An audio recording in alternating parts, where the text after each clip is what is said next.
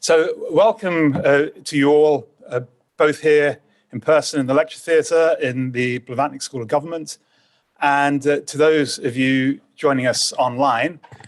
So this, as I've already said to the audience in the room, is the new world of hybrid conferences, and we're really delighted to be able to welcome people both to Oxford and I know from all around the world who are tuning in today. It increases our uncertainty and anxiety, really, of not knowing whether anyone at all is going to come, whether anyone is going to sign up online. But we seem to have got the balance really very nicely arranged for this conference today. And I just want to acknowledge, first of all, the support we have first from the Plenary School and the staff here, and also the funder of the conference, which is funded from the foundation that funds my chair, which is the Alfred Landecker Foundation. And so this is part of the Alfred Landecker program. So the conference, as you all know, co-shaping global health institutional solutions. And John Arne and I decided to put a conference together, I think, before we decided what it was going to be about. And we thought, what would be most useful at the current time? I think many of us have been to conferences that have been very critical of the current global health governance arrangements and many health systems and funding arrangements. Many of us have been to conferences, particularly the philosophers among us, where people put forward very extensive schemes for reform without much sense of what it would take to make those reforms. So this idea that we can change the world, but we just tell you how it has to be changed, other people have to do that for us, without much sense of the pathways or the costs of making those changes. So we thought one of the things that has come out of the pandemic is we've developed new models of cooperation. Some have worked, some haven't worked, but there was plenty going on before that perhaps we didn't rely on enough. So very early on in the pandemic, I received a phone call about the distribution of ventilators in intensive care. And my first thought was, well, how can this be a new problem? We've been talking about the distribution of scarce resources for 2,000 years. And the idea we suddenly have to come up with something new without discussing previous solutions seems to me a little bit crazy. And I'm seeing the same thing now. I'm going to meetings about pandemic preparedness, again, as if no one has ever discussed that. And people who've been in this space for 10 years all have a paper that they wrote 5 years ago about pandemic preparedness that was never really taken up. So I think part of the idea that we had is that there's a lot of knowledge, a lot of information, a lot of ideas already out there. Some have been proven to work, some haven't been tried. But let's look at the successes that we've had. Can we build on them? Can we scale from them? Can we learn? Maybe we can't. But before going too far in a new direction, see what we've already got and see what we can build on. So we like this idea. We tried it out with a few people. There's some skepticism about it. Isn't it very conservative? So we may have this, I think, from some of our speakers actually criticizing. This is always good when your speakers criticize the assumptions on which you've invited them. So we're looking forward to that. But just to think, is there something we should be building on now, or do we have to start again? So that is really the theme of this conference. And I'll pass over now to John Arne, who will talk a little bit about how it relates to other things going on in the current ecosystem. Thank you very much, Joe. And it's good to be back at the school. I'm still a visiting fellow, but at the website, as you said yesterday, Joe, not that much in person during this period. So thanks to Joe, your funder, but thanks in particular to you who've done the heavy lifting organizing this workshop. I'm really looking forward. Hopefully we are in the final stages of the pandemic. So it is time to try to build on the experiences. Those have been devastating. And we know the numbers, approximately 20 million excess deaths. The pandemic affecting lives, but livelihoods, maybe even more if you really sort of value and calculate, and the economic overall. $15 trillion losses in global GDP. So it's really a time to try to learn and try to build on the experiences. I see two sort of major issues that we really need to improve. Equitable access on medical countermeasures, vaccines in particular, given that that was the exit strategy in many ways of the pandemic this time around. It can be different in another pandemic later. And building on what Joe just said, of course, we've had discussions on access to medicines in more general terms and the different regimes and the opportunities for many years, and in particular, I should say, from the late 90s when we saw the importance of achieving access to antiretroviral therapy for HIV/AIDS. So that's one. The other is really the need to build stronger health systems and how the capacities in all countries and the capacities they had are really probably the strongest predictors on how they were able to at least handle the healthcare or the health system part of pandemic response. And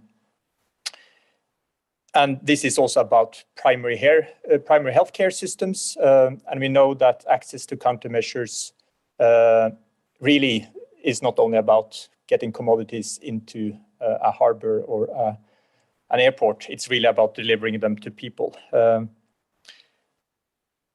Churchill said, "Never let a good crisis go to waste." We need to strengthen and reform institutions after a crisis, and what we have tended to do is to build new ones instead of sort of strengthen and reforming existing institutions. And I've been involved in doing that, so I should be the first one to criticize. After the Ebola epidemic in West Africa, we established CEPI, the Coalition for Epidemic Preparedness Innovations. That was an important institutional innovation because it was a space not filled. CEPI has played an important role in COVAX, ensuring sort of a public interest-oriented approach to innovation and R&D for COVID and for pandemics or epidemics in general. We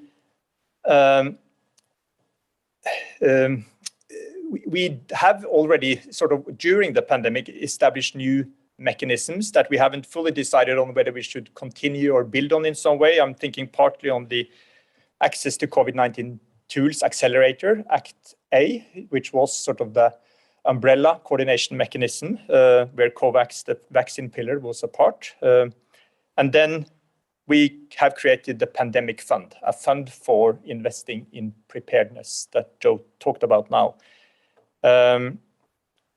However, we cannot only add to the landscape of institutions. We know since the year 2000, the investments in global health through development aid, if you're looking at this external investments and investments for global public goods, have really increased, but they have also plateaued after 2010, more or less, and of course seen some additional hikes, fortunately, during the pandemic due to additional needs. But we need to see whether we can try to make the system work more coherently. And the governments of Kenya and Norway, we are currently shepherding a process with strong support from the Wellcome Trust to discuss how the global health financing can be improved. And we do this together with other governments from the global south, from the global north, as well as foundations, multilateral organizations, and civil society. And we believe that countries need to have more ownership and control over their own health agendas, and that for countries to effectively deliver on their health agendas and strengthen health systems to both improve health, but also health equity, they need to be more in charge, and external support need to be better aligned in support of national health plans. So I also hope that the discussions we will have today will also be able to inform some of that emerging thinking. We have speakers who are involved in the research and evidence generation stream of that work, and I'm really looking forward to sort of learning from you and learning from the discussions we will have today. And I will end off with a promising developments because, yes, I guess I am a believer of incremental change if it is change and it's improvement.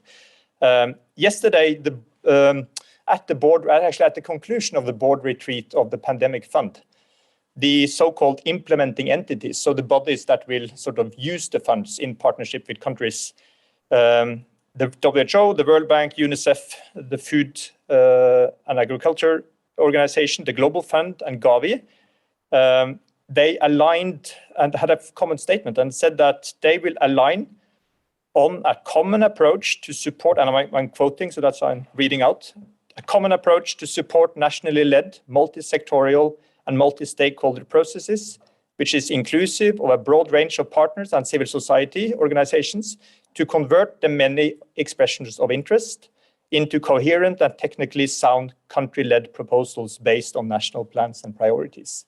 So if Pandemic Fund or other institutions is not only about creating new institutions, but also new ways of coordinating and working together based on national priorities and plans, at least we are going in a positive direction. Thank you. Over to you, Joe.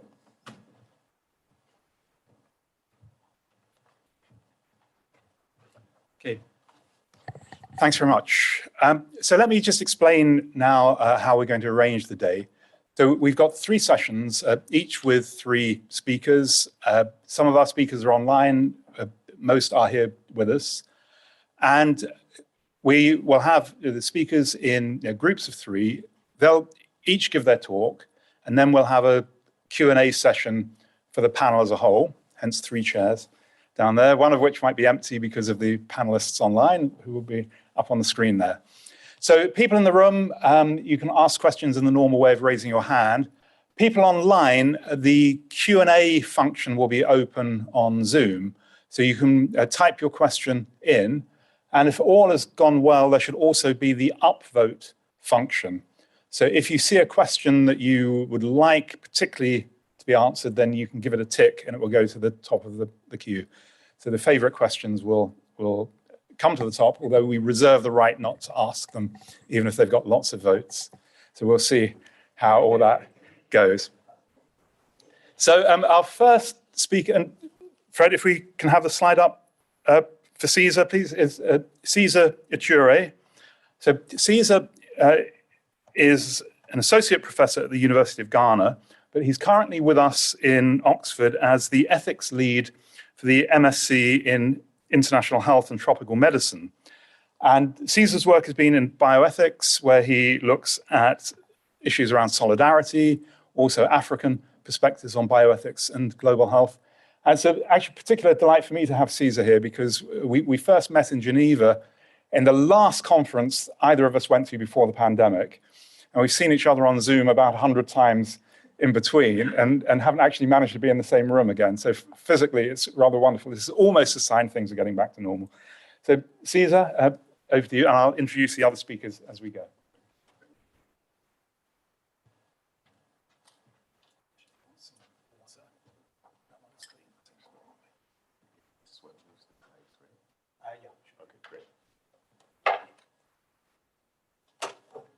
So yes, thanks very much, Joe, for this invitation, and John Arne, and thanks to everybody. I just, when Joe sent me an email to be part of this conversation, I thought maybe he was looking for somebody, a philosopher, to be critical, as he said, because sometimes perhaps my views are more sort of like inclining towards the radical change than the incremental change. So I thought, well, I'm going to hold my horses and try and try to think more incrementally. And I think it will be, it has been a helpful exercise for me personally to try and think, well, with what we have and what is going on, what can we do? So I'm going to try to look at this from, let's say, the African experience of COVID-19. This is the photograph. There is a commentary that a colleague of mine, Olivia Rutazibo, who's at the London School of Economics, and I wrote about, an African reading of the COVID-19 experience. And I must say a lot of good came out of the pandemic in Africa, but also many challenges. And we, in this article or in this commentary, we quote a phrase that the vice president of Ghana used, talking about the economy, but you can also apply it to healthcare. And it says, when the health fundamentals are weak, a pathogen will expose you. Expose you means it's going to reveal your weaknesses, and it's also going to shame you. And so what a pandemic has done, to some extent, is to reveal our weaknesses, the weaknesses of our health systems, and at the same time also to shame us. Because even though there were great successes in terms of the speed with which vaccines were produced, we must say that the worldwide distribution was not exactly the best.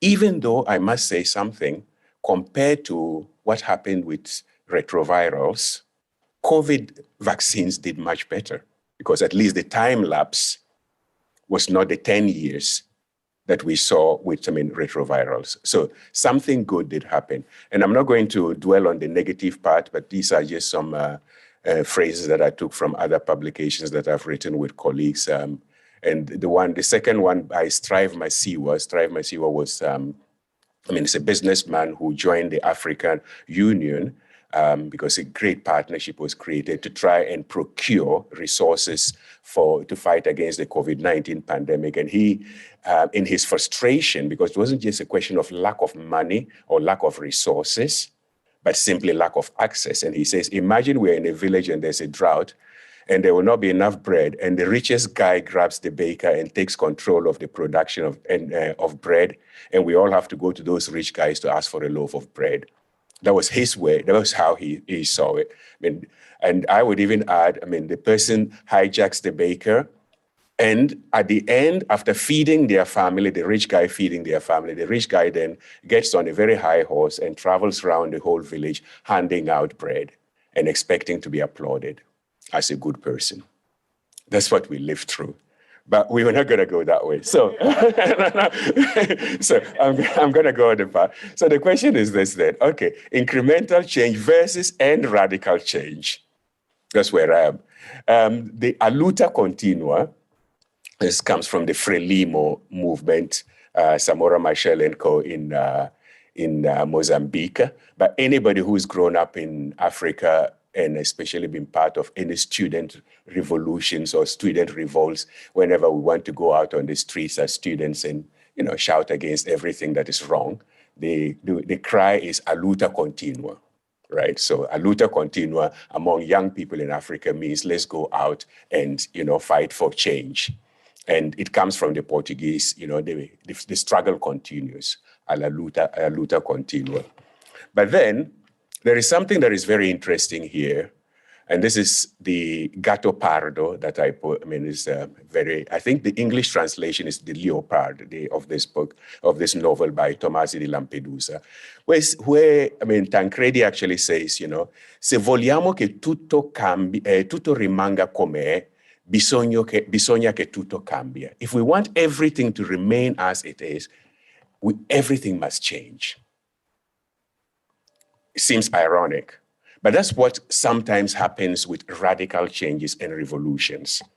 If the groundwork is not prepared, what happens is that we actually jump and change everything, or we think we're changing everything. And then down the road, we are back to where we were. And this has been part of, let's say, the African experience. And just to give you a few things, what's happened to the Arab Spring?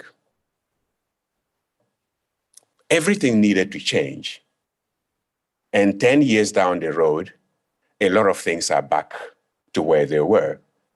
The last sort of massive student and young people-led revolution that we tried to, that took place on the African continent is what happened in Sudan a couple of years ago.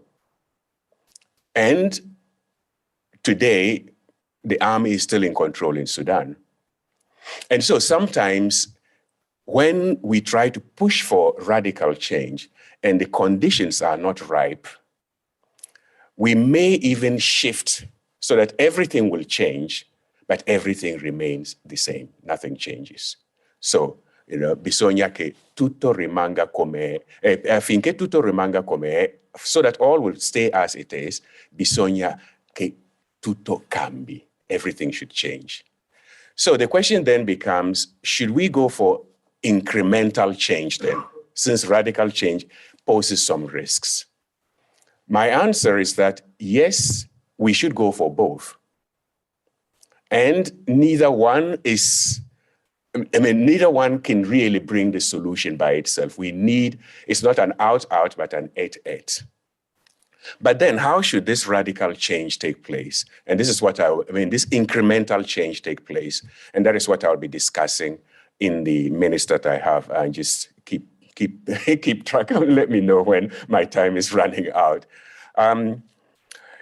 One of the most positive experiences from COVID-19 in Africa has been the work of the Africa CDC. And this gentleman here, John Nkengasong, was the leader of the Africa CDC. The Africa CDC was created after the Ebola outbreak, and they had less than 20 fixed employees before the pandemic, before the outbreak. But under the leadership of John Nkengasong, this organization became central to managing the pandemic on the continent. In March 2021, John was awarded an honorary doctorate at the University of Ghana, and he has a talk. The talk is actually on YouTube, where he talks about the whole experience of how they dealt with the pandemic. Just to give you some proportions, in February or March, because the first cases were discovered in Egypt in March, February, and then second cases in March in 2020, there were only 2 countries out of 54 in Africa that could test for COVID-19, Senegal and South Africa.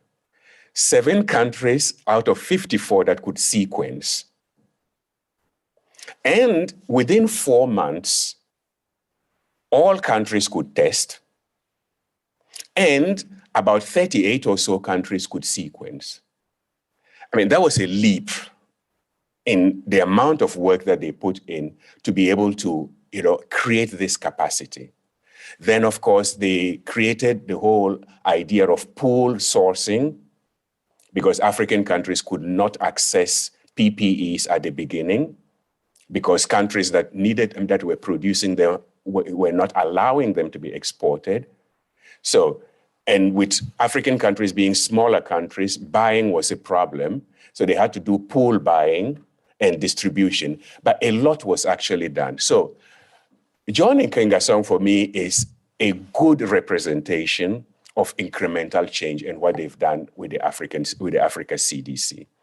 And in the talk he gave, he points out 5 cardinal points about how to continue and develop this incremental change. So the first point he says is to know your pathogens, right? To have the capacity to actually know what is going on. And yes, it is true that prior to COVID-19, we really had very little capacity on the continent to even know what is going on. Now, this has changed, and we hope it will continue to change. And later on, when I come to the more critical part, I will talk about what I think about how it ought to change. Know your population. It is true that, we celebrate and we are happy that vaccines have really helped us to calm down the COVID-19 pandemic. I wouldn't say we've defeated it yet, but at least to bring it a little bit under control. But in Africa, I may also say it is the population that has actually defeated the pandemic. Because even as we speak today, the goal of having 70% of the population vaccinated has not been reached at all. Yet, COVID-19 is not a problem. I mean, people in Africa are also moving around and living like we're doing in Europe after receiving 4 doses of COVID-19 vaccines, when people haven't received the vaccine, but they're living. Knowing that population is important, and also knowing the population means, accepting that the population has agency and is a partner in fighting pandemic. They are not subjects of our public health activity. Then he talks about politics.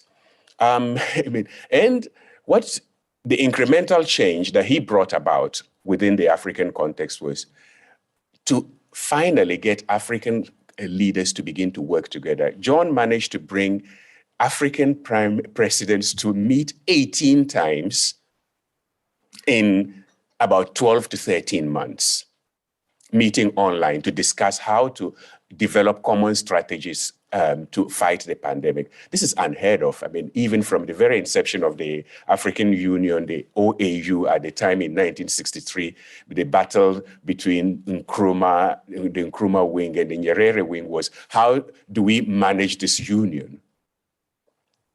Then the politics, the regional politics worked well, but not so much the region and the rest of the world.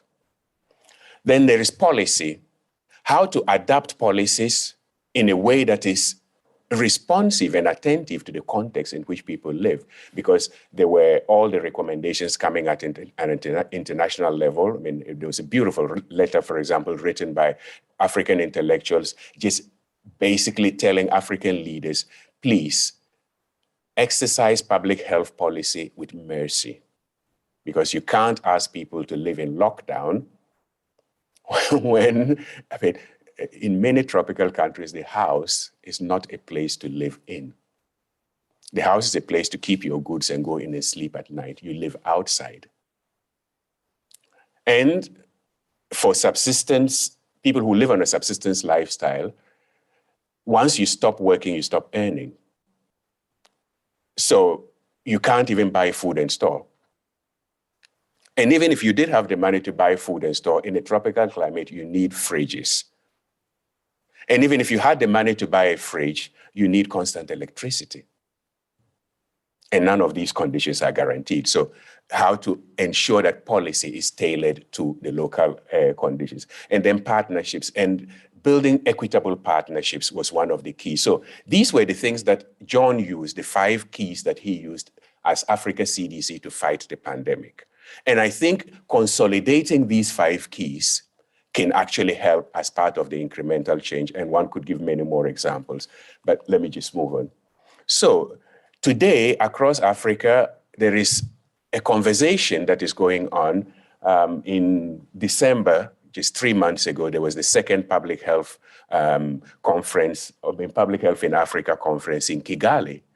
And it was one of the most energetic conferences that I've participated in the last 5 years. It's just more than 3,000 delegates from all over the continent in Kigali saying that we want a new public health order in Africa.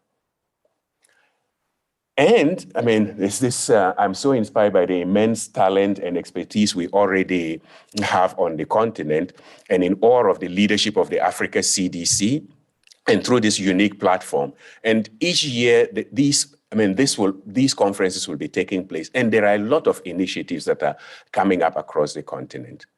So if we want the incremental change, and this is the last slide, incremental change, what we need to think about is that every form of change is also value-driven. It's not just, they're not neutral. So even if we stick to this a 5-point plan of incremental change, what are the values that we need to keep in mind? Because if we are not careful, incremental change is going to consolidate the structures and mechanisms that produce the initial inequity. So what are we increasing by incremental change? And with what criteria do we then decide what needs to be increased? Because one of the things I did see in Kigali that to some extent was worrying was that it was the place was full of the usual players as well, looking for an opportunity to cash in on a new market. So, and in discussions with the Africa CDC, one of the things we discussed was precisely the Africa CDC, for example, hasn't got a standing ethics and governance committee to be able to analyze the equity and balance in terms of ethics of the new initiatives that are taking place. It is only now that they're beginning to think about it, and hopefully we will be able to, something of that nature will be established. And so on the pathogen front, there is something there, epistemic inclusivity. Hundreds of initiatives came out during the COVID-19 pandemic from Africa that did not succeed. You may even have heard that, the Pasteur laboratory in Senegal was trying to develop a test kit that would cost less than $1. It hit all the newspapers around the world. That didn't fly. Why? And can we go back and revisit it? This is the time, if we're talking about incremental change, that the dust is settling, to go back to some of the things that we ignored. 2, the president of Madagascar was promoting his COVID cure, even drinking it on television. And basically, he was shut down. It cannot be all nonsense. There must be some good there. But the thing is this, with the new order that we're imposing, we're trying to establish, let us not practice epistemic, or let me use the right word, epistemicide, which means that we're going to kill other forms of knowledge because we've chosen one system of knowledge and we're going to make that grow. So why should we not be investing now? And just one last example, I think it's the European Union and Germany, they're trying to establish vaccine manufacturing capacities in Africa now, okay? Because Africa imports about, I think it was 90 or more than 95% of all the vaccines, and yet we're the highest vaccines in the vaccine consumers, but we don't produce a single one. So we're now going to put the factories there. But what knowledge are these factories going to rely on? And then we start talking about capacity building. That is another dangerous term. Whose capacity? Capacity to do what? After all, the colonials set up schools in Africa because they wanted to increase the capacity of Africans to work in the colonial government.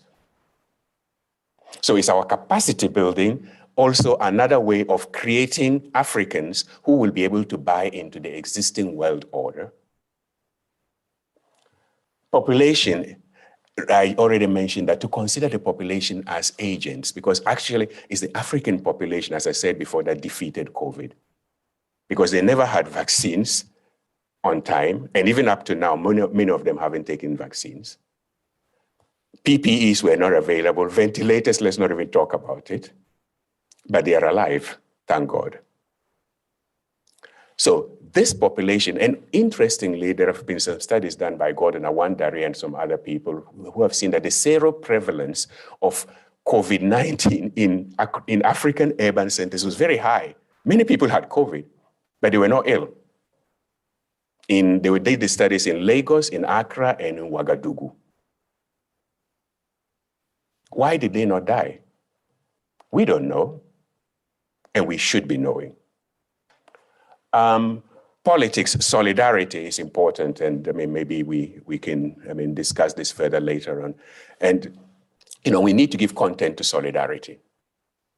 Solidarity, at least understood from the African philosophical tradition and African way of thinking, solidarity is not what good people do, nice people do. It's just what is at the basis of our ethical commitment. Because if you have a relational conceptualization of what it is to be human, then to be ethical, you have to be solidaristic.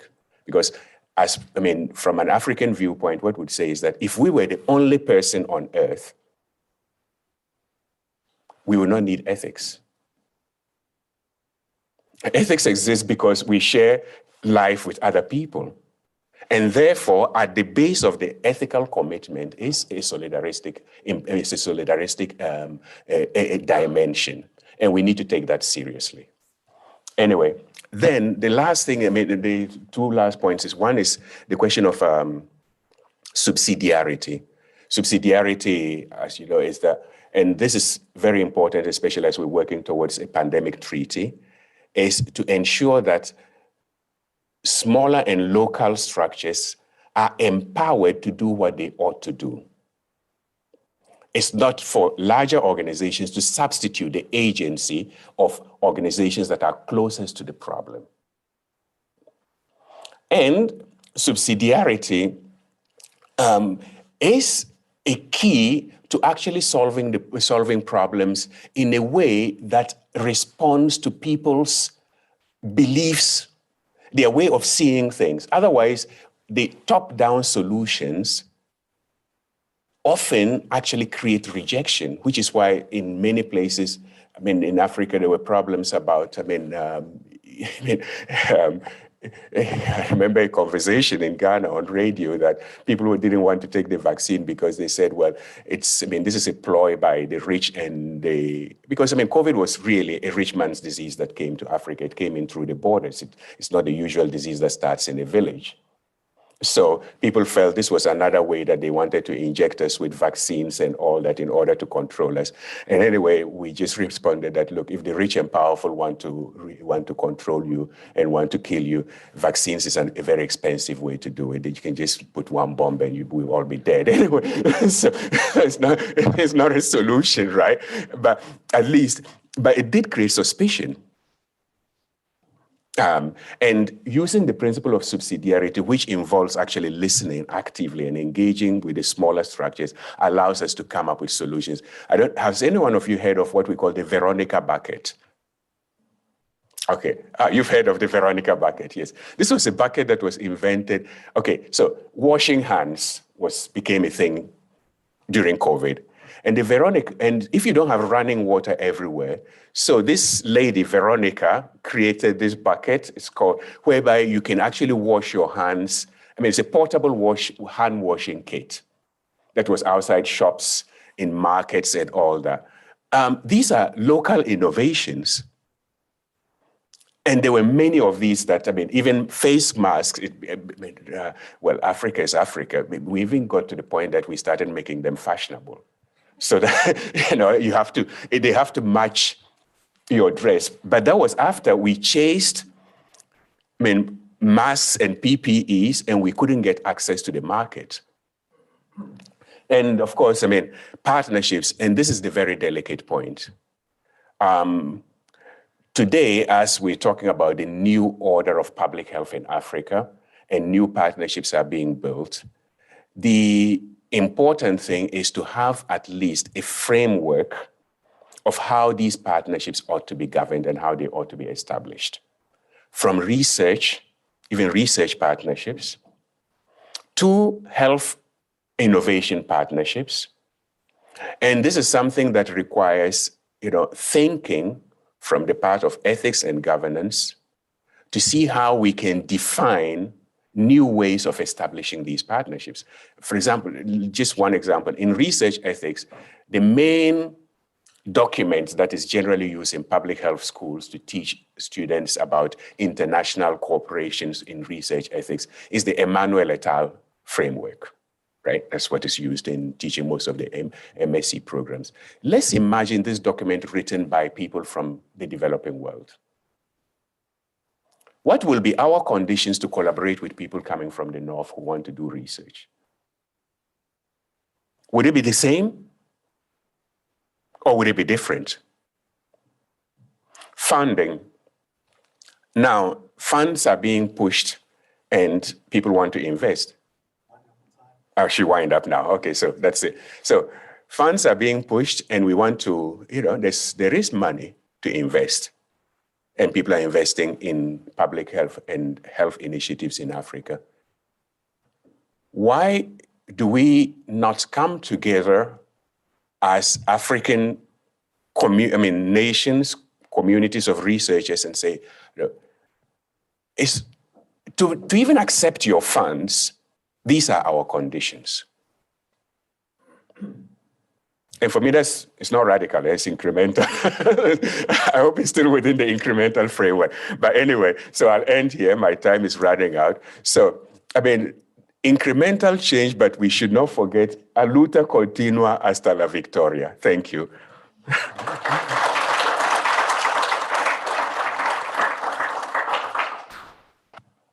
Thanks so much, Cesar. And I'm very sorry to have to have brought that to an end, because I'm sure we all have profited from listening for a lot longer. But our next speaker, David McCoy. So I'm also very, very pleased to invite David here, as we worked together at UCL in 2009 on something called the UCL Lancet Commission on the Health Effects of Climate Change. And it's one of those things which started off getting quite widely cited, and every year it gets more and more cited. And I think it's the only paper I have where I sort of regret that it gets more cited every year, because I really wish that the health effects of climate change goes out of fashion instead of becoming more in fashion as time goes by. But David moved on from UCL to Queen Mary, University of London, where he was Professor of Global Public Health, and is now at the United Nations University in the Institute of Global Health. So when we communicated, you were in Malaysia. You're based in Malaysia now, or you're based around the world in Malaysia? In Malaysia. So David, over to you.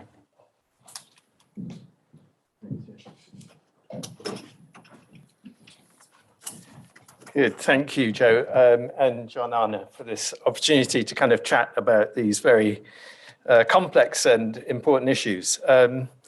So as Joe says, I'm with the International Institute for Global Health, which is part of the United Nations University. It's not actually a university. It's a misnomer. It's actually described as a think tank for the UN system. And it's great to be here in this room with lots of thinking people. And I also hope lots of doing people. So I'm going to provide a couple of, well, 3 introductory comments first to kind of explain how I've approached the brief that was set, before then talking about 3 broad areas of action for making incremental progress. I'm very obedient, so I kind of did as I was told. We shall look at incremental progress. However, what I want to talk about is incremental improvements towards making radical and transformative change. And I say this because I think if we're serious about the global health challenges that we face, if we're serious about ensuring global health security for everyone in an equitable format, transformative change is essential. It's not an option. It's simply not enough to tinker around the edges of a system and a set of institutions that have been failing for decades. Now, when thinking about incremental change, I also want to make the point that what we need is incremental improvements or progress across a whole range of issues, across a whole range of sectors, and at all levels of society, from the local to the global. So when I'm thinking about incremental change, I'm thinking about it in a holistic format. It's simply not enough to think that there are buttons or levers that we can press or pull, and hey presto, everything's going to be all right. We have to be thinking much more holistically, and we have to be thinking about actions for everyone, and certainly not just thinking about actions for politicians and technocratic elites. So that's my first introductory point. My second introductory point is captured in this picture here, which I frequently used about 10 to 15 years ago when I was heavily involved in the People's Health Movement and the production of the first 2 alternative World Health reports. So 10 or 15 years ago was what's been described as the golden age of global health. And this is a period where everyone was happy about the 5-fold increase in development assistance for health. There was this proliferation of global health organizations and initiatives. We had evidence of increasing access to antiretroviral treatments, and there was, evidence also of reductions in mortality. And for many people, this progress was very much seen as, evidence of the glass being at least half full, if not 3/4 full. Sure, things were not perfect, but in general, the feeling was, we just need to try harder, we need to do a bit better. But there's certainly no need for major transformative radical change. Things were going along well. For many others, however, the progress that we did see needed to be tempered by a number of things. A complete absence of a plan or political will or capability to address the issues of climate change and global warming. We saw continued problems with poverty eradication. And in fact, if you look at non-extreme levels of income poverty, we were seeing a rise both in absolute and proportional terms, increasing levels of economic precarity and insecurity. And all across the world, we were seeing problems with health system strengthening. Health systems continued to be fragmented. They continued to be fragile, partly as a result of the way the global health system was engaging with national health systems. But more fundamentally, we were seeing the entrenchment and institutionalization of neoliberalism, both as an economic doctrine, but also as a political project, catalyzed by a form of globalization that was hollowing out public and democratic institutions, both at the global and national level, that was enabling a completely underregulated form of financialized capitalism, and that was leading to an increasing concentration of wealth and power and the erosion of democracy and protections for human rights all across the world. Now, in other words, what we were seeing, despite some of these incremental improvements in health, were profound structural changes that I think are at the root of many of the crises that we face today as a global community. Not only causing the crises, but also preventing us from being able to respond effectively to these crises. And perhaps more importantly, and for purposes of today's discussion, I would argue that much of the global health industry or much of the global health complex at that time was complicit in these changes. Unwittingly, perhaps, in many instances, but complicit in the sense that we ended up acting as an alibi for much of this social, political, and economic vandalism that was happening, and ecological vandalism. Don't worry about all these political problems. Look, health is improving. Mortality is reducing here. Don't worry about the fact that the net flow of resources comes out of Africa. Infant mortality and maternal mortality is improving. Meanwhile, we were also helping to legitimize many of the actors and the ideas that were underpinning this damage through our kind of acceptance of, uncritically, acceptance of public-private partnerships, partnerships with actors that were part of the problem, and through embracing the tenets of philanthrocapitalism within global health. So I guess what I'm trying to say here is that, for me at least, the issues and the challenges are fundamentally political and to a large extent ideological. And I think, this famous quote from the Commission on the Social Determinants of Health remains as relevant today as it did in 2008.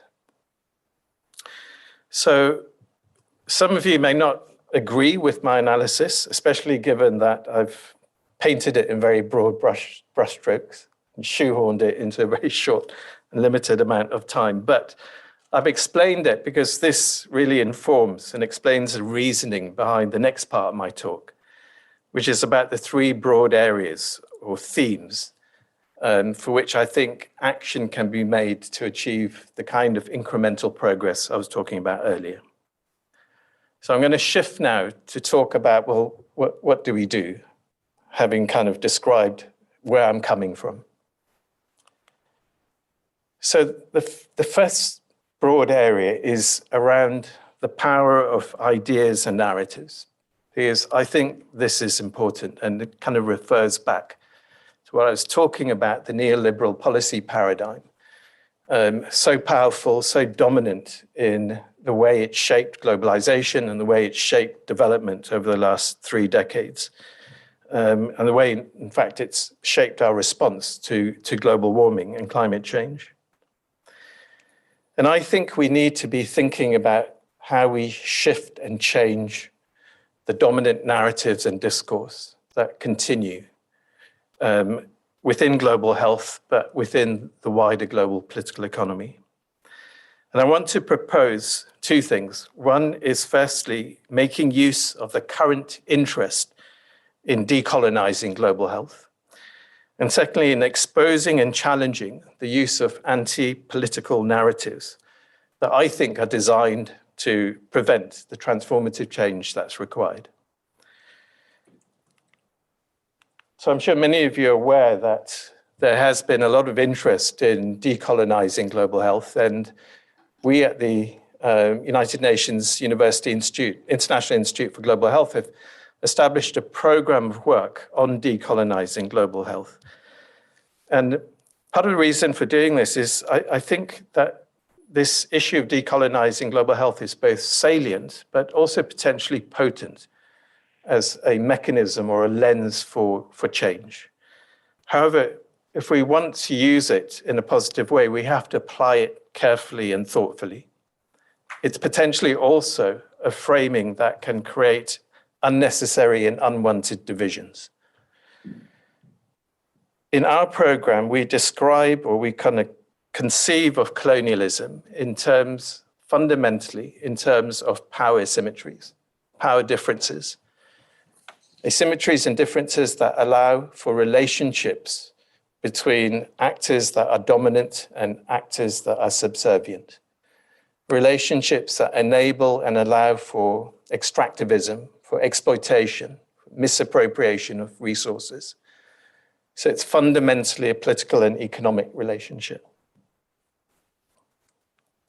We also describe, or we talk about colonialism as something that is not just historical, but also something that is contemporary. And that these relationships are not simply bound in relationships between different physical territories of the world, but these are also relationships that occur within virtual spaces, such as the digital space, which is now so influential and powerful, but also in the globalized markets and supply chains that are not defined by kind of physical territory. So we see colonization of entire sectors by certain actors. So it's not just about colonization of the North over the South, not just about historical relationships, but also about these contemporary neo-colonial relationships. And we talk about applying this lens in 3 ways, to 3 dimensions. One is colonialism within global health. And here we're talking about power symmetries between the global North and the global South, between donors and recipients. And this is actually where a lot of the conversation on decolonizing global health is centered around. Secondly, we talk about the colonization of global health. And by this, we're talking about the way certain actors are able to dominate and colonize the conversations within the global health system, within the structures and systems of global health governance. So there is an inequity within the global health system itself, with certain actors being able to kind of dominate and colonize that system. And then finally, we also talk about colonialism through global health. And by this, we're talking about the way within the global health system, certain actors are also able to extract wealth and profit. And, no better example than the profiteering that occurred during COVID. So that's one way in which I think we can kind of make incremental progress in terms of challenging some of the dominant narratives and discourses. As far as confronting or challenging the anti-political discourse and narratives, I think it can be useful to refer back to this typology of anti-politics that was first written about by Shedler, or introduced by Shedler. The instrumental anti-politics, whereby the framing of political decisions as technocratic decisions is often based on rational cost-benefit analyses. There's the amoral anti-politics, consisting of the privatization and shrinkage of the public and political domain, and the treatment of human beings as apolitical, utility-maximizing economic actors. There's the moral anti-politics, whereby we reify certain normative positions and characterizations of any disagreement or dissent of the prevailing global health narrative as being immoral or unethical. It's a way of stifling democratic debate. And I remember where I've seen critiques of the Global Fund or critiques of the Gates Foundation as being objected to because such critiques could jeopardize the life-saving interventions of these two interventions, and therefore critique was out of bounds. Finally, there's the aesthetic anti-politics, and this is the use of trivializing images, symbols, and homilies to undermine informed, educated, and deliberative communication and debate. Something that we see every day in the way that the news cycle works in both mainstream and social media. So just a couple of suggestions about how we shift narratives and discourses. And this is premised on the idea that narrative and discourse is important. The next area that I want to highlight is where we can make incremental change or incremental progress for transformative change is with respect to ending our relative neglect of tax and tax systems as a health policy instrument. And here I want to briefly highlight the multifaceted functionality of taxation. We've had the 5 Ps. Here we have the 5 Rs, the 5 Rs of taxation.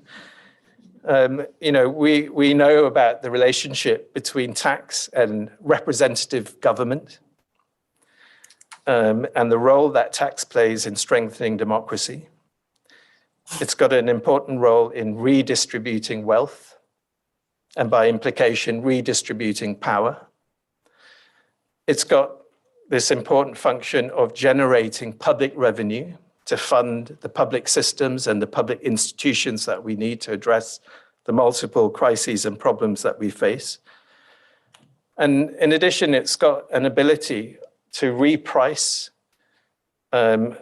harmful commodities, such as we do with taxation on tobacco, and help to regulate certain industries and markets that need regulation. So tax has this incredibly important and multi-dimensional set of functions by which we can kind of think about implementing, encouraging as a way of addressing many of the global health problems that we face. And there is, of course, a big movement around tax justice and tax reform, but not sufficiently enough support and voice from the global health community at present.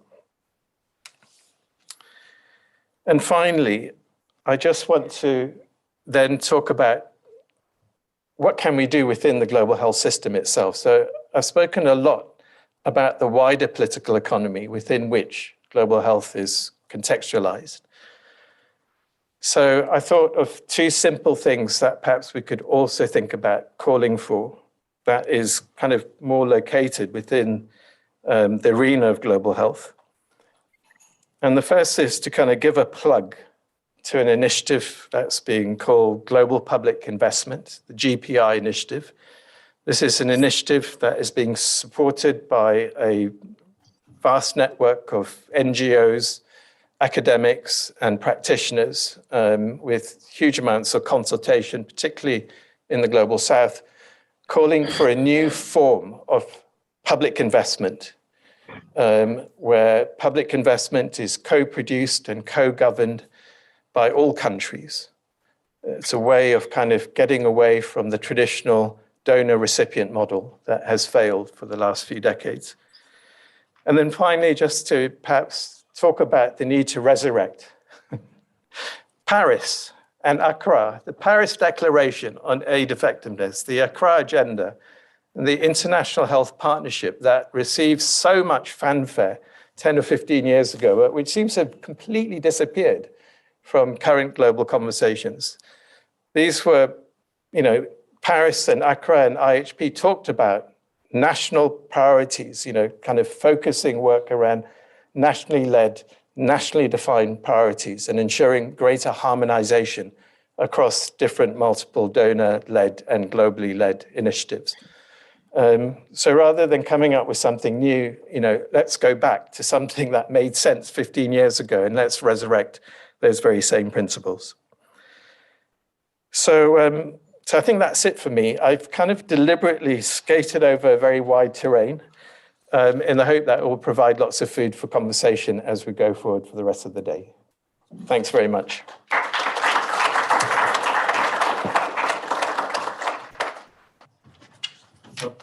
Thanks so much, David. It's a fantastic contribution. There's much to learn, I think, for all of us there. So now we move to the online mode. Our next speaker is Mishal Khan. Mishal is currently at the London School of Hygiene and Tropical Medicine in London and also at the Aga Khan University in Pakistan, and is a social epidemiologist who's been working primarily on TB, but also around health systems. So, Fred, are we able to get Mishal up? I can see her on my screen. Can we do this? Yep, great. Okay, Mishal, over to you. Thank you. Hi, it's great to be here, everyone. Ooh, and I hope you can hear me without an echo. Okay, so I'm gonna, thanks for introducing me. As mentioned, I'm currently working as a professor of global public health at the London School of Hygiene and Tropical Medicine. I'm from Pakistan, and a lot of my kind of global health or journey through global health has been influenced by that, and a lot of then what I write about and I'm going to reflect on here also has that influence. It's great to follow the previous two speakers. I hope I can build a bit on that. It's given me a lot of food for thought, and I feel like I'm still thinking about some of what they've shared. I'm going to just actually, I'm struggling to share my screen while also kind of see everything. I don't know if it's possible to have the screen shared on my slides shared, and then I think I can see the room a little bit better. If not, I can do it. Thanks. Okay, I'm seeing that somebody is doing that. I think it'll just help me be a little bit more interactive while being virtual. So I'll keep talking while that's happening. The topic of my talk is about the leaders that we have in the current sort of the dominant global health institutions, since we're talking about institutional change, and questioning or raising perhaps for some, which will be an uncomfortable question, about whether those that hold decision-making power are have both the expertise and the incentives or willingness to change things. And I think this is an important thing to reflect upon, because as we think about the solutions, and we're naturally going to be forward-looking and thinking about solutions, we also need to think about who is going to implement these and how we make that happen. I think also about, I reflect on a piece, a Lancet essay that Leoba Hirsch had written on decolonization, and she really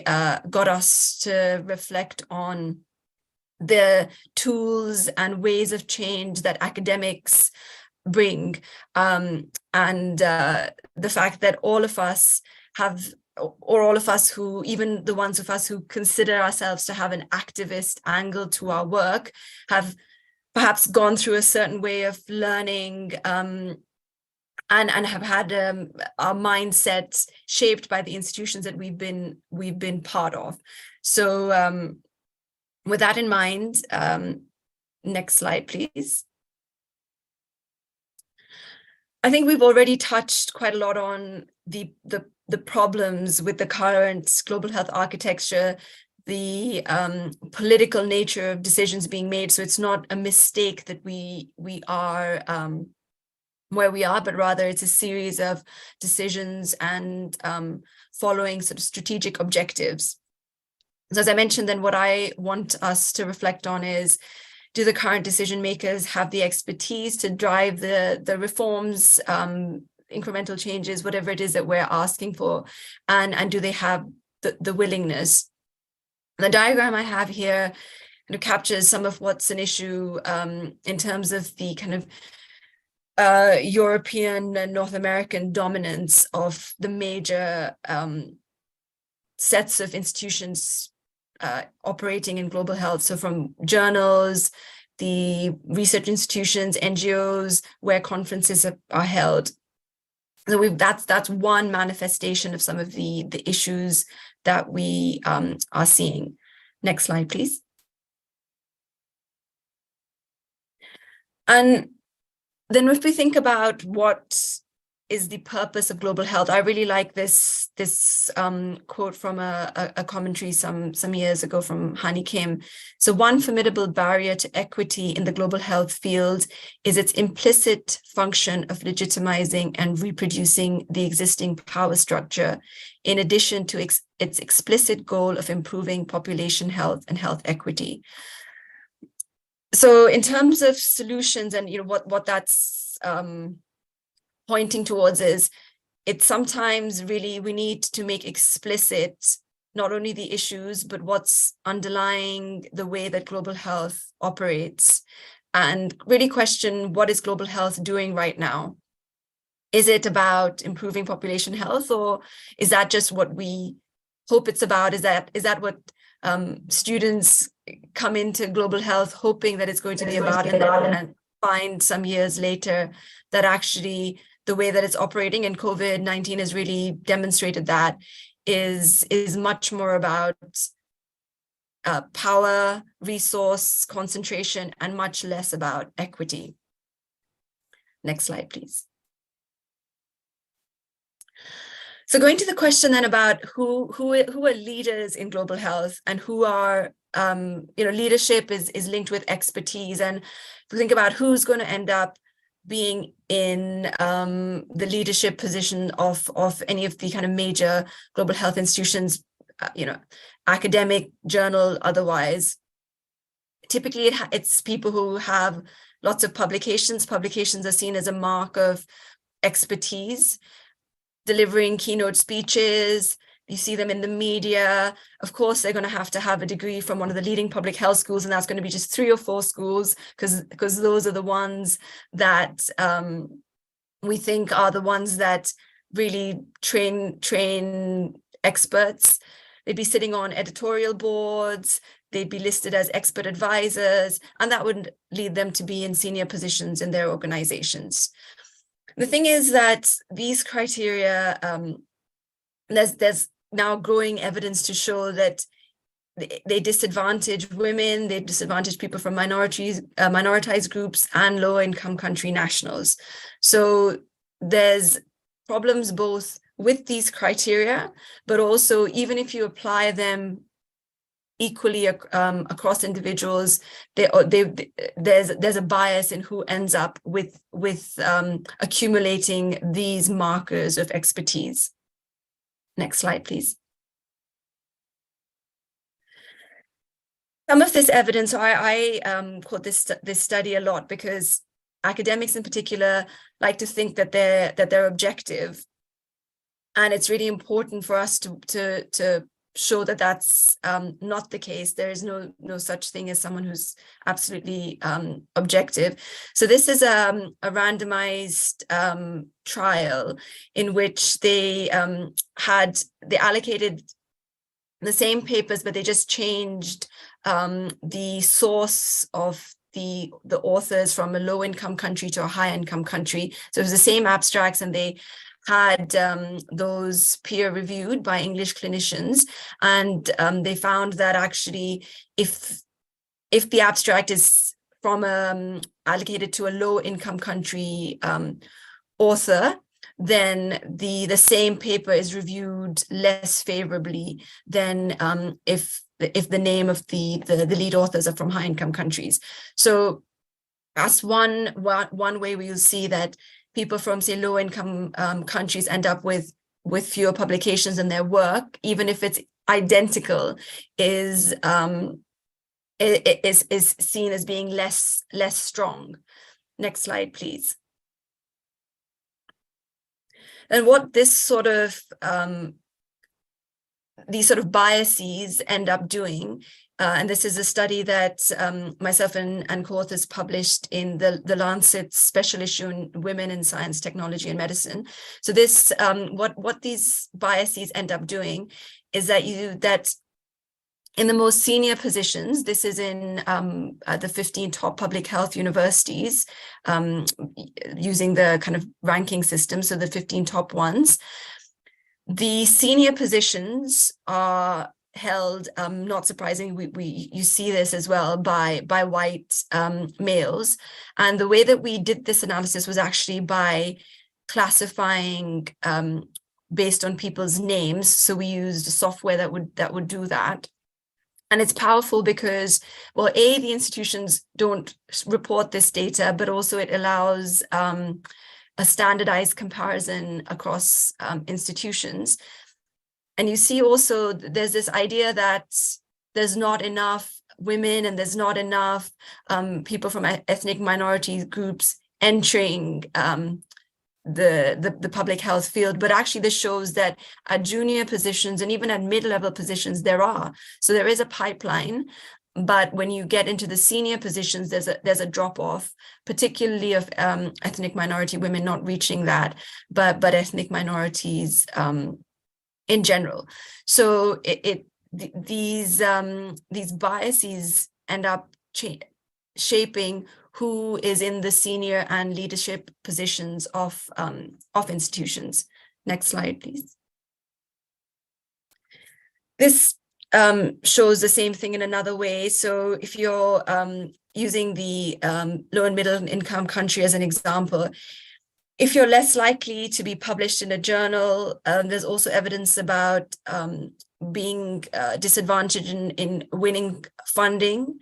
You're less likely to be able to access a degree from one of the top public health schools because the fees are huge, much higher for people from international. And then if you think about what that means for someone in a low and middle income country. So those are all intermediate steps and markers of expertise that you're unable to accumulate. So that leads you to being less likely to be get a leadership position. I showed what that does in academia.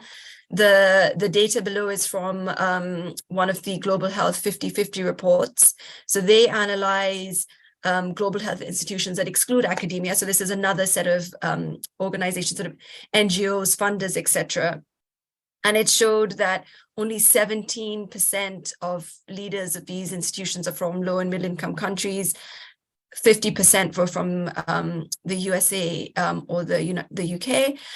And interestingly, 8% of them, so quite a large proportion, quite a large proportion had degrees from just one university, Harvard. And that's the same amount as people with degrees from all low and middle income country institutions combined. So you see how there's patterns of who holds leadership positions, not just in terms of the demographics, but the educational path that they've taken. Next slide, please. So then the building on this idea also just of the educational path. So I don't want to focus only on the demographic characteristics, but also the mindsets and the ways of seeing types of knowledge. epistemicide, I really liked that phrase, and I'm going to build on that a little bit by talking about epistemic injustice. So the major sort of public health teaching institutions, journals, and etc., have a very specific epistemic slant, and we often don't even realize that because it's all we see, but it places Western elite knowers and their methods as superior, as the ways of establishing truth, and it often undermines or even silences, in that it doesn't even acknowledge the existence of other forms of knowledge and other traditions. Like, for example, randomized controlled trials, meta-analyses, these are considered the gold standards, the ways of establishing truth, when there's a whole range of other forms of evidence and truths out there. But these are not considered strong evidence. And so now I'm quoting from another paper, and this talks about the credibility deficit, which results in unfair denial of knowledge production capacity of local experts or members of marginalized groups. In global health, such credibility deficit perpetuates what Laura describes as falsehoods about, thus creating situations in which resources are diverted from productive policies. So what that is now pointing to is not just the injustice element of some of these concentrations of leadership positions, but also what it does in terms of how well we can operate within the global health in terms of the policies, et cetera, that we are producing. And that naturally everybody brings their own slant. And if the leadership positions are held by people with very similar characteristics, as I said, not just demographic, but also in terms of ways of thinking, it does create falsehoods, or at least narrow ideas about problems and what the solutions are, which means that we don't have the optimal set of policies. And we really saw that coming across in COVID-19. Next slide, please. So that was so far talking about the expertise, the ways of thinking, and the narrowness there. Briefly, I'm going to talk about incentives for change. So that's a different but linked problem.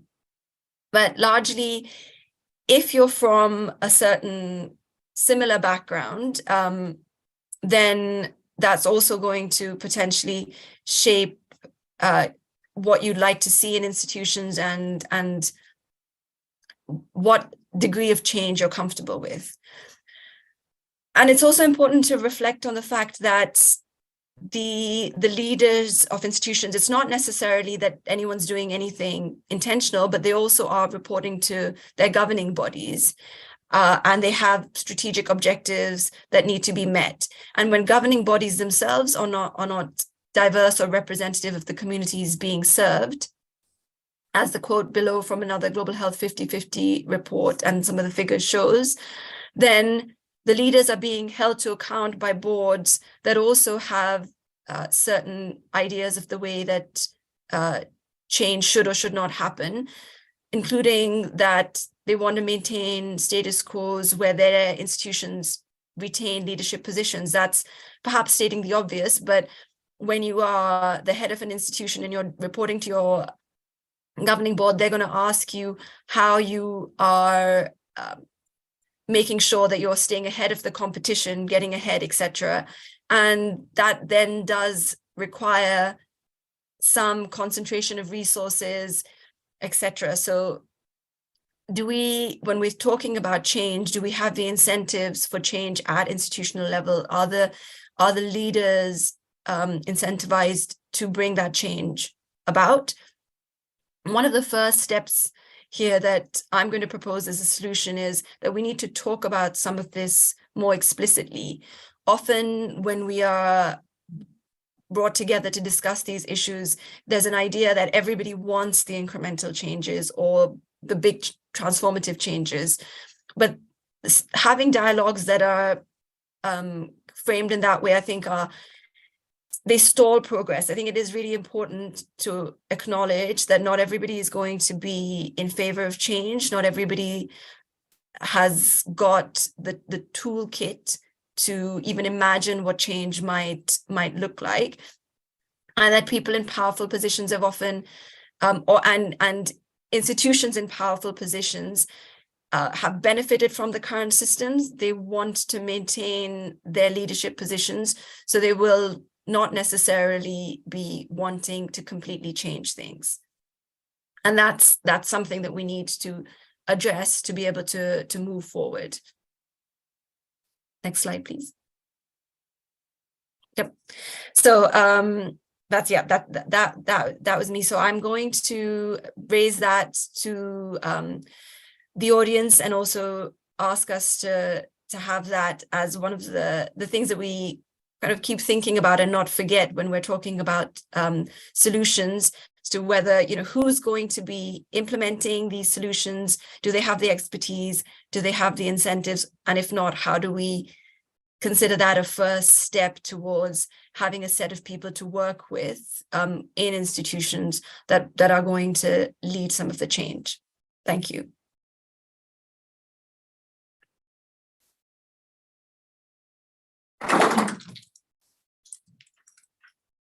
Thanks so much, Michelle. And again, many, many questions for us to be thinking about, some of them more personal than others.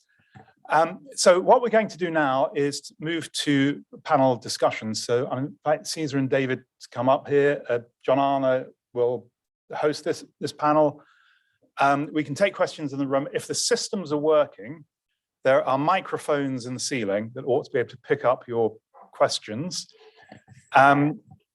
If not, then someone online, I'm sure, will tell us if that's not working. But I encourage you, when you do ask a question, to introduce yourself briefly and to speak up when you do that. And Michelle is still online, and John Arne, I don't know whether you want to host from. Yeah, I can do that. I'll just say I'll answer one of the questions in the chat, which was a type of procedural chat question, which was about whether the presentations are going to be made available. So in one way, that's up to each speaker. So you could email them and ask them for the set.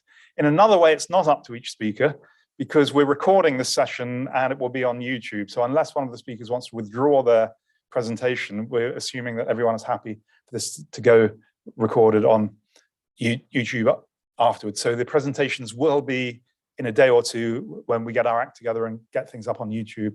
Presentations will be there. But if it's bursting urgent, email the speaker for it. Okay, John Arne, over to you. Thank you very much. And Michelle, you can hear me? Thumbs up?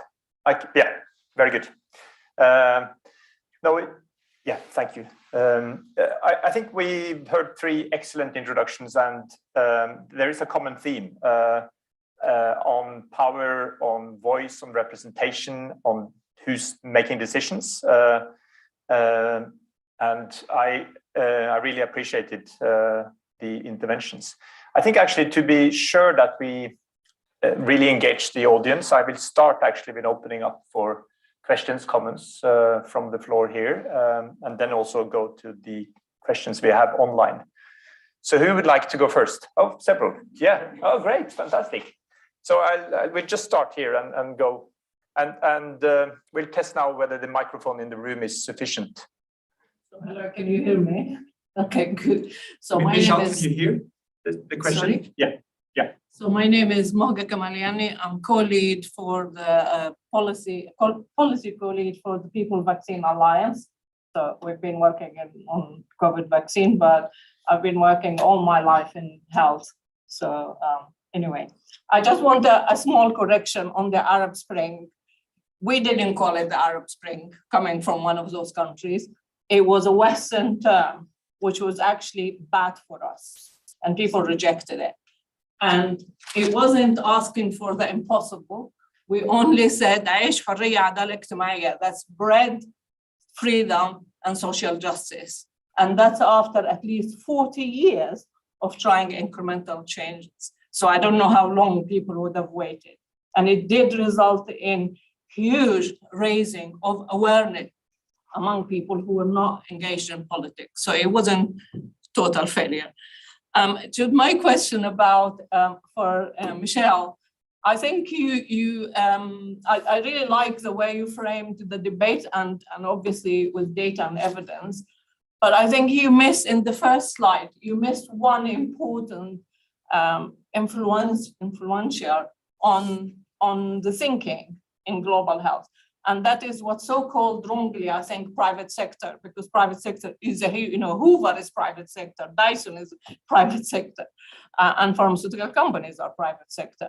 And one particular influential is the consultancy firms that they come with, they do the strategy and then you discuss it.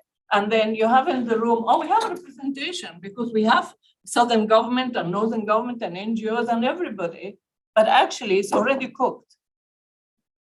And papers, all sorts of things that really shape how the thinking is going. And I think that is very, very dangerous. So I'm just wondering if you can comment on that. I have other questions. With the feminist movement, David, with the feminist movement and the right to vote, not just in Britain, but in my country and in other countries, was that? I think that was a rhetorical question. I suggest we do two more and then we'll get back to the panel. So I scan the hands. Yeah, please, on the first row here. Hi, my name is Advait Umaraju, primary care doctor working here in Oxfordshire. I wanted to ask a question to the panel. So your analogy, the analogy that you presented about kidnapping the baker and then handing out the bread. Now, within the COVID pandemic, that's one example of it. And then going forward in climate change, how do we prevent that from happening where you've got lots of vulnerable populations that are on the wrong side of the power balance? And how do we get our governments and international governments to share that power and to act in a way that benefits the whole world rather than just what benefits the populations that they serve? On the back there. Yeah. Thank you. I'm Johan Go. I'm a political philosopher here in Oxford, also a lecturer. I just have a question, I guess, to David's ideas about sort of more methodological one, which is, but also to the rest of the panel, which is how much should all sort of people working in health think about other areas of justice? So I'm very passionate about social justice, as I think a lot of people who work in health are. But there's a question of whether a doctor is required to champion all kinds of things around decolonization and global justice, all these things, important though they are. So I guess, what's the scope of somebody working in global health? How far should they specialize versus thinking about other kinds of core philosophical issues? Very good. I open first to you, Michelle. There was a direct question to you, and please also comment to others if you want. Yeah, so I completely agree that there's the role of consultants, private sector. I suppose and I'm not involved with Global Health 50/50, but I can say that some of the organizations that they analyze include consultancies. So that's a recognition of the role that they play in shaping global health. In terms of how it, for me, ties in with the kind of leadership and decisions is that you can, there's more superficial ways of demonstrating engagement of communities or other countries. And I think this is what the question was also sort of pointing towards. And you can have people around the table, but also have the decisions already mapped out. And so that's why there's something also about the incentives and whether there's a really a true drive for change, because otherwise steps can be taken and you can have the appearance of more kind of diversity in terms of the decision making, but actually the decisions end up being quite similar to what they would have been if actually nothing had changed. Thanks. Cesar, would you like to comment? Okay, yeah, on the various questions, then let's just see. The first question about the baker, let's use the village baker. That's a good one. The first question is, when you have a famine in a village, the question should rather be, how can we multiply the bakers? Which is the question about, and we can go into this debate when we started talking about IP waivers and possibility of actually re-looking at the chain of production so that it is not concentrated in just a few hands. That is one way of thinking about it. But if you stick to the same mechanism, then someone can put their hands on it and grab it, and then you have only one source, and that source is ended. And that's also the idea also of thinking about other forms of knowledge, because if I come back to the case I was trying to make, that in Africa, it wasn't only vaccines that actually prevented the population from dying, but how much did we invest in all the other forms? And did we really even think about them? They just came up naturally.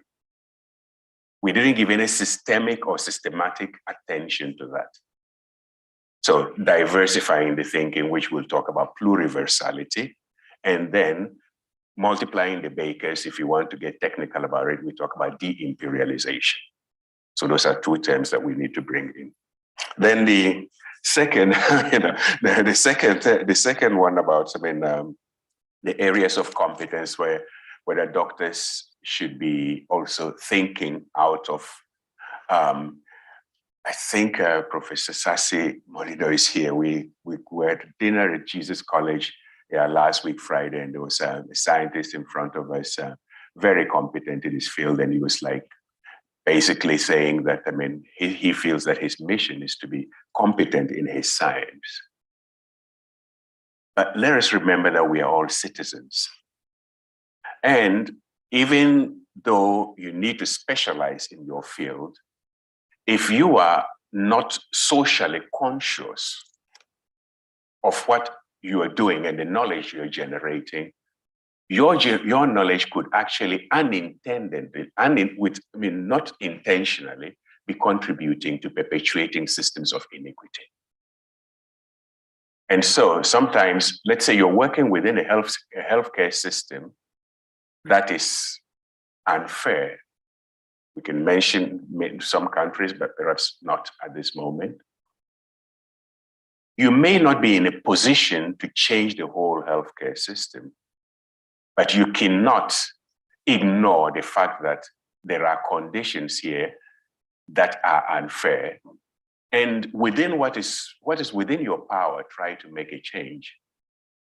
Otherwise, the perversion in this is that good people in bad systems become the nice face that actually prevents the public from seeing the ugliness of the system.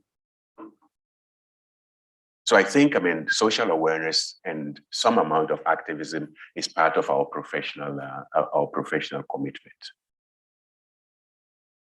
Dave, would you like to comment?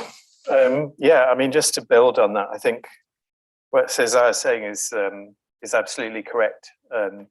It's not that every single person working in medicine or health should be engaged directly with political and economic issues, but we should be thinking about ourselves as citizens, as Cesar is saying, and we should be thinking about not making the problem worse, not by kind of, for example, legitimizing actors that are actually causing harm.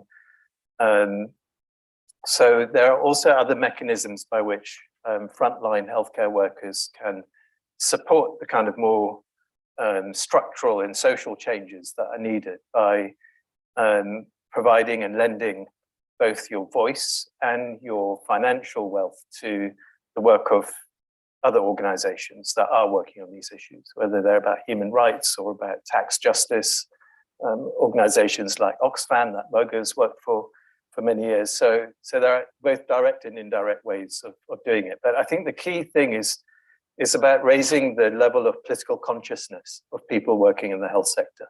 And I think there are perhaps too many health professionals that are unwilling to think unwilling to examine their role in medicine or in health through that political lens, and thinking sometimes as though it's inappropriate to do so. And I think you can be both a doctor and a scientist, but also still politically conscious and be able to kind of operate from a normative perspective.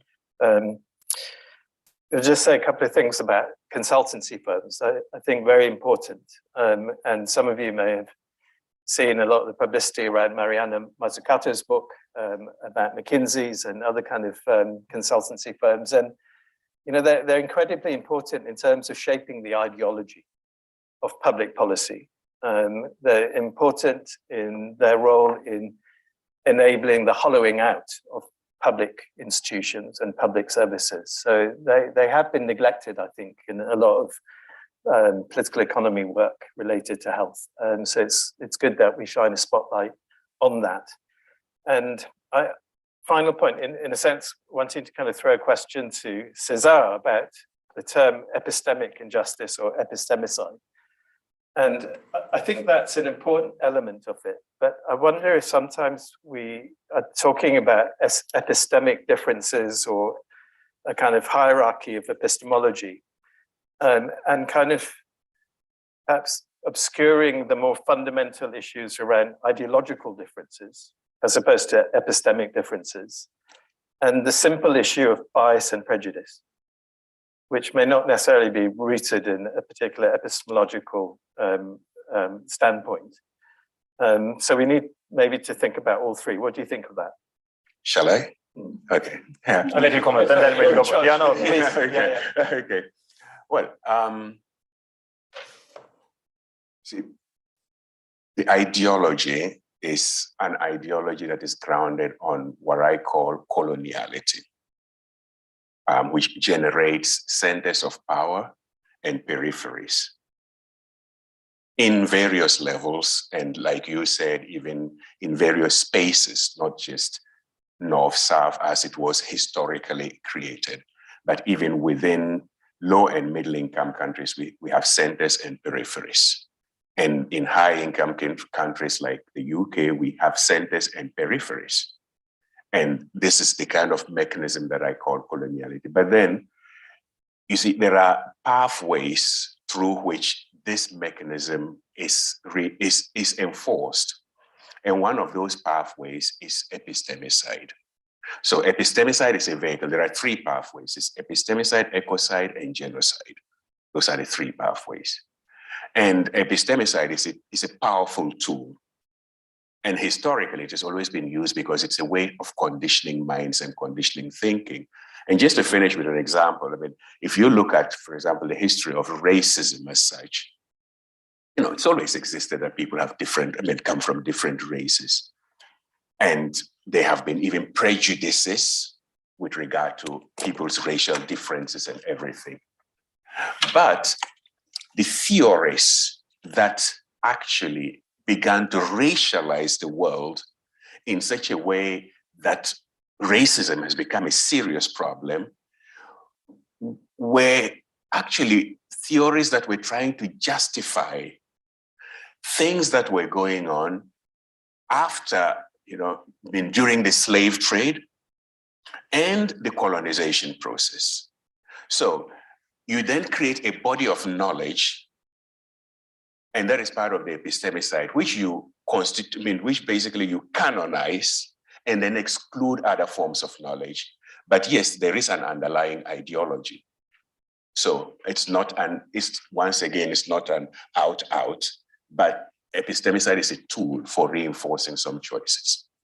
Just remind you, Michelle has to go quite soon. So maybe Okay. if there's Yeah. another question for her now, I don't know if that will work with timing. Yeah, let's do that. And then I have a couple of questions from the Q&A online as well.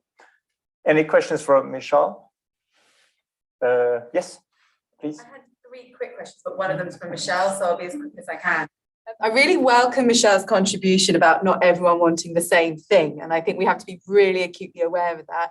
The UK government one is one of the, I'm Sophie Harman. I'm a professor of international politics at Queen Mary University of London. The UK government is one of the biggest donors to global health. It does not want to decolonize anything, but it is very consciously aware that it has a shifting power relation within the world system, and that can be exploited. The UK government is terrified about what's happening with the Africa 2040 strategy and how to position itself, for example. And so I'd really welcome Michelle's contribution on that, as well as this point of institutions not reporting their data, and that feels like an incremental change. You saw changes in employment practices when people started to leave their names off CVs when they went for jobs. And that's kind of tricky in academia because we trade on our names, but I think there are those incremental changes that could happen. Second, I just wanted to put on the table the role of local authorities in global health, because this comes back to Caesar's presentation as well. I think whenever you want to know what's happening, particularly in countries that I've worked in sub-Saharan Africa, it's the DMO, the district medical officials always know what's going on. But same with COVID-19 here in the UK, it was the local authorities that were coordinating a lot of the response as well. And I think we ignore that in global health. So I really welcome that contribution. And finally, Caesar, your presentation reminded me of your colleague Olivia Ruta-Ziebo's work on the baby and the bathwater in international development. Like, you keep the baby, throw out the bathwater. And my issue is you can't, because the baby is already tainted with that bathwater. And what you were saying about the new public health order in Africa, you know, that came from Kigali, and we can talk about our complicity with Rwanda in global health there as well. It also, look at what happened with the New Africa CDC, the appointment of the director. The Congolese president is like, this is my diplomatic victory, haha, you know, we're advancing. So that state competition is already happening in these new spaces as well. So how do we build that back onto your principles of African ideas of solidarity when you're already seeing that shift towards political maneuvering? And I think you said that at the end. Finally, strive for Siwa, discuss. He's talking about bread sharing. He doesn't do that with telecoms in Zimbabwe. So why are we listening to what he's saying around that? Thank you. Let's do Michelle first. I have one question for you as well, Michelle. Let's pretend I'm a utilitarian, and I probably am.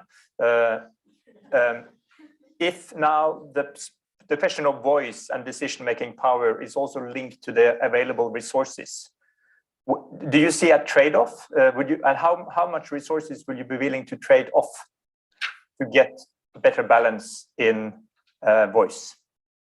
And it's linked to Sophie's comments as well, maybe in some way, because donors, foundations, and donor governments may shift their priorities and may reduce even.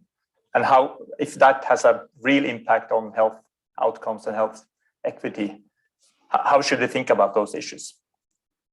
Yeah, that's it. And yeah, and thank you, Sophie, for your comment. And it's not just, you know, the UK government. It's any of those institutions, academic institutions that we sit in. They're not going to actively function to make themselves irrelevant, even if there's individuals within them that would be willing to see that. The boards wouldn't allow it. And that was my point, that it's we need to acknowledge that. And I guess, you know, this related to the second question is, when someone's bringing resources, then they'll naturally want to have, I mean, that's the reason perhaps that they're bringing the resources, is because they want that power. I think something to think about, though, is if we're linking back to some of the ethical elements of the discussion we've had, is just because certain institutions or countries have more resources now doesn't mean that those have been honorably earned.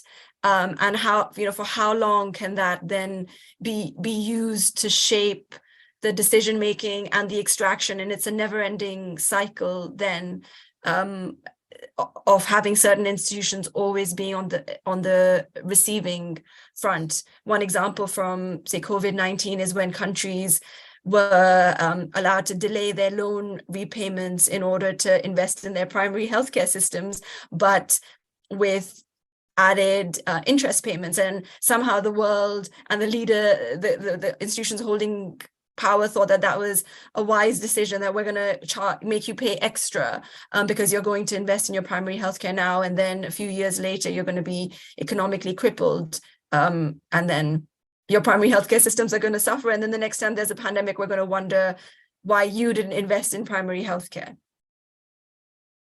Over.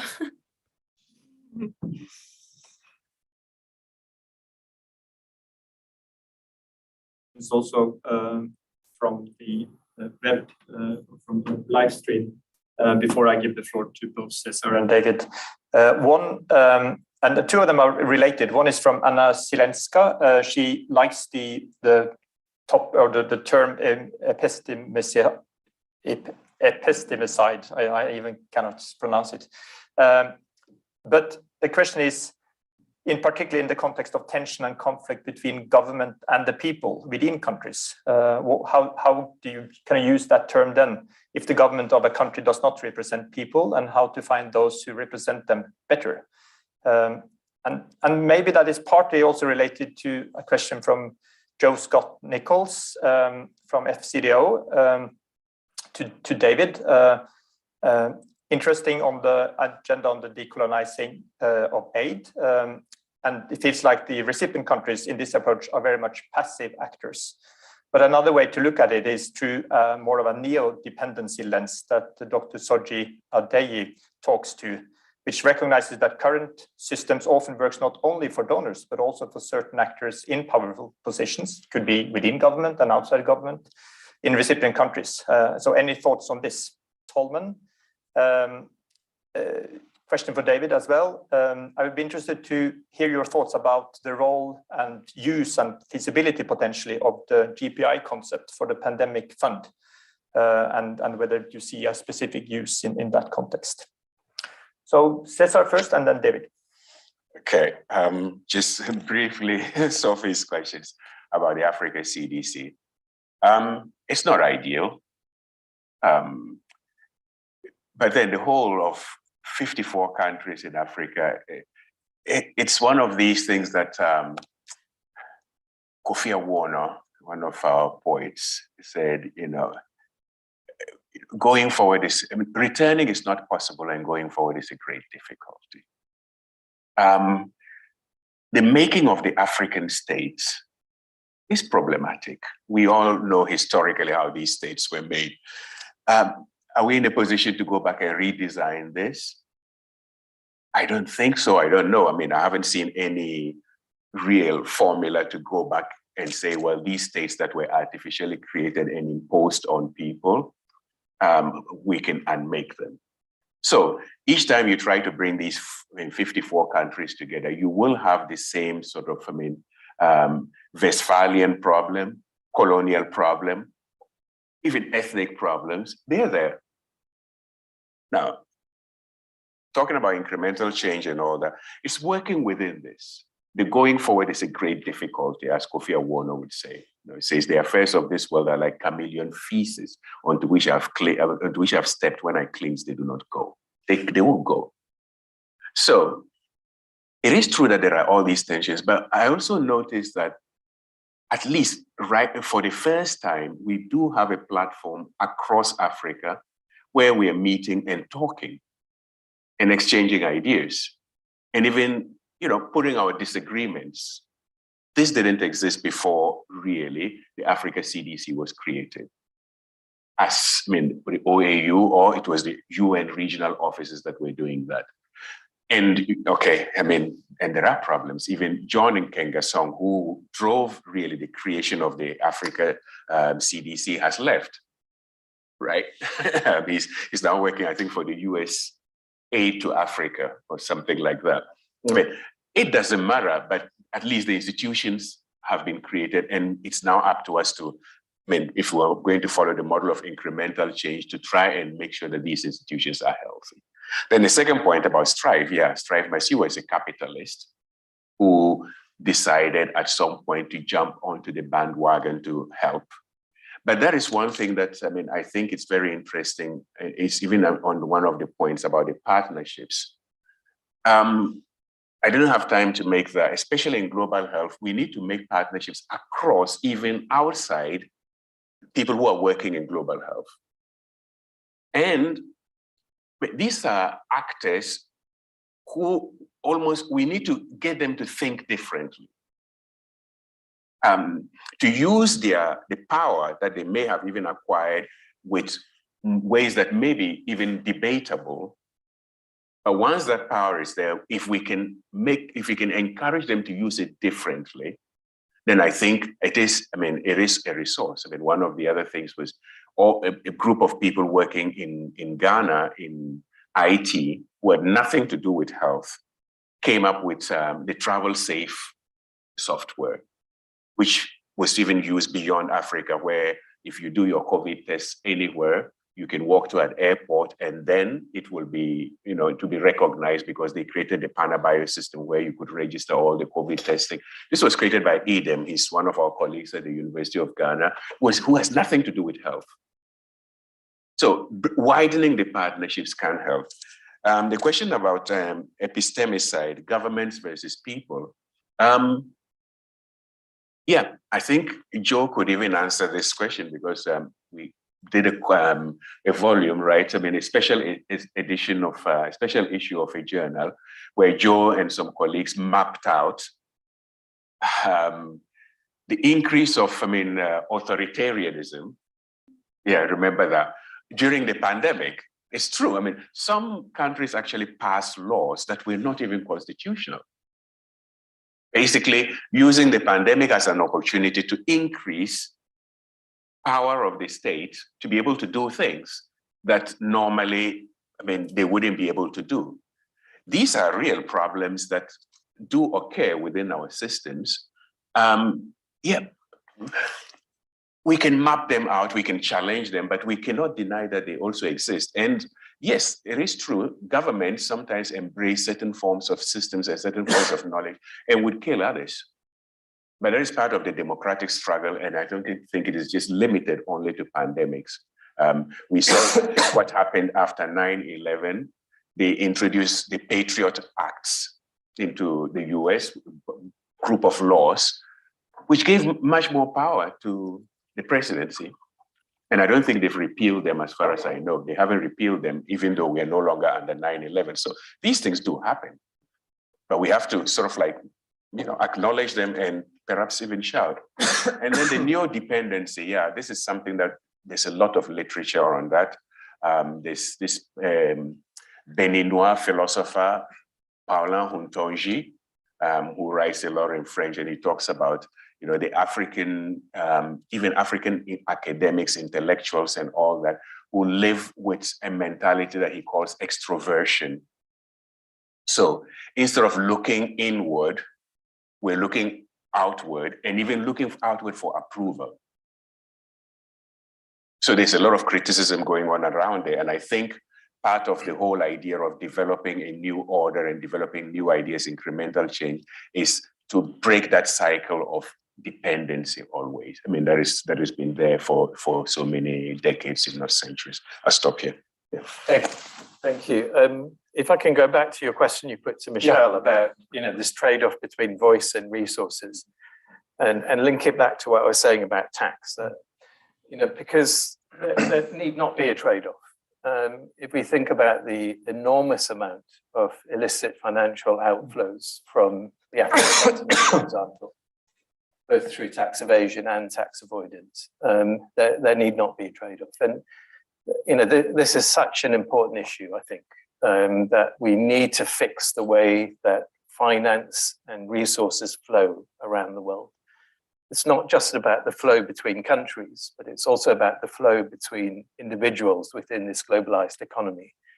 It's fundamentally about why and how 40 people own as much wealth as half of the world's poorest population. So, these are massive structural pathologies that we have to tackle. It's simply not sustainable for us to continue to allow this to continue. And it goes back to the issue that you were saying about the rise in authoritarianism, because my fear is that what we'll have replacing neoliberalism will be a rise in fascism and authoritarianism to deal with the social effects of these fundamental pathologies. So there is an urgency, I think, of thinking about the policy instruments that can kind of reverse the way in which resources are flowing across the world, within countries, but also between countries and globally.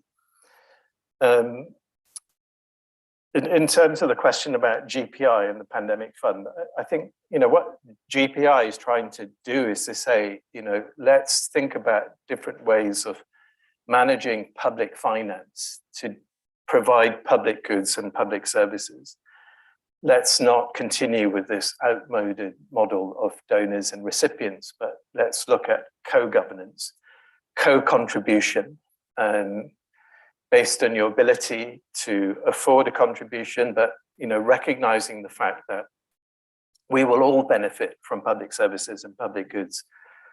Whether it can be applied to the pandemic fund as it's being proposed within the kind of remits of the World Bank, I'm not sure.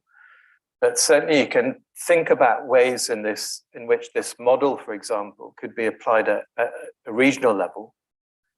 All the countries in Southeast Asia could think about a global public investment model for looking at the production and provision of regional public goods and public services. So, this is really a mindset change rather than any particular kind of, change in the architecture. And it's trying to shift the power, kind of shifting that kind of power dynamic between donors and recipients to one where there is a kind of more explicit agreement around mutual solidarity and mutual benefit. But for collective mechanisms. So multilateral. Yeah. Good. I know we are at time, but I suggest we open for a couple of more since I now move to the virtual audience before we have lunch. We had some hands. Start in the front. We do the three here. I'm Valentina Yami from the London School of Economics and Political Science. I'm working in global mental health policy, in particular governance and finance. Excuse me, could people raise their voice? I have hearing aids and I'm really struggling. Yes. The sound is wonderful when you speak, but it's not when you speak. Should I go to the microphone? Yeah. Thank you very much. Yeah, sure. Apologies. All right. Is it working? Yes, perfect. So we have been speaking, and you have been speaking a lot about conceptual issues and theoretical issues, and this is great because it allows us to challenge our status quo. But I wonder whether nowadays we already have you can give us an example of a successful example of any global health institutions that has started being more of a local institution, in the sense of global health institutions that has been able to respond to local needs, to use local knowledge, to be inclusive in terms of the decision-making and democratic decision-making process, and so on. And just to follow, to repeat what I say at the very beginning, I'm Valentina Yami from the London School of Economics, and I'm working in global mental health policy, in particular governance and financing. Perfect. Very good. So we have a microphone now. Yeah, two microphones. So in the middle here. So if you pass it down. Moga, can you hear me? Probably need to turn it on. So Let's call the lady. Okay. My name is Al Hassan Adam. I'm a research student at University of Greenwich. No, I think he's turning it on. Probably. Okay. Try once more. Okay. Yeah, brilliant. Now we are in business. My name is Al Hassan Adam. I'm a PhD research student at University of Greenwich, and my area of research is drivers and approaches of private equity investment in global health. Have two country case studies, Ghana and Kenya. Just to David, you had this proposal of solutions or innovations, you call them, of looking at global institutions and going back to Paris, Accra and stuff. But there is something that's happening for me through my study, which I'm saying is incremental, but also revolutionary, which is private equity. Incremental in the sense that they take healthcare in a way that they exist already, but revolutionary in the sense that their management and practice is completely different. And they have, although they say, they change the narrative. Basically, they say, we are for profit, but at the same time, impact. So there's a different narrative going there. It's not like private for profit and we go out. But also they say they are patient capital. They are there for 10 years, according to them, that's patient enough as compared to when an operator goes to a bank and take a bank loan, which is shorter than 10 years returns, right? So have we considered this kind of actors in the health space as completely revolutionizing financing of health, especially in a lot of developing countries where the development finance institutions are the one leveraging the entry point. And the thing is also the use of pension funds, local pension funds, not big northern pension funds, like pension funds in Ghana are being used to take or institutionalize private healthcare, called the Sweden Ghana Medical Center, for example. It's an example of a teacher's pension fund, which is being used to buy the private facility, and the pension fund is for public pension fund. So you have public institutions running private institutions. So that's the kind of dynamics that are coming up. I don't know what your considerations are on this. Thank you. And we have final one there, if we can pass the microphone. Hi, good afternoon. Everyone can hear me. Yeah, my name is Sandrina Frischer. I'm a DPhil student in population health and with the ETHOC Center here at Oxford. And I was wondering if the panel could speak a bit about the conversation of vaccine and equity and how that has been framed in context to perhaps local priorities. So if we understand a lot of the framing of vaccine and equity as with better distribution, with better access, better production, for instance, on the African continent, that will make vaccines more accessible, but then also reconciling that with the fact that there has been a lot of rightfully placed historical mistrust in different systems of health delivery, and perhaps understanding COVID as a Western disease and perhaps not aligned with local priorities. How can we kind of reconcile these different things, these understandings of priorities, and kind of move through that to have a more equitable space for vaccine distribution that aligns with what people need to address locally prioritized health issues? And I'll read a final question, maybe address it to you, Cesar, from Tim Evans, later speaker today. He says, so you coined Africa CDC as a good innovation, but why didn't the Africa Regional Office of WHO step up like Africa CDC? So if Africa needs a dedicated CDC above and beyond the WHO Regional Office, should the world then have a global CDC above and beyond the World Health Organization? Think about that. But Dave, would you like to comment any of the other questions first? Sure. I mean, maybe the first comment about that global-local dynamic. And, in theory, global organizations should be able to kind of align their work to national priorities, national context, national needs in theory, and that should be possible. It's difficult because it's much easier, of course, to kind of adopt a cookie cutter approach and just do the same thing everywhere. Adapting to national context and priorities requires much more time and effort and an appreciation of a more bottom-up approach. But this is one of the fundamental tensions between the top-down and the bottom-up.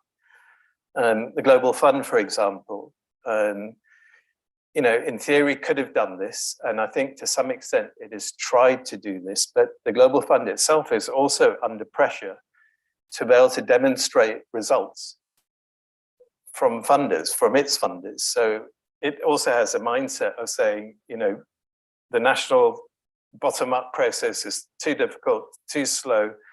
We need to be able to provide measurable, deliverable results. And as a result of that, that creates a much more top-down approach and a much more vertical approach that ends up inevitably undermining horizontal health system strengthening. And that's what's happened, not just with the Global Fund, but with many other global health partnerships. But it can happen. And, that's what the IHP Plus initiative was, all about.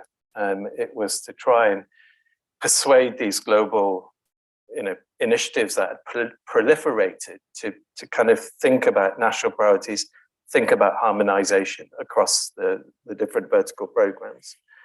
So that remains completely sound as a set of principles. Yeah, we just need the commitment to implement it. But this is about the mindset against the philanthro-capitalist mindset, which says deliverable, measurable results is what must come first, and everything else must fit around that. So that needs to change, I think. In terms of private investment, thanks for that question. I've just yesterday read a paper about the allure of private investment, a case study of looking at social impact bonds, social impact investments in the UK, in fact.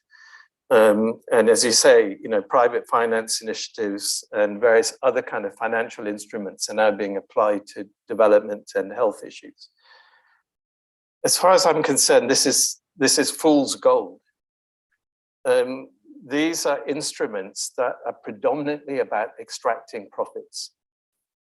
And I'm not saying that there should be an abolition of all forms of private investment or private capital.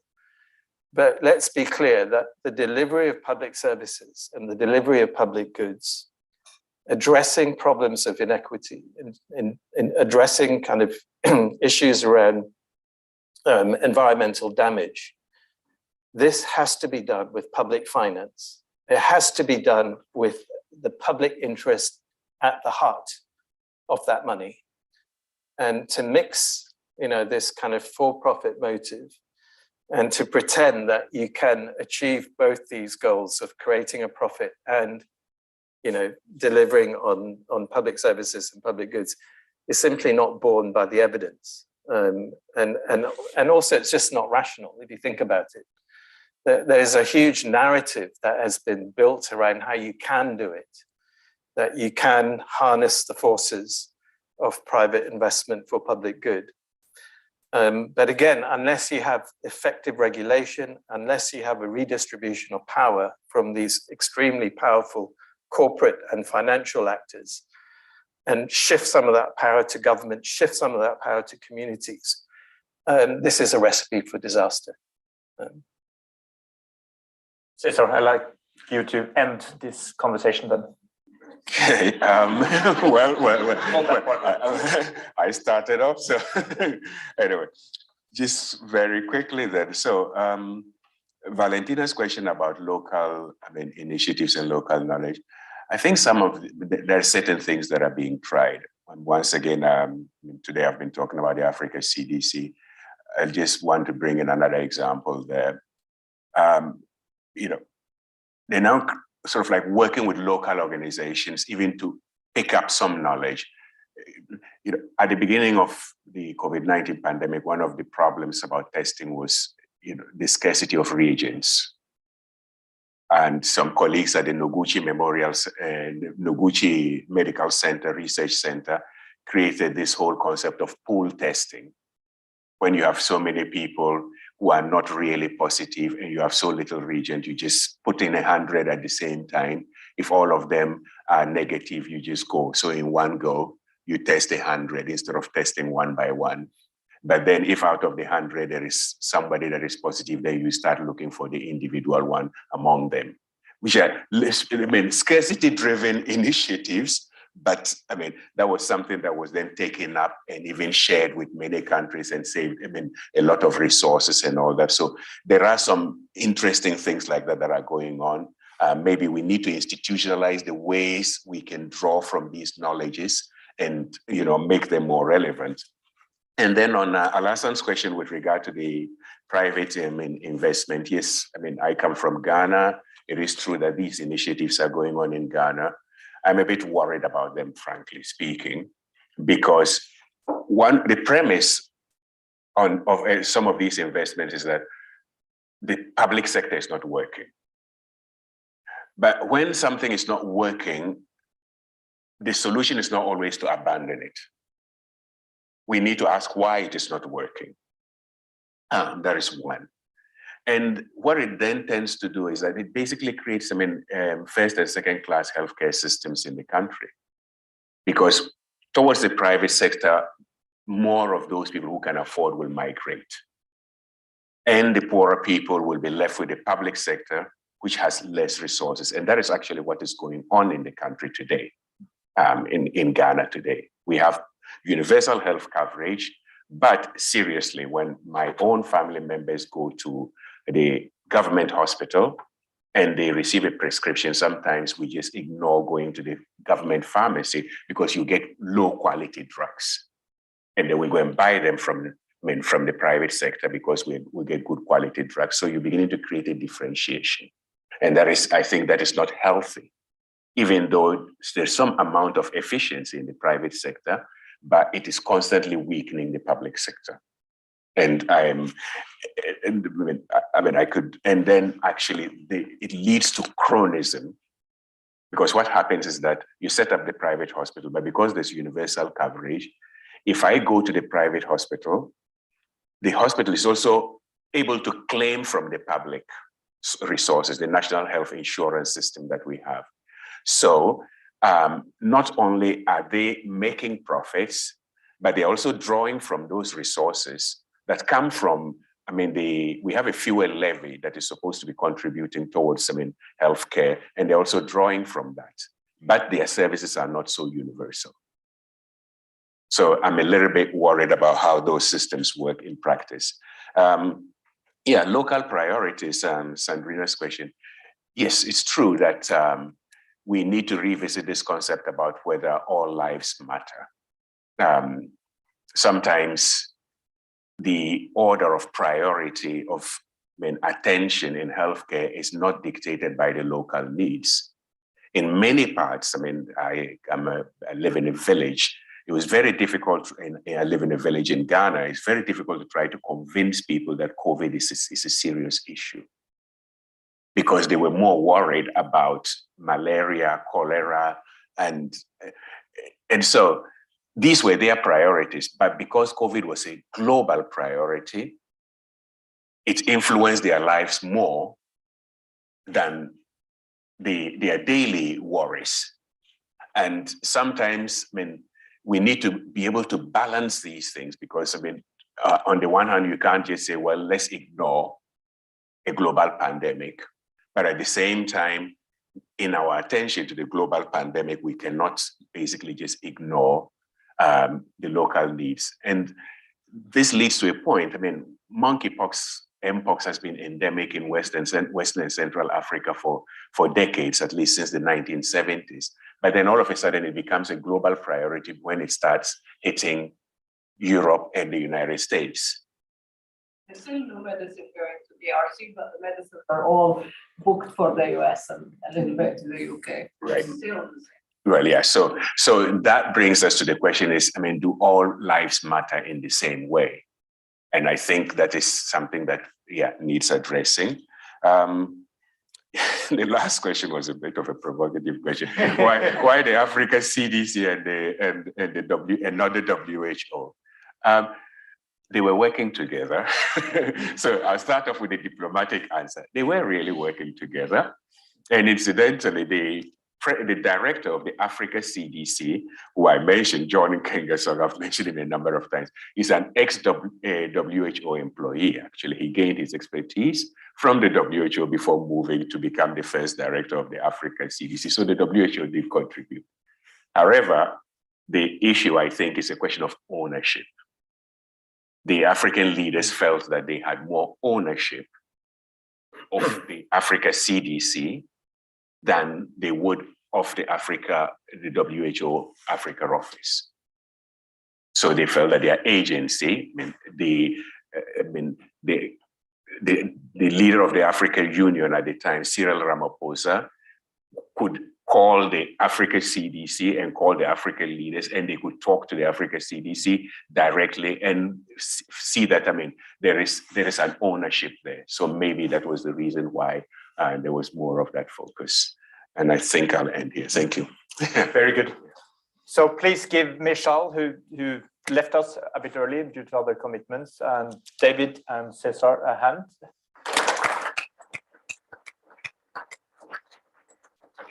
And then I deprived you of some lunchtime, but the food will be still there and you have time, and we'll please be back by 1 o'clock. There's sandwiches outside. I hope we've got enough.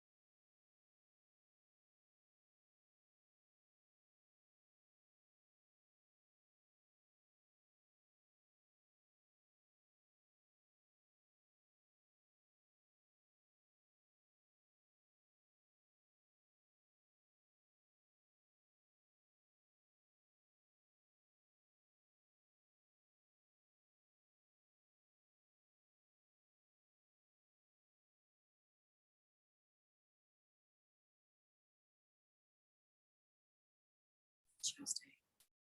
Monday, say Monday. Monday, it was Monday because we've gone to the other thing over the weekend. It was definitely.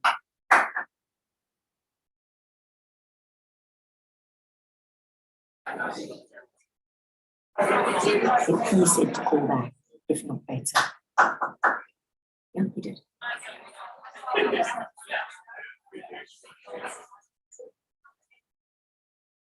And you're still not able to go to school.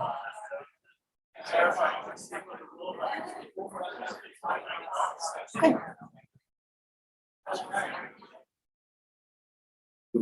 Right, brilliant. Thanks, Alex.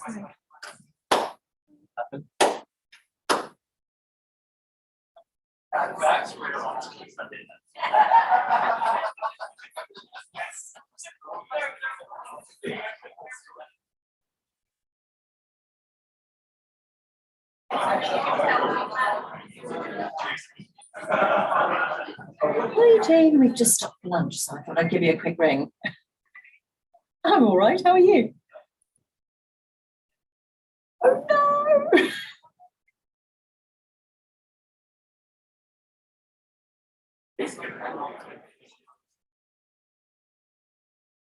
Yeah.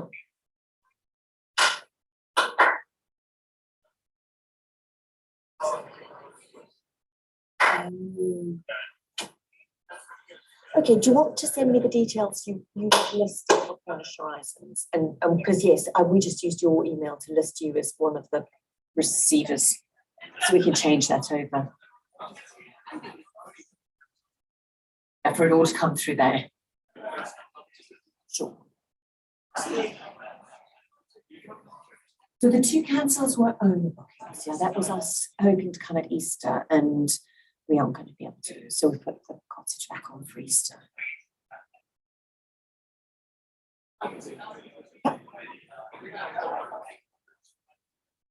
So, oh no, I'm so sorry.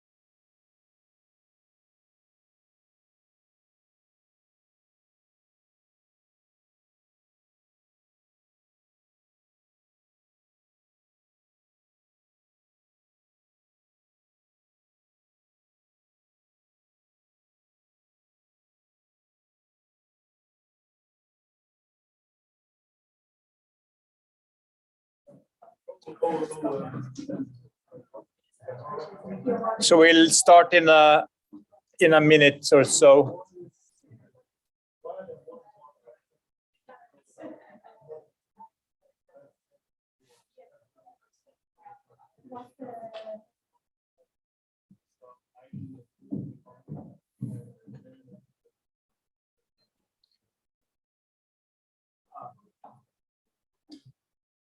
Very good. So welcome back from lunch, both to those in the room and those who are with us virtually. We're really looking forward to the next session. We will do it in the same way, three speakers and then a joint discussion. And this session, all speakers are in the room, so we will be able to sit together. But we will monitor the questions online as well. So I'm pleased to introduce Sophie Harman, Professor of International Politics, Queen Mary's, as the first one. And the clicker is here, so I hope it works.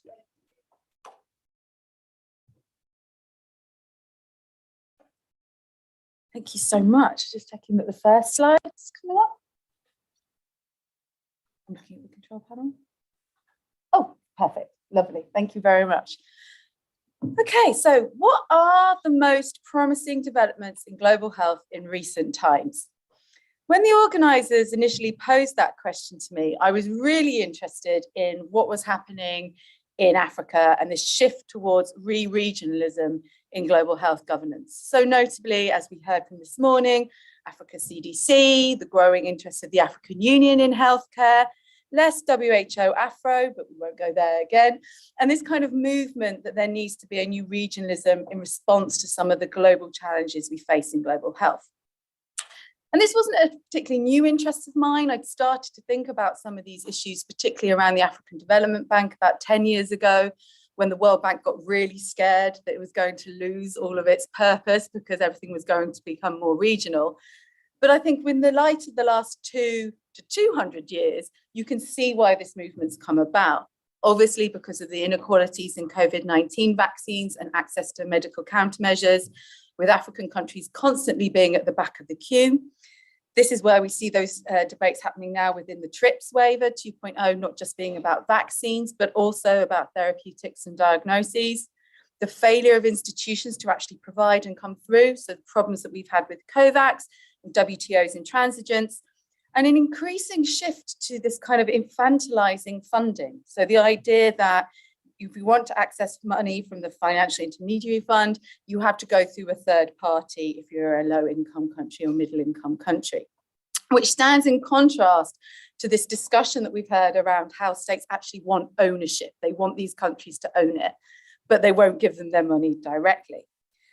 We also have the huge distraction of the pandemic treaty and how some countries are really worried about this idea that their ideas around common but differentiated responsibilities has been completely thrown out by the richer countries. And the idea that over 200 years of inequalities, of exploitation of countries in the global south by Europe, dominantly, and North America are still reflected in some of the hierarchies of global health we have today. So this is for me, I thought, well, this is interesting. I also have a lot of background of working on African agencies. Oh, this is really fascinating to me. What's going on here? But then I started to look at these organizations in a bit more detail. And I could start to see was actually kind of more of the same that happened at the global level was just then happening at the regional level. The same vying of state interests and private sector interests and investments. I will never use the S word, but let's just say there's political maneuvers and economic maneuvers happening now in the continent from outside parties who want to make money from healthcare. Okay, it's a money-making opportunity. The hierarchies and inequalities of power within the region. So this was my question to Caesar earlier, that you saw happening between, say, the DRC and Rwanda, what happens between South Africa and Nigeria. There are power plays happening there. And again, global health security being very much modeled on the very statist idea of global health security. So I'm very interested in all this from a political economy kind of point of view, but as a promising development, I'm not so convinced. Other than some of the people who work in these institutions, I've never really been convinced who thinks that some of them are a good idea, but we can come back to that. Instead, when I started to think about the most promising developments that were happening in global health, What I thought was quite interesting is the growth in global citizenship, awareness, activism, and engagement with global health, the institutions that run it and the governments that shape it, what it is, what it does, and the expectation that we should somehow be doing better. And there's different extremes of this kind of civic activism. You have Trump and Trump supporters calling out the WHO's relationship with China. You have the women's movement calling out the US government and the Supreme Court for Dobbs versus Jackson's Women's Health Organization and a continued fight back against the global gag rule. You have vaccine hesitancy and conspiracy theories around Bill Gates being a lizard, and of course the lab leak theory. And then of course the green wave of this picture in Argentina, starting to decriminalize abortion in countries like Argentina and Ireland, and this kind of movement of people responding to global health. Now, these are huge extremes. I'm not comparing the activists in this picture, of course, to Donald Trump, but they come out of the same politics that global health governance and global health actually co-creates and shapes in different ways. Global health is not separate to some of these issues that are happening in international relations, to the contrary. In health and science, and this points to David McCoy's presentation on anti-politics this morning, this sort of politics is not welcome, right? Keep politics out of science. I mean, the amount of times we heard that over the last 2 years, keep it away, no, no, no. We'll have some civil society and some politics that works for us, but the rest absolutely not. And that's a real mistake, because civic activism, civil society is actually how we co-shape global health, and we ignore it at our peril. If we ignore it, we see that populist leaders, people who are against multilateralism, will begin to fill that space, this concern about authoritarianism that we talk to at the moment. Science doesn't beat politics. There's always been debates around science and politics. There is no boundary. That boundary gets constructed for the purposes of scientists to do what they want to an extent, but also it kind of demystifies these ideas of functionalist theories of integration. So this works at the kind of very small level, the everyday level, but it does not work in health emergencies. And global health governance cannot run in parallel to events in the world. It doesn't exist separate to Trump, to Black Lives Matter, to the Green Wave movement, but is a part of that. So this is what I was thinking about. I was like, these are the exciting developments. How do we harness these when we co-shape institutions? And for me, thinking through these challenges, I think about feminist global health security. And 4 ideas that we can take from feminist global health security to actually co-shape the institutions that perhaps that we want. And this goes back to the introductory remarks that, you know, I didn't want to just come in and say, just burn it all down, even though day-to-day working in global health, that's sometimes, but we have to do something constructive, okay? I'd always say to my students, and I think students are something we can harness as well. I've been teaching global health politics since 2008. It was one of the first ever modules in the country to do politics, not policy. And, you know, I have to say to students, people who work in these institutions, you know, no one goes into the World Bank and says, I'm going to introduce user fees because I want people to be out of pocket payments and poor. That's not what happens.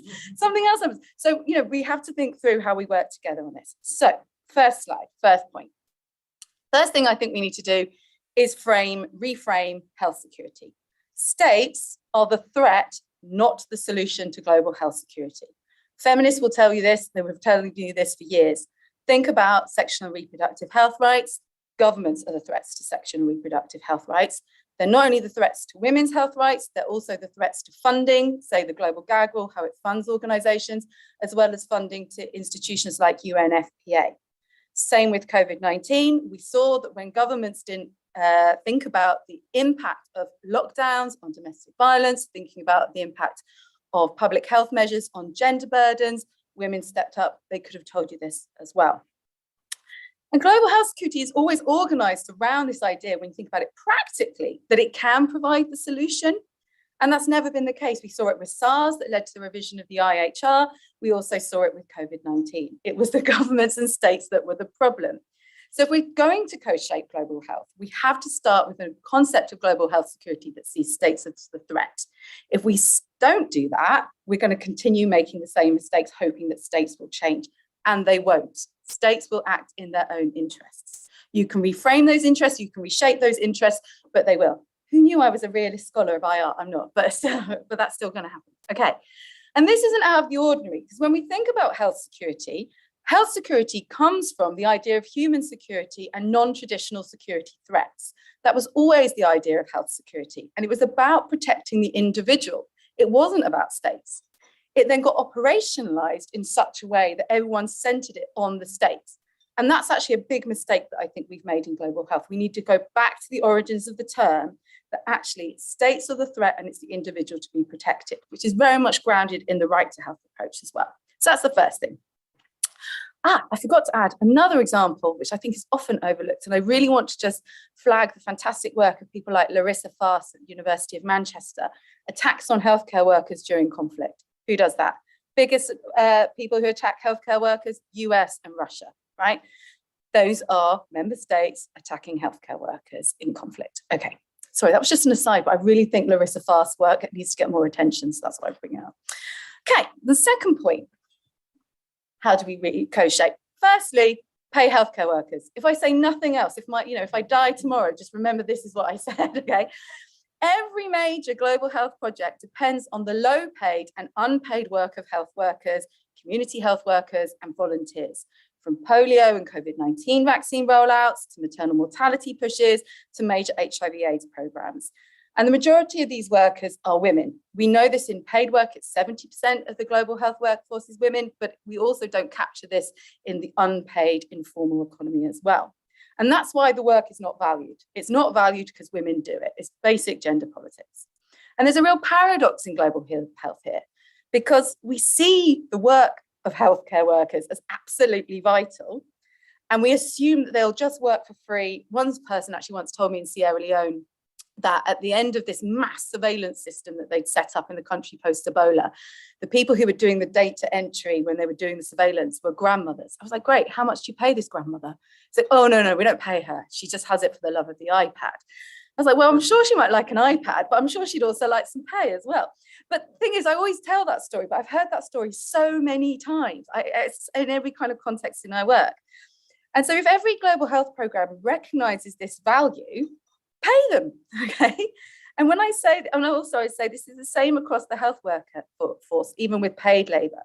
And this really causes problems and disruptions to the health sector. So staff shortages, strikes, no on-time payment of healthcare workers in health emergencies, particularly during COVID-19 and Ebola before that, and brain drain problems as well. So this is the biggest thing we can do. And it is a political problem that's often dressed up as an economic one.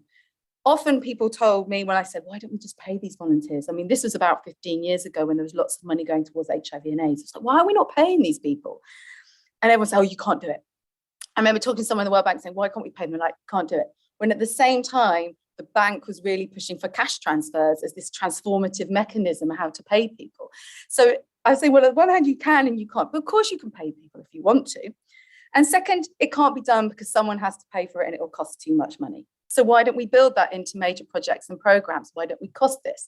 And this is when I would very much be welcome and enjoy talking to economists who actually know how to do this. I don't know how to do this. So any health economist who's working on this, and I'm sure already are working on this, feminist health economists doing this work, that'd be great. Do we need a trust fund for it? Would that be a terrible idea? I think this is a workshop. Let's work it out. Okay, so that's the second thing, pay healthcare workers. The solutions are obvious. Last mile problems, trust in the community, surveillance of outbreaks, AMR, everything we were talking about, like community responses. They know what's going on. Let's pay them for what they work. If we don't pay them, we're just exploiting them. If you don't pay people for their labor, it's exploitation. Which, speaking of exploitation, third thing, institutions should not harm or exploit women, and they should not see the harm or exploitation of women as collateral damage, as in we don't mind what happens to women in the pursuit of a greater good, i.e. we're going to be responding to a health emergency. We are sorry that some women were victims of sexual abuse, exploitation and harassment. We didn't know. And that is the biggest example, right? This exploitation happens in many ways. The biggest example, of course, is what happened in the DRC during the Ebola outbreak, where you saw 83, I think it was, workers, many of which, not all 83, but many of which were linked to the World Health Organization. Sorry, I've got that completely wrong. I always get my numbers wrong. Basically, you have the biggest scandal of sexual abuse, exploitation and harm done to women in the DRC during the Ebola outbreak. The response to this has been a complete mess, and I'll be happy to answer questions in the Q&A about this. But just to say, there's been no justice whatsoever for the victims. And there's been a whole lot of new initiatives at the WHO. Most of those were sped up in response to harassment and abuse claims that were happening in the global north. Make of that what you will. The important bit here is when institutions of global health do harm, it creates a clear set of problems across global health governance. Firstly, the harm to the women who are the survivors of this abuse. They obviously have experienced mental, physical, economic, and social consequences of that. And that's the biggest thing that I want to have in mind. I care more about them than I do about these institutions. But we are talking about institutions, so let me talk about institutional harm. Internally, when this happens, these institutions lose the confidence of their staff or their ability to look after their staff. Externally, you have an impact on member state relations and also the wider understanding of society of the work you could do. Why would you trust the WHO if you know that this can happen through the WHO? And it's not just WHO. You know, large institutions, these things happen. It's how you deal with them, which is fundamental. And to be successful in leadership in global health, you have to do three things. And I published a paper on this years ago, but three things. Firstly, you have to have the confidence of the institution and the people who work for you. Secondly, you have to have the backing of member states. And thirdly, you have to have the backing of the wider epistemic community of global health.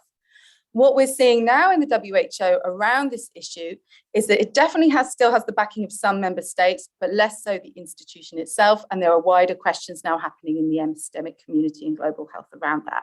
And that will then undermine the legitimacy of the WHO going forward. Right, my next point. This one's a big one, actually. When I was starting to think about all these issues that were happening together, I was really reminded of the sort of late 1990s moment in international development and foreign aid, particularly in the World Bank, when everyone started to say 50 years is enough, we've had enough of the international financial institutions, we don't want any more structural adjustment. And you saw this need to change within these institutions. Lots of things were happening. So people didn't want to borrow from the World Bank anymore. People who were giving money to the World Bank wanted it to reform, and you had this huge reform process that had started in, I think, 1995 and picked up pace in 97. And I think what's clear is global health has to follow that, because one of the biggest problems is a lack of transparency and accountability that happens within global health institutions. And feminists have been a real red flag for this, particularly around sexual and reproductive health rights. Those people who worked in the sector would have seen that this sort of got rebranded as maternal health care, right? So we don't do sexual and reproductive health, we do maternal health care. And this is what my colleague Sarah Davies and I call a silent security dilemma, drawing on the work of Lena Hansen. It's which people keep quiet, saying, well, no, we're not doing sexual and reproductive health, we're doing maternal health, so as not to scare off donors. But at the same time, you're opening up a space to say that you actually are hiding something and there is a secret to the work that you do. As soon as that happens, that feeds a space for those people who are anti-abortion or now anti-gender ideology as well. It's this same lack of transparency around colonial medicine and reckonings with the past and its relationship to global health. If you don't confront that past, you see this having a long-term effect when it comes to vaccine rollout and vaccine hesitancy and effective programs. Vaccine hesitancy is fascinating as a political project because it's grounded in some of these histories. If you know there's been a history of testing vaccines on people without their consent, of course you're going to say, yeah, I just think that vaccine is not for me. Of course you're going to say that. It just makes real sense. You see it again when you talk about the origins of COVID-19 and the sort of, WhatsApp full. I mean, even I get WhatsApp messages about, do you think it was a lab leak? I had a senior professor who doesn't work in my field, had a meeting about something completely different. He said, you work in global health, lab leak. I was like, for goodness sake, do you have nothing better to do? But this breeds because of the lack of transparency within these institutions. We see it now with the pandemic treaty and the IHR revisions. And the big one in the room is obviously the Bill and Melinda Gates Foundation. We all laugh about, Bill Gates is now actually controlling me, but that comes from a lack of transparency and understanding about what the Gates Foundation does in global health. And I think we have to be accountable for this now as well. We are here in the Blavatnik School of Government. We know Blavatnik's relationship to Trump. If you're a woman, would you trust what I'm saying? Because I'm standing here on this podium saying that. But that does very much feel like I've had a lovely lunch and just vomiting it up again. So let's not do it. And I think it's really important because global health governance is all about scientific transparency and truth. It's all about we just need the evidence. We just need to be transparent, but that doesn't happen in the politics of global health, and that's a huge error. And I think we can learn a lot then through that kind of movement from the late 1990s. Right, finally, am I okay for time? Yeah, okay, cool. All right. Finally, I just want to ask, 2 more minutes, okay, I'll speed through this one, don't you worry. I think the final contribution I want to make about feminist approaches, and this has also been touched upon earlier, is actually the role of different sources of knowledge. So this is epistemic knowledge, but also modes of doing research. I think, especially when we think about global health for who. So I think there is obviously a really important role for science and data, and even more positivist approaches of US political science. I think WHO could really do with some US political scientists to go and sort of game theory out how states will react in certain kind of situations. But this has to be combined with qualitative methods, and it also has to be based on co-production. So around 10 years ago, I started to get, started to get a bit bored about going to global health workshops about global health governance, because the things that I'd been experiencing or talking to people, say, around paying healthcare workers, everyone's like, yeah, but nothing ever changed. So I co-produced a feature film with women living with HIV as a way in which for them to just explain what was happening in their lives. Like, they will explain it. Then I thought everyone will see it and everyone would just go, oh yeah, that's it, that's the future, which obviously didn't happen. But my point is, in doing the co-production, it is possible. We always talk about decolonizing global health, and we're going to do it by putting different people on our papers, getting research money going to the global south. That's great. But no one's actually practicing it in the methods of research they do. And how do you do that in a way that's meaningful? And to wrap up, then, I think that's what we need to do, because women everywhere are finding solutions to the security challenges that affect their healthcare. They're doing it in a day-to-day way, from the Veronica buckets to here. Does anyone know what this is? Okay, this is my shadow outside Jackson Women's Health Organization, which is at the center of Dobbs versus Jackson Women's Health Organization. And when I was in Jackson, Mississippi in November, I was meeting lots of activists who were working in the sector, because of course, just because you ban abortions does not take away the need for abortions. And what was happening is the people who had been working at the health center, the defenders outside their health center, they were taking to their cars, driving 500 miles 3 times a week to ensure that people could actually get to access those services they needed. People are coming up with these developments.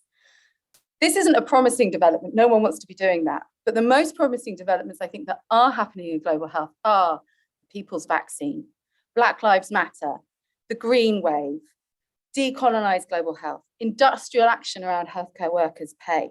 Global health governance is at its best when it co-shapes institutions with those that are already leading the change. Thank you very much.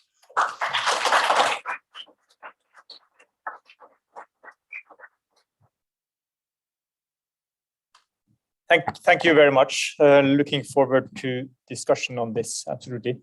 Next speaker, Jolene Scordis, from UCL, University College London, Deputy Director of the Institute of Global Health there and Director of the Center for Global Health Economics. Please, the floor is yours.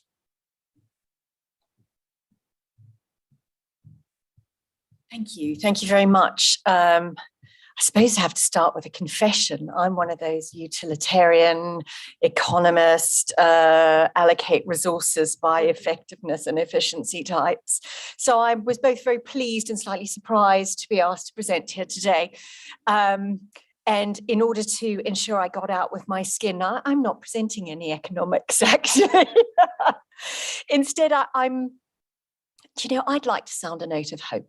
I think the presentations this morning and Sophie's excellent thought-provoking presentation have been really stimulating and horribly depressing. Sorry. I sit there going, we'll never fix this. We'll never fix this. And so I thought, you know what I'm going to do? I'm going to do something a bit more pragmatic and prosaic and focus a little bit on where we sort of have fixed things, where there is a bit of action. There's a bit of decolonization. It's not all solved, but we've made some progress, I think, and we've bettered people's lives. And when I say we, I don't mean me, actually. I'm just joining the ride. I thought I'd focus on where we are getting somewhere with an incredibly important and very broad agenda, which is the Survive and Thrive agenda.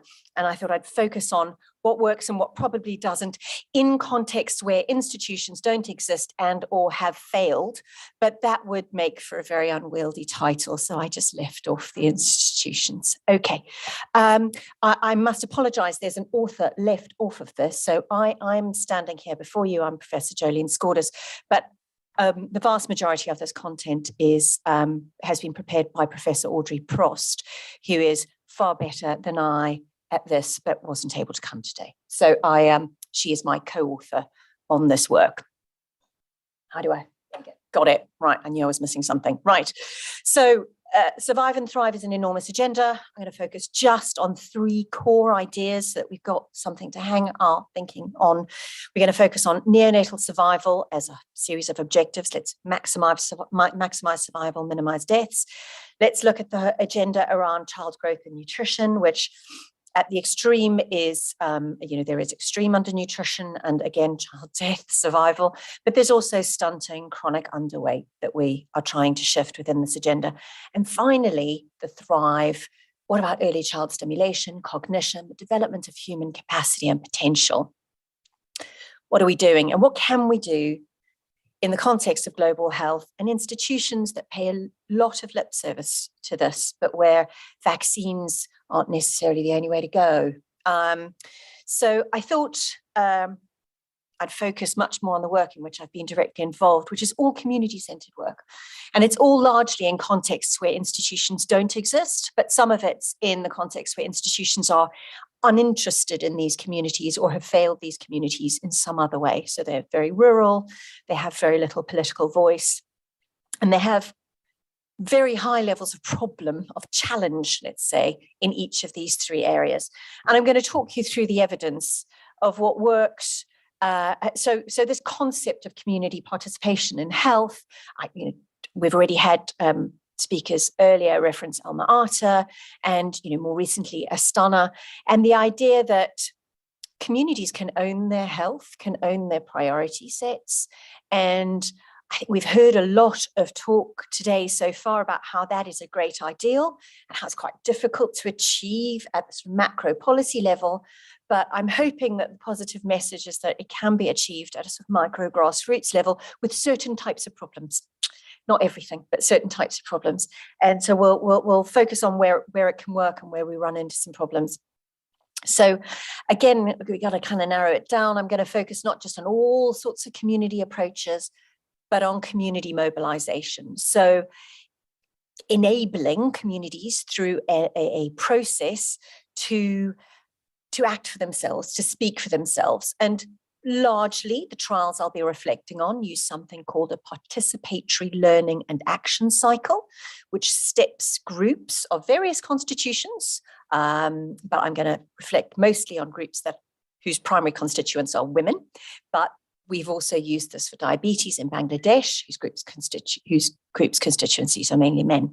So in this case, they'll talk through a process of identifying the problems, identifying what potential solutions they would see might work with the resources available to them, implement them and evaluate them. So this is all done within the group context by the community themselves. And it's been applied to all 3 of the problems that we're going to talk through. So many health and wellbeing interventions do rely on this. I'm going to talk through our experiences largely in India, Pakistan, Bangladesh, Kenya, and Malawi. But this, I'm very happy to show you a laughing group that has successfully used community mobilization for mental health, a walking group in the United Kingdom. So this isn't just a low and middle income country thing. I'll tell you something, the United Kingdom needs community mobilization. So let's, although I'm reflecting experience from low and middle income country settings, this is a general challenge, and let's not sit here smugly by any stretch. So what's the theory? Of course, there is a theory of change. I could show you a neat diagram if you like, but instead I'll just step you through the concept that in the evidence I'm going to largely present today, we focus on the participation largely of the poorest women. Like I said, we have used this for men as well, but largely of the poorest women significant people attached to them. So it will often be other women supporting women, mothers-in-law frequently in these contexts, and the frontline workers, some of them community-based agents, so kind of semi-trained or low-trained, low-skilled health workers who are very active in the delivery. That's it as far as institutions, formal institutions in many of these communities. And so they are, through this process, largely PLA, participatory learning and action cycles, engaged in a process of learning. No one stands there with a clipboard, okay? I can tell there are no flip charts, there are no diagrams. The process of learning is all from within. It's a moderated discussion where of the community, by the community, where we have had the privilege of being observers and funders and facilitators purely because we needed to be able to prove to policymakers that this could happen even though it wasn't medicine. Okay, so that was the role of the North, of University College London, really, that I stand here representing. So learning about problems largely in the perinatal period, because that's when most of this work started, was with the neonatal mortality agenda, talking about how to address them, talking about how they're experienced within those communities.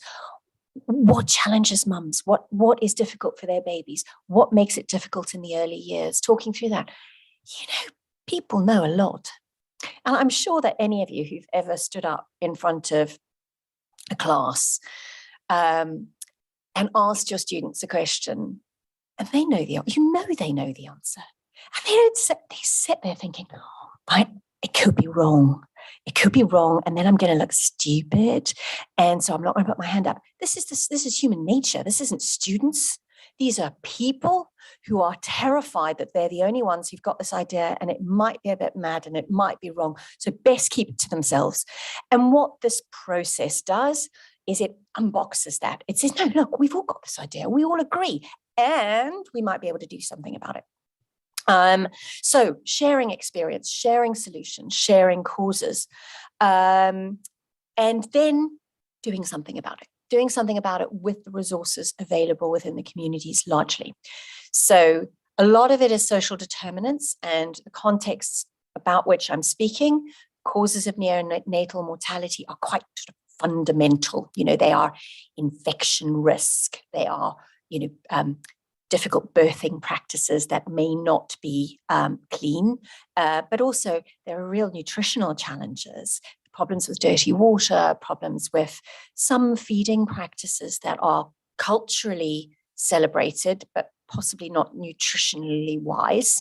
And you can't go in and just say, your culture's wrong. So if you just do what I tell you, because I come from somewhere else and therefore look different and know better, anyone who's ever tried to do that will know you'll get a very friendly smile, a very kind nod, the offer of a cup of tea, and then you'll be shown the door, after which nothing will happen. Okay, so this is not about telling, this is about learning and listening. So let's talk you through the neonatal agenda first, where UCL, in collaboration with extremely able leading partners in each of these countries, conducted 7 cluster randomized controlled trials. There's a whole set of citations there of these women's groups, of this cycle of participatory learning and action. And this is work that started in the 90s and continues today as we shift the agenda. We try to use it for new things. And okay, I'm giving away the punchline here. We're using it for new things because it worked for the old things. So, I don't think you're going to be bowled over by that finding. So the mechanisms, like I've already said, it's problem solving and support. And here's what they ended up doing across the groups. Here are some of the common solutions that the women came up with. Making and distributing safe delivery kits. Now, that sounds really great, doesn't it? And that was the one that some of the funders liked. Oh, brilliant, we can roll these out. It's a sheet of plastic, a boiled piece of string, and a clean blade. Okay, that's a safe delivery kit. And they can be produced, and they were produced, by the local communities who sourced it, put it together, distributed it, not for profit, and made sure that every pregnant woman participating in the scheme had access to one of these super, super simple things. But that meant that they weren't using garden implements to cut cords. And therefore there was less sepsis, and therefore there was less need for antibiotics, which are not available. Okay, so quite a basic thing making an enormous amount of difference. Hand washing, we've already heard how in the context of COVID, hand washing, there was a big uptake, but these groups identified it even then, that hand washing is an issue. And related to that was dish drying. So in Malawi, women said, we wash our dishes and then we dry them on the ground where the animals walk and defecate. We know that's not good. And so they got the community to make dish drying racks, poles, put together just to dry the dishes off the floor. This isn't high tech. And this is things communities could see for themselves. And they just needed a little bit of nexus for community action. And that family support was really important. We've heard a little bit about feminist ideology. Very happy to be your feminist economist, by the way, at any point. But family support is particularly important in contexts where women are not allowed to go out on their own, not allowed to seek healthcare on their own. They're not allowed to see a health provider. They're not even allowed to visit a neighbor on their own. And I remember going in there, all kind of Western feminist guns blazing, going, how very dare you? How very dare you stop your women from walking around? They looked at me and went, why would they want to? It's a sign of poverty. We love them. We must go with them. And I thought, okay, I've got to stop talking and start listening because I've got to understand where this is coming from. And this family support wasn't about enabling women to do things on their own, because that's not what's valued in these communities. It was about enabling women to have the support to do the things they wanted to do in the way that they and their families wanted to do them. This isn't about individualism. This is these cultures largely, and I'm talking about a range of cultures here, so forgive the generalization, but largely we're much more communitarian in their approach. We in high-income countries and increasingly in Britain are becoming very individualist in our concepts of benefit and in our concepts of effort and empowerment and agency as an individual concept. And I'd like to shake that up a bit and go, it's not like that everywhere. And maybe we need to pause and consider whether we've got it right, because I think we haven't. Okay. Right. Postnatal visits. They got bed nets in use. That was particularly in Malawi, but in other contexts too. There was an emergency fund. So they contributed small amounts of money in some of the contexts for an emergency fund where if a home birth was going terribly, they could call a healthcare provider, or actually what they often did was create a bicycle ambulance that could then be paid to cycle the woman off to hospital. And let me tell you, I've seen the roads they cycled them against. I would not be in labour on the back of those bikes for love nor money. But if that's the only choice you've got, and that poor cyclist is trying to do that at any time of day or night, they deserve a bit of compensation. Pay the health first. There you go. Right. Breastfeeding. So there was also early initiation of breastfeeding, communication and solidarity. And these were the two very early trials. There was the ACT trial that reduced neonatal mortality by 32% in Jharkhand and Odisha. And then the Johar trial, which followed ACT, was really the government going, oh my gosh, great. So this is where community mobilization got institutional attention, and the state said, let's try this. Let's see if this can happen at scale. Is this a research effect? Is this the intensity of trials? Nope. So Johar rolled it out and had a similarly effective, scaled up impact of the trial, of a trial. I'm not going to take you through these data because relatively few people are interested. So I'll just point out that in the full population, there was a 24% reduction in neonatal mortality in the Johar trial, and in the most deprived areas, an even greater reduction in neonatal mortality. So the upshot is, when it comes to the neonatal mortality agenda, we have some things that can work. We know that communities can mobilize in some contexts, and I'll be more specific about what those are.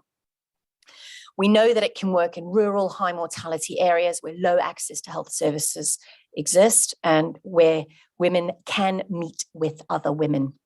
Okay, we had a really difficult time initially in Bangladesh with this. where we tried to arrange the women's groups inside homes. Women were not allowed to attend because it was being run by an agency that was receiving money from the United Kingdom, and the presumption was we're going to give them ideas they shouldn't have. So we ran it under a tree and said, anyone who wants to come and listen is very welcome to come and listen. And the women were allowed to come. Men came, their husbands came for a short time, decided it was women's conversations, and wandered off. But that's okay, as long as that participation was possible.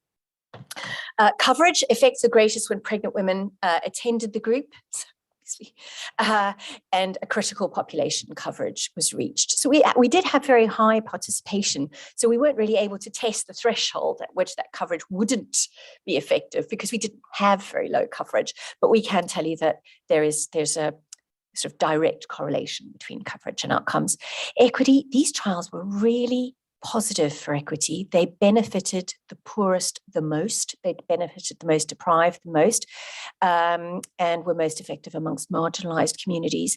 That's partly by design.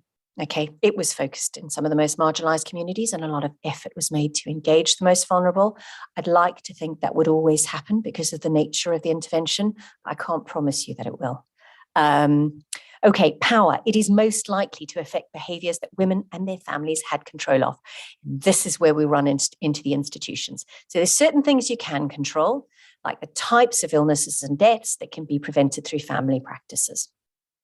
Certain things you can't control. The only way to deliver a child safely and to safely protect the mother is by having a cesarean section. That's not in the control of the family. That is in the control of institutions, which are failing these communities. So it's also obviously easier where there are fewer financial and structural constraints, because a lot of this is about mobilizing money for food, mobilizing money for transportation, mobilizing some resources to enable women to access care when needed. So best where there's social support, problem solving, and then empowerment is likely to play a role. It was also most effective when a local facilitator was used. And by local, I don't mean of the country. I mean of the village, and ideally of the section of the village that is participating. They need to be known and trusted. And that trust, that bond was absolutely key to women being prepared to take the risk of coming along to these groups, giving up an enormous amount of time. It's not free to attend. These women already are time poor, giving up an enormous amount of time to come and speak and find these solutions. So that's the good news. And the good news is the WHO has recommended participatory learning and action cycles, community mobilization, using this model as a mechanism for the reduction of neonatal mortality. That's a battle that was hard won. And that's why I'm using a lot of Audrey's material, because she was absolutely critical to having that battle with the WHO. So I do want to give her credit for that. So in high mortality settings, this can work. But what about the other two things on our agenda? When we start talking about child growth and we talk about child cognition, we're talking about much more multi-sectoral stuff for a start, and we talk about things that might require changes to behavior over long periods of time. We're not just talking about pregnancy, birth, a couple of weeks afterwards. We start talking about real cultural change in the way we feed our children. I mean, food is love. Okay, I'm, a little bit Greek, and the little bit that's Greek has been fed for love from the time of birth. Fai, my grandmother would say, it's the only way I can show you I love you. How do we shift that? Food is love. Therefore, if food is love and we want children to be fed differently, do we want them to be loved differently? So we need to be aware of the complexity of delving into these quite difficult relationships. And then I'm having a fascinating series of conversations with colleagues in Uganda and elsewhere, where we've done some British Academy funded work, and we are trying to do additional work in early child development. And really there we've been speaking to communities about stimulation, and they go, clever children, are they born? That's God's decree. They are clever or they are not clever. There is nothing we can do to make a difference. So much more complex problems to solve. This isn't about clean dishes, clean hands, and clean birth kits. This is now fundamental long-term behavior change that I'm going to have to pre-warn you requires some institutional involvement. But let's see. So I'm going to reflect on two of the bigger trials in which I was involved, the Spring trial and the Caring trial. They both, to differing degrees, used home visits, Spring and Caring. Caring tried PLA, participatory learning and action. They provided counselling for infant feeding, illness prevention, support, encouraged birth spacing, wash, all the things you'll find in the ingredients list for improving child growth and possibly stimulation and cognition, okay? So these trials focused on nutrition and stimulation, partly because at the time these were funded, you couldn't get funding for stimulation trials. You had to hide stimulation and cognition behind nutrition. So, okay, we were doing nutrition and some stimulation, and we were trying to see if we could make it work. So did it work? Well, mothers' diets, women's diets, we got more dietary diversity. Okay, that's something. Children's diets at 12 and 18 months. This particular set of stats and the one previously from the Caring trial, the Spring trial is still in publication, but in the Caring trial, 12 and 18 months, more children received the minimum dietary diversity and minimum meal frequency. So we improved eating, and that's true too of the Spring trial. We improved eating. We had no impact on malnutrition, on growth, on stunting. Okay, so nothing in Caring, nothing in Spring, and we really had to sit down. Audrey and I were both there for the first Caring dissemination meeting. It was the first unsuccessful trial that we'd ever led, and I can tell you that when you spent millions of pounds on it is fairly heartbreaking. Because you also have to tell those communities it didn't work. Okay, I mean, it did work a bit. I'm going to say it worked a bit, okay, but it kind of didn't. So we had a look at why, and why is you can see it worked the least well in the poorest households. These households are all poor, okay? But in the poorest of the poorest households, it really didn't work. And that's because we're saying, eat more diverse foods in a context in which this problem isn't got to do with excessive McDonald's consumption, okay? People are already eating what's grown, available, free at the market and pulled out of the ground 24 hours ago. So this isn't really about any of that. There is some snack consumption, of course, in every culture there's something. But this, there just wasn't the money for food, for more food. It just wasn't there.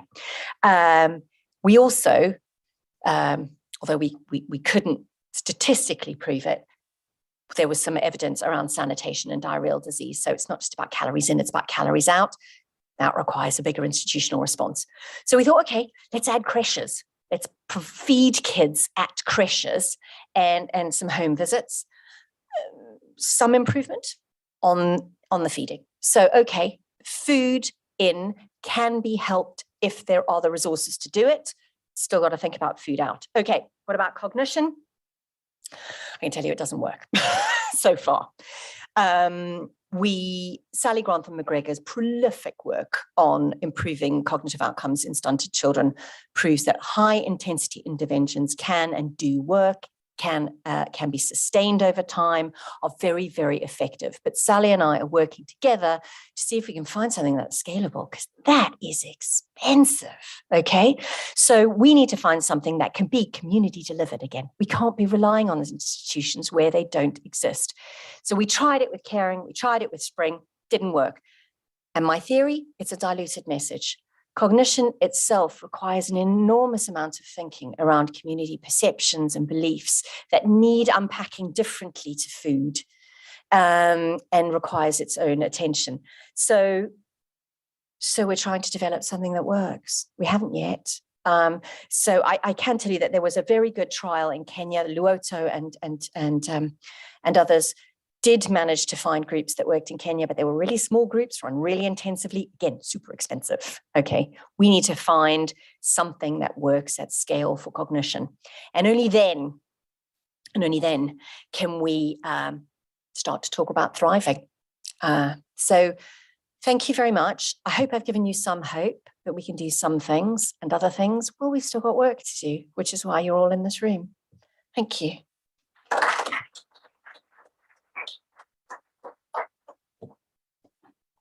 Thank you, Jolene, for both giving hope, but also demonstrating where institutional capacities are inefficient and there is need for more. The last speaker in this session is Felix Stein from the Center for Development and Environment at the University of Oslo. So Felix, the floor is yours. And hope we can get the slides up.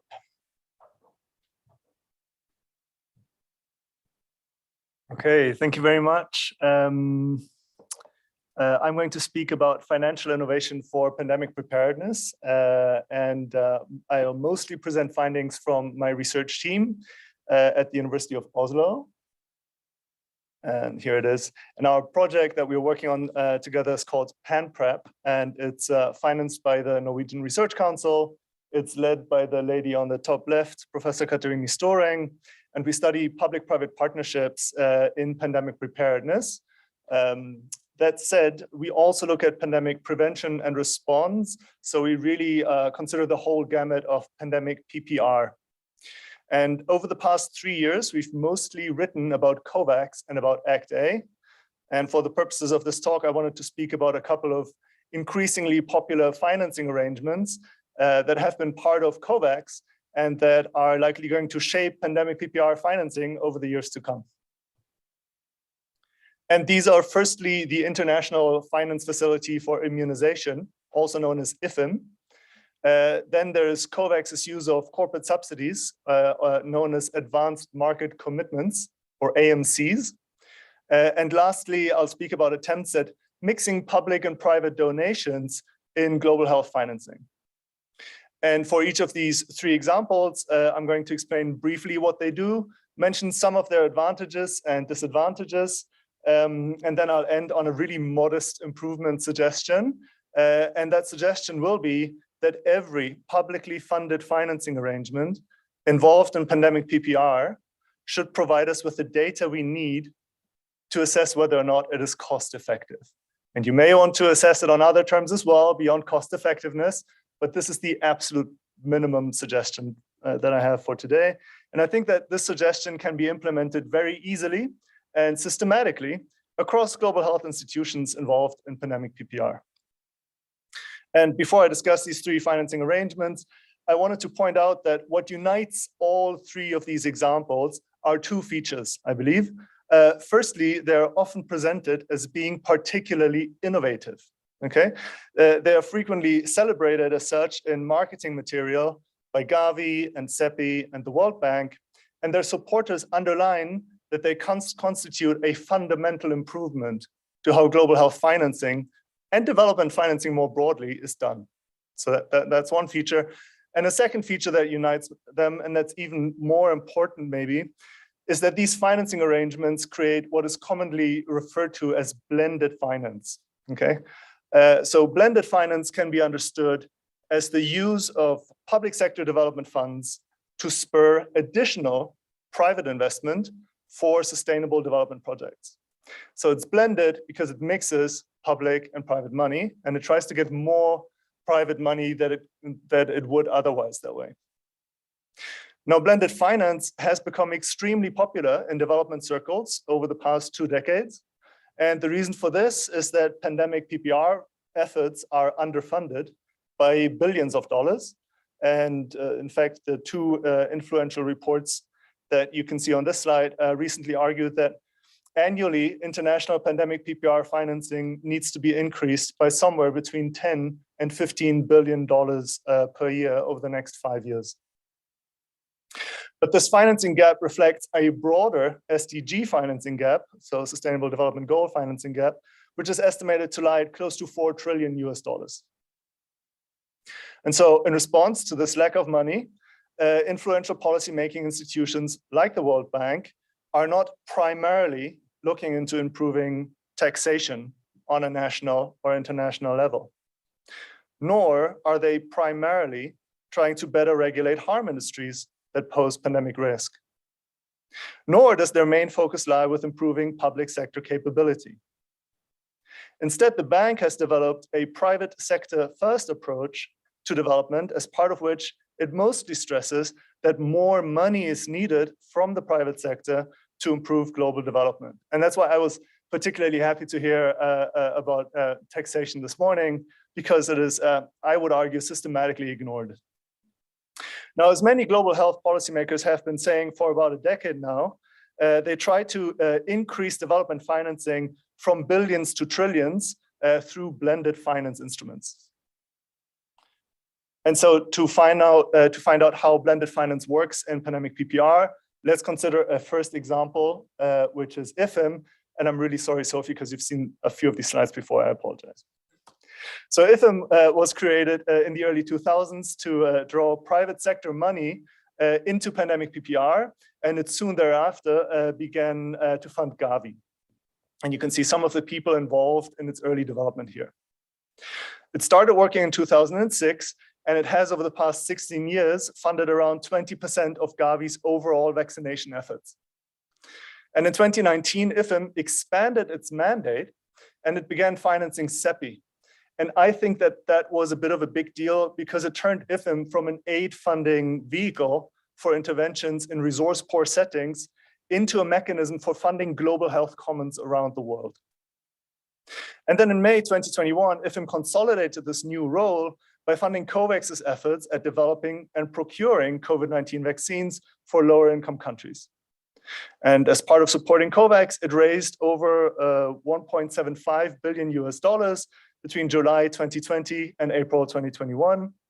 And over the course of its entire lifespan, so since 2006, IFM has raised $8.6 billion in global capital markets. So how does that work in practice? Well, donor countries, the donors are usually sovereign donors. So let's say donor countries that want to fund COVAX are not just supposed to do this directly. Instead, they may want to give a small amount of money to, say, $10 million to IFM. And at the same time, they can make a legally binding pledge of future aid donations. And so they may promise to give IFM $10 million a year for the next 20 years, for example, which would amount broadly to $200 million overall. So they make that promise. IFM then issues bonds immediately worth roughly the amount of the overall pledged aid flows. So in this case, bonds worth roughly $200 million. And it sells these bonds to investors on capital markets. And that way the investors provide IFM with $200 million right away. Now, of course, they don't do this for free, but they receive an annual interest in return before eventually, as with all bond schemes, they get the full loan that they provide, also known as the bond principal, back when the bond comes to maturity. And this form of borrowing is sometimes called front loading in IFM's documents. That's a term that's mentioned a lot. So what does that mean? That means that over time, donors will pay $200 million to cover the support for COVAX. But this now includes interest payments to the people that have been borrowing the money from, plus administrative costs and fees. And in a recent article in the Journal of Economic Geography, the authors Hughes McClure and Maudsley added up IFM's interest and overhead payments from 2006 to 2019. And they came to the conclusion that just the extra costs amounted to $936 million, which is roughly 30% of the donor payments that IFM had received during that period of time, and roughly 30% of the disbursements that IFM had also made over that same period. And these 30% occur at a time of reasonably low interest rates. Now, while the public sector can borrow money from the private sector through IFM, right, that's an innovative financing mechanism in that sense, it seems to be quite expensive, and it doesn't provide additional aid. It doesn't give us a real aid additionality, because ultimately donors pay for all the funds that IFM uses and distributes. Given that this is so, it is really surprising that much ink is spilled on the seemingly innovative nature of IFM, and very little analysis is carried out, and very little systematic reporting is being done as to whether this is the most cost-effective way of borrowing or of funding overseas development aid. Now, a second example of blended finance that I wanted to briefly speak about, and that featured in COVAX, and that's often also hailed as being very innovative, are subsidies to the pharmaceutical industry, known as advanced market commitments, or AMCs. So COVAX documents consistently argued that a major problem for global health, is that pharmaceutical companies are too risk averse. They don't want to increase investments in essential pharmaceutical products, and that is holding pandemic PPR back. According to this line of thought, pandemic risk is best understood as largely an extension of corporate investment risk. And so if we want to get pandemics under control, we need to reduce corporate risks immediately. Now, this is a big logical step, but COVAX made this from the start, arguing that we need public funds to reduce corporate risk, which in turn required two kinds of subsidies. Firstly, COVAX advocated for push subsidies, so money to boost pharmaceutical R&D and manufacturing capacity, improving basically the supply side of vaccine provision. And secondly, COVAX advocated that the pharmaceutical companies also required pull subsidies, and these include, for example, volume guarantees as part of vaccine purchasing agreements. And that just means that COVAX would commit to buying a large overall quantity of vaccines, either to individual manufacturers before these vaccines were even licensed, or to vaccine markets more broadly to incentivize various companies to invest in more R&D and manufacturing. Now, one obvious question to ask for anyone interested in pandemic financing is how much money was spent on such pull and push subsidies, and whether these subsidies have had their desired effects. So in other words, are these subsidies value for money, if you like, or if you would like to analyze them according to different values, that's just as well. Unfortunately, COVAX doesn't report on this crucial question, and ACT-A famously published its financial information in regular budgets and in a frequently updated commitment tracker. However, the budgets and the commitment tracker had much to say about how much money ACT-A still needed, but they provided no detailed information on what this multi-billion-dollar super PPP spent its money on. ACT-A's budgets certainly didn't publish which company got how much in subsidies during the height of the pandemic, and not even CEPI's annual reports give us such a breakdown of COVAX's activities.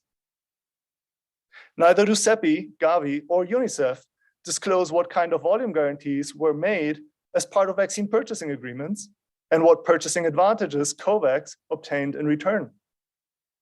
And that's because COVAX did not, and probably could not, disclose its purchasing agreements with pharmaceutical companies.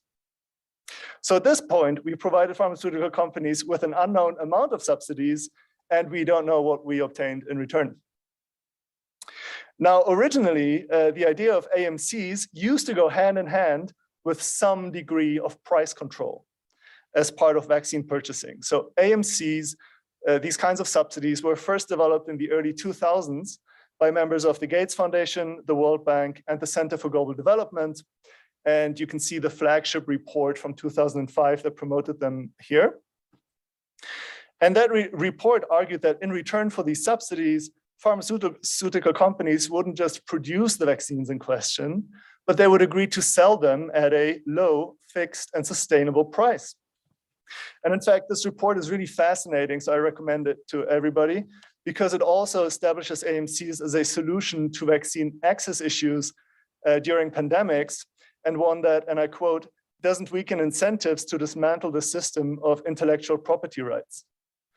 So the fact that COVAX turned out privileging corporate subsidies over TRIPS waiver discussions, again, that didn't fall from the sky, but that's part of a larger intellectual history where these two global health policies are seen as standing in opposition to one another.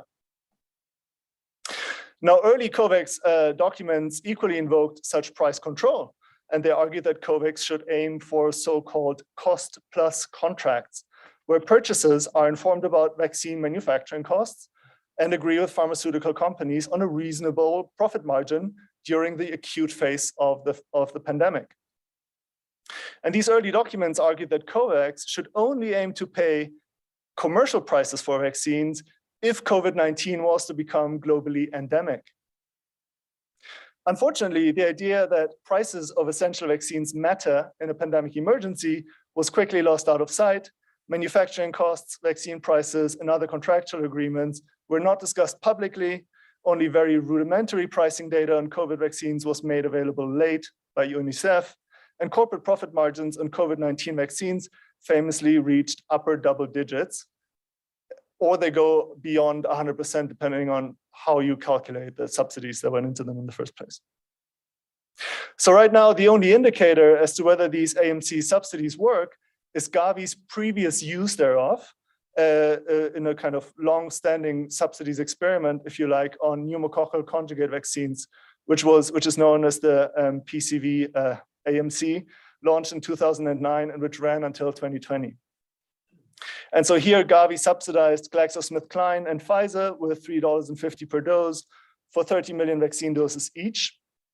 And that certainly correlated with increased overall vaccine supply and a decrease in vaccine prices. So that's interesting.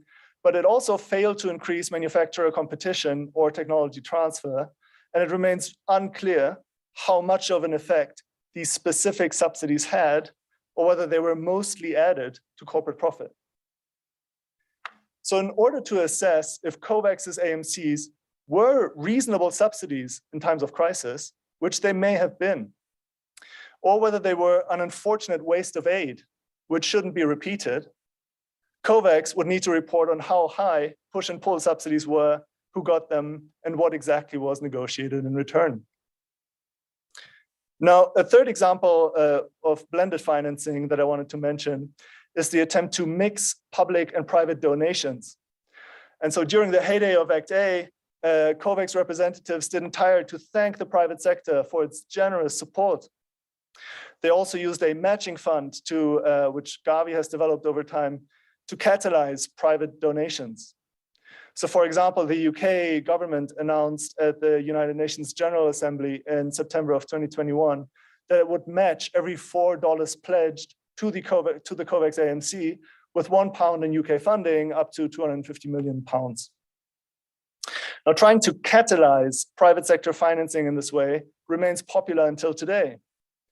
And as debates arose as to where to house this new pandemic fund, for example, that everybody was talking about, one of the key assets of the World Bank's financial intermediary funds was that they could easily mix public sector and private sector sources of money.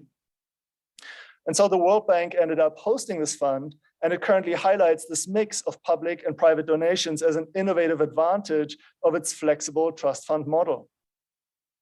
However, whether private donations will make a difference in future pandemic PPR financing, I believe is currently doubtful. And that's because if we look at ACT-A's commitment tracker, we find that as of February 2023, out of the $16.3 billion given to COVAX since 2021, only around 5% of funding, so $770 million, was provided by private sector donors. And a good third of that is from the Gates Foundation. So if you take the Gates Foundation out of those 5%, you end up with 3% from the private sector. So looking at ACT-A, private sector donations remain negligibly small, and I think relatively speaking, that's fair, and their catalytic ties to public sector money remain unclear. Okay, so to conclude, based on these recent developments in pandemic PPR financing, our team at Oslo has made a broad range of practical policy recommendations to the Norwegian government in 2021.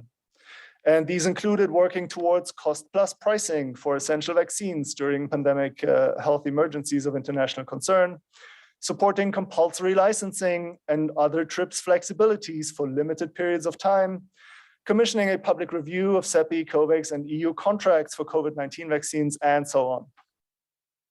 However, for the purposes of this conference, which only looks for incremental improvements to the global health architecture, I would like to make only one suggestion, namely to ensure that global health institutions involved in pandemic PPR systematically provide us with the data we need to assess whether their financing models are cost effective or not. And this is not my idea. Sophie has already been speaking about transparency, and this is part of the WHO's 2019 resolution on price transparency in pharmaceutical markets. And it has, in one way or another, been a demand of global health academics and activists for decades. So I'm not sure where our problem is a lack of ideas at this point in global health. Making data on vaccine costs more transparent would also then allow us to assess whether and how it is reasonable to borrow from the private sector for pandemic PPR. It would allow us to assess under which conditions corporate subsidies have an effect on pharmaceutical companies in times of crisis, and whether these effects outweigh those of alternative health interventions. And lastly, it would enable us, some cost transparency would enable us to assess whether working with the private sector can lead to large amounts of investments or donations, or whether engaging the private sector is best achieved through corporate regulation and taxation. Now, we can only answer these frequently ideologically tainted questions to think about the future of blended financing and pandemic preparedness when we have a minimum degree of transparency. Thank you.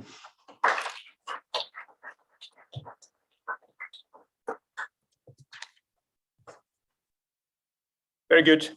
So we'll do the same. Please find seats for Sophie, Jolene, Felix, and then Joe will chair this discussion, a hybrid discussion, both now with online questions and here from the floor.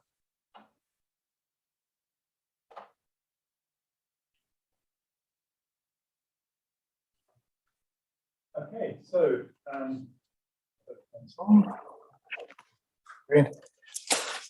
so I hope, yeah, you can hear me now, I hope. So just remind people online, if you have a question, please put it in the Q&A and we'll pick it up later on. So at the moment, we don't have questions from the floor, but I'll keep my eye, sorry, we don't have questions online, but I'll keep my eye on that. So who would like to, did I see a hand there from David? Yeah, please go ahead. Sophie. Sophie, I was struck. Is that on? Number 2. Yeah. Yeah. Okay. Yeah. Good. Yeah, I was struck by a comment about the state being the threat and not the solution. I just wondered if we need to kind of also talk about, or rather talk about the state possibly being the threat, but also possibly being the solution. When I say state, I don't just mean government, but I mean the wider state, including government, but also the variety of other institutions that constitute what we might also call society. And then secondly, just a rather provocative question to Felix. I mean, to what extent are the kind of conflicts of interest that we see in these arrangements, the lack of transparency involved in them, constitutes a form of corruption? Okay. Was that a hand at the back? Did I see? No. Hands. Oh, yeah. And just remind, if you could say, David, you're excused because we know who you are from this morning. But if other people can say who they are, that would be very helpful. Okay. As well. Thanks a lot. I'm Han Zhi. I'm a visiting scholar in Oxford and also associate professor in Zhejiang University from China. Yeah, so my question, I have 2 questions. First is also for Sophie. So you mentioned also like just Professor David mentioned this about that the state, whether it is a threat. And I just want to compare with what we talked in the morning, that so I see that it's very interesting that in the morning I see several professors, experts mention that the efforts of the countries of the government or in the developing countries are very important, equally important. And you mentioned that in fact in another way. So in the individual. Right. So my question is whether it's possible, is the reason is because you are talking about different aspects of global health. Because it seems to me that sometimes global health is talking about individual communities. This is kind of bottom-up issues, and sometimes global health is mainly about the systematic issues. So whether I wonder whether you have some ideas about this difference. And the second question is about is to Professor Felix-Stein. So my question is, like you mentioned, like the IFFIM, IMCs in their early days, it is designed by Garvey, Bill Gates Foundation for specific issue like vaccine deliveries. But now in COVAX, they are just a failure. So my question is for you is, do you think that this kind of mechanism is just totally wrong, or it's because that during the pandemic, there are some specific situation make them just don't work? Okay, this is my question. Thank you. Thank you. So quite a lot there already. So, but let us take our third question. If we can have them pass the microphone down, that'd be helpful. Thank you.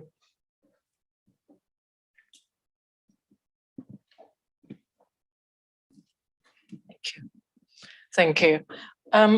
So just a reminder of the role of Norway is that in the FM, the first FM was about the pneumococcal vaccine, if you remember, at Gavi, and the price that was accepted on as AMC was incredibly high. And it was thanks to Norway that they said, no, we can't accept that. And they got the price slightly down, not the down that it is now, thanks to MSF, but you did make a change. The other thing, which is, again, a reminder of this blended thing, is post-Ebola, if you remember, or during Ebola, actually, the World Bank came with this brilliant idea of the pandemic, what did you call it? Pandemic fund, something or the other, which was like a kind of insurance. The PEF. Yeah. Yes. Pandemic Emergency Financing Facility. Yes, and they held meetings after meeting trying to persuade us that, this is a wonderful idea. They got the insurance company. And of course, it didn't work with Ebola. It was created for Ebola. It didn't work for Ebola. It didn't work for COVID. And at the end of the day, it was shut in, I think, March 21. Is there any learning from there? Would the bank change the way the model of how they raise these funds? I don't know. So my question to you is, when we talk about these things, we get labeled. We're anti-private sector. You can't criticize the private sector. You can't criticize Gates, he's pouring all this money. So how do we change the narrative? How do we raise awareness that these things are, they're not pure goods, at least they have problems. And is there learning from your work, it's wonderful work, both of you actually, on women health security and on community? Is there any way that we can use this kind of work to change the narrative and particularly make my continent aware that these things don't come as free lunch? Sophie, why don't you start? Okay, without theorizing the state too much, I didn't know I was doing that today, but okay. Actually, no, I do still think the state is a threat. And so if you understand states as bounded by certain geographical boundaries formed through national shared identities that gets manufactured to legitimize rule by certain governments that are elected, and that's true, but I still think that those processes do lead to threats to particularly women's healthcare, and then we see this again and again with health emergencies as well. I think what's very interesting is your point about this individual and collective. I think perhaps what I was missing from this idea of more human security and this idea that states are a threat is actually developing societies and groups and networks around the social that then leads to those change of those identities and structures. So do I think states have the capacity to change through social movements and long change? Of course, over the Gramscian, I'm always going to be, pessimist of the intellect, optimism of the will, but that does create a kind of collective formation. It can never be this individual empowerment narrative, which I think is horrible in many ways and doesn't serve anyone's health. But as it stands, this kind of modern Westphalian state that we still have, that is still always going to be that kind of threat. Oh, and sorry, to your point as well, about can we learn this change in this narrative? I think it's changing when you see different practices of, proving what works. It's your point when you're like, when the £1 Million Project didn't work. I mean, your concern is talking to your partners and saying it didn't work, but then the funders and the people that you have to use this evidence to create that sort of change. But also I think your point about the World Bank is fascinating. The World Bank successively engages in projects that don't work, yet convince people to carry on funding them.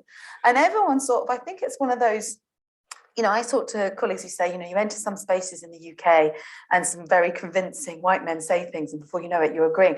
Sometimes the economists in the World Bank, I think, say stuff that is so complex and so confident that everyone says, I don't know what they're talking about, so they must know what they talk about. And also they offer member states solutions, because states want solutions. They want to say, after Ebola, what do we do differently? What about this funding mechanism? And they say, look at this convoluted thing that only Felix is the only person in the world I know who can explain. There you go. And everyone's like, that sounds great. And yeah, but it continues to fail. It's, yeah. May I jump in on that one? Sorry, you've got a lot to answer for, Felix. Is it going to change? No. I'll tell you why it won't change. Sorry, I was supposed to be the voice of optimism. The optimism. Yeah, no. Because of the presentation we had this morning, where 44% of senior global health positions are held by Americans. Now, I know the Brits were fairly well represented in there, but what's been left out of all of the discussions is the hegemony of economic ideology, particularly the neoclassical ideology driven by the Chicago School and the Harvard School, and yes, Harvard was on that slide too, where they're all trained to speak a very particular ideology, and it is economics isn't the science. I mean, I'm an economist, I'm allowed to say that. It's a philosophy, a quite badly thought through one, largely, multiple philosophies. And this particular neoclassical philosophy is all about the best way to do something is through the private sector and through markets. Small government, no social safety net because people are ultimately lazy. And if you give them a social safety net, they will live on it and we need to force them to work. I mean, does this sound like our current government? Yeah, a bit. But unfortunately, we are leaning that way in the United Kingdom because a lot of our current economic thinking is being driven by the same schools of learning and thinking.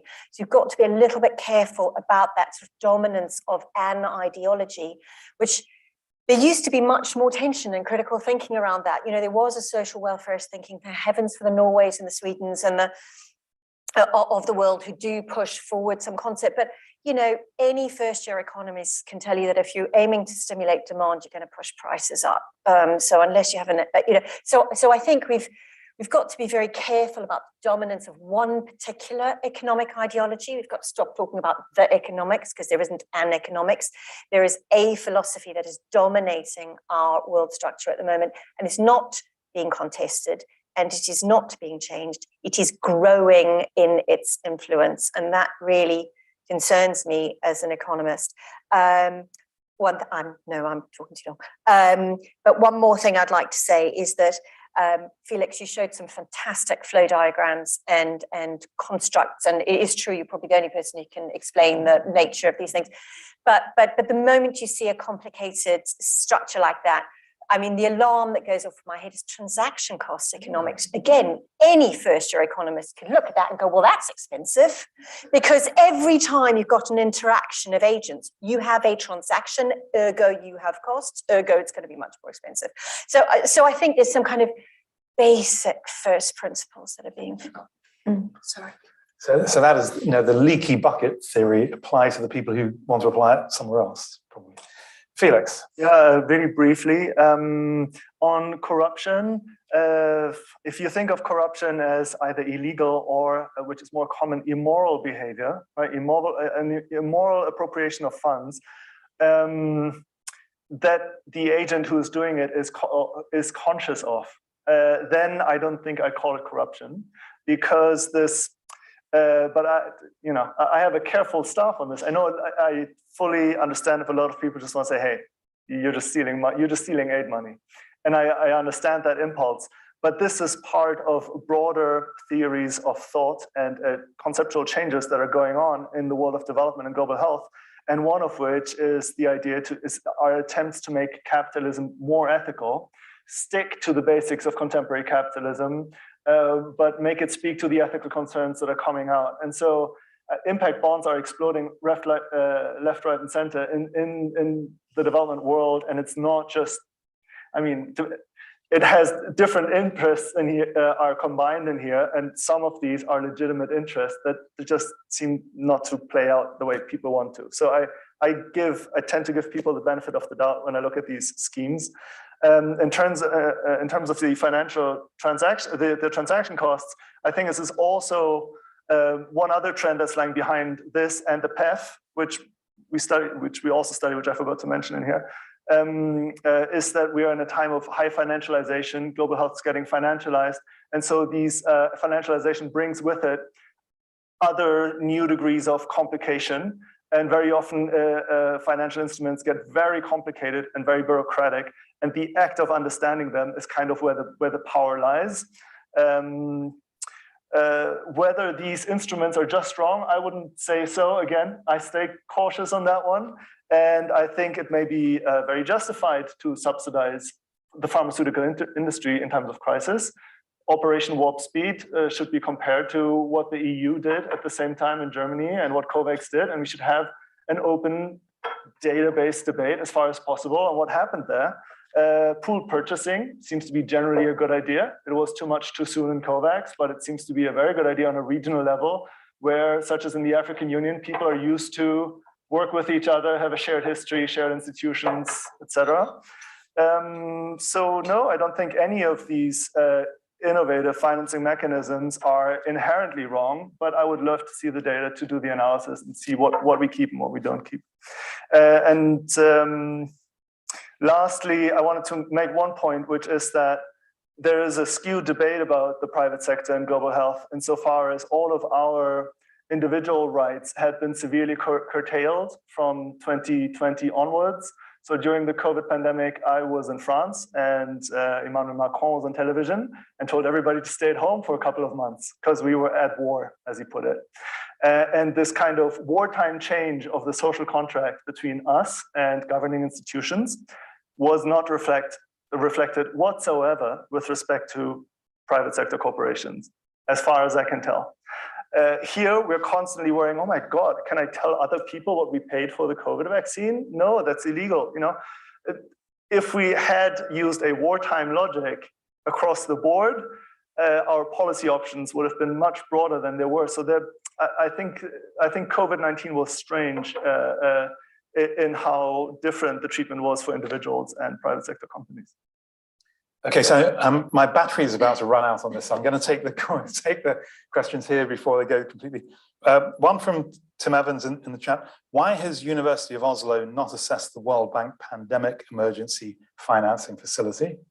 So I don't know if there is a straightforward answer. Yes, I would like to recommend papers that I wrote while I was still at Edinburgh with Devi Sridhar on that very topic. And I think Olga Jonas, who used to work for the World Bank, has been asking repeatedly for a systematic analysis by the World Bank of the PEF. Okay, so two questions from Lara Holman. Thank you so much. I have a question to Felix. Assuming we have the data, how do we measure cost effectiveness for activities that at times take years to show their true impact? Or is this solely based on procedures within the instruments rather than the overall impact they might achieve over multiple years?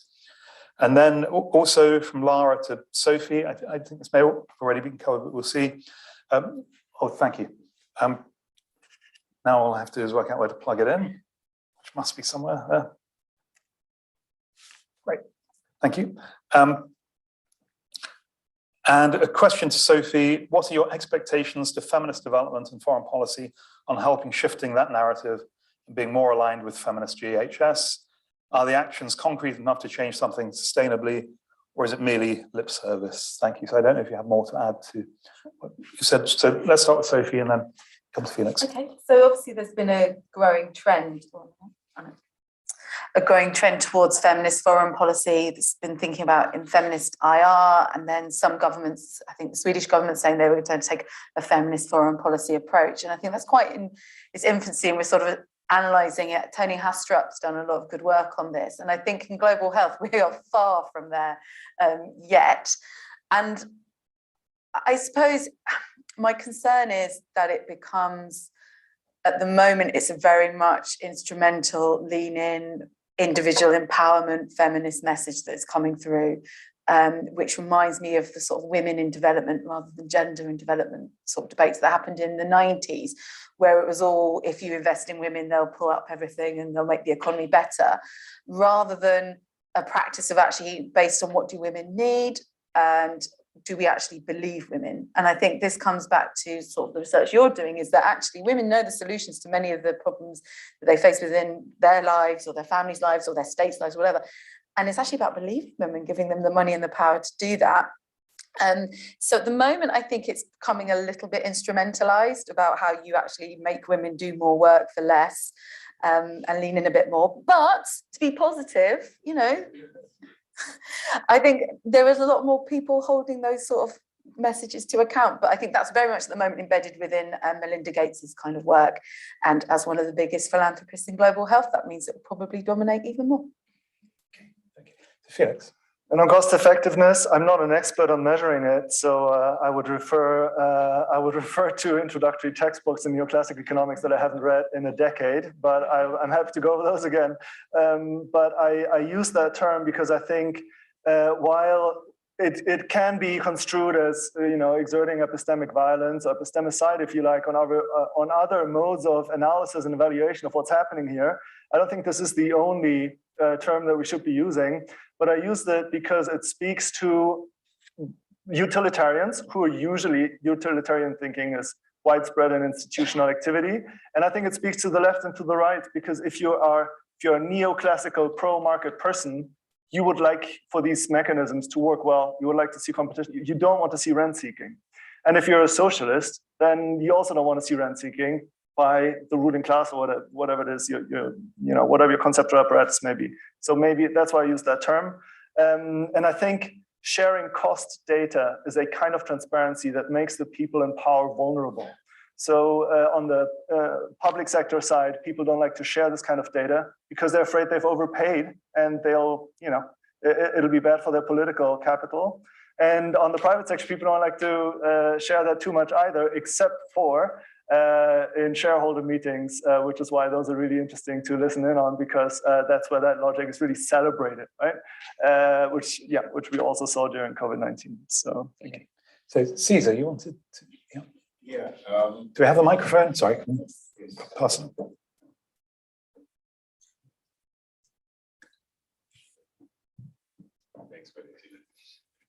Thank you. This is it's been quite interesting and quite stimulating. But just there's a curiosity that I wanted to that I want to put forward to the panel, especially when we're looking at these economic models in COVID. There are two cases that usually do not feature in our analysis, and one is Cuba, and the other is Iran. I mean, irrespective of your political persuasions or whatever, they used different economic models. And they were quite successful in rolling out homegrown vaccines for their citizens. Do we have any sort of economic analysis to see whether these are models that can actually be scaled up, even though we may not agree with them politically, but they managed to offer services to their citizens? How did they do it, and how could we actually learn from them? Because sometimes we tend to learn only from one set of people. Over. Okay, so any other questions? So we've got a lot of questions. Okay, so let's get the microphone moving around. Thank you. Yeah. Thank you. I'm Courtney Howe. I work at StopAIDS, an NGO here in the UK, and I also manage the platform for ACT, civil society and community representatives. A question, I guess, building on Sophie's presentation around sort of like co-development. I think in global health governance, we still find we have to make the case for civil society and communities to be at the table and to be making decisions. That was the case with the Pandemic Fund last year and calling for seats there. And we see this also with like the Pandemic Accord within WHO now. Obviously, civil society participation is under sort of non-state actor categorization, which means we're already kind of in the same space as private sector, which makes it very difficult. And then with the IMB on the accord, that's been very limiting. And now we move to a drafting group, which will only be member states, which also has a big impact on the transparency of that work as well. So I guess my question is, how do we move away from that sort of civil society community participation being seen as sort of a nice extra and actually seeing them as sort of key players in decision-making and governance processes from the outset? Thanks. So there's a question behind you. Felix, can you explain a bit about why CEPI and Gavi seem to be opposed to the TRIPS waiver, and then also about compulsory licensing, and if that's a good mechanism and in which context it would be effective? Okay, some little questions. So there was a hand over there somewhere. So we'll take this as the last question, and I think we'll do a roundup. Well, thank you, Fred. This is sort of not charging. Thank you. Back in circle. I have a question about the framing on financial innovations. And this is a question for all presenters. So we have been seeing that financial innovations or innovative financial mechanisms are often framed in terms of leveraging the private sector or catalyzing.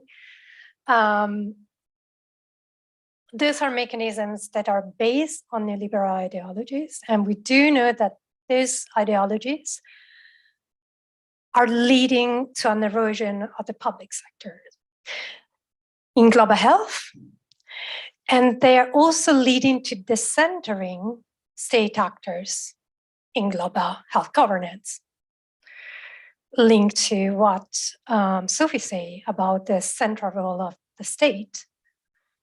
But this is a trend that is not unique to global health and is not unique to the global level.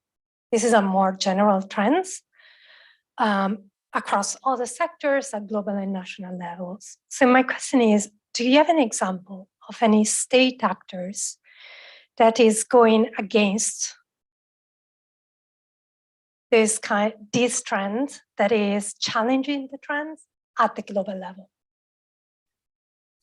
Thank you. So we've got a couple of questions online, both about blended finance, which I'll just summarize as, are there any good models for blended finance for the future, or is this something that should be abandoned now? So I'm sorry if I've done violence to the questions, but I wanted to try to get one summarizing the two.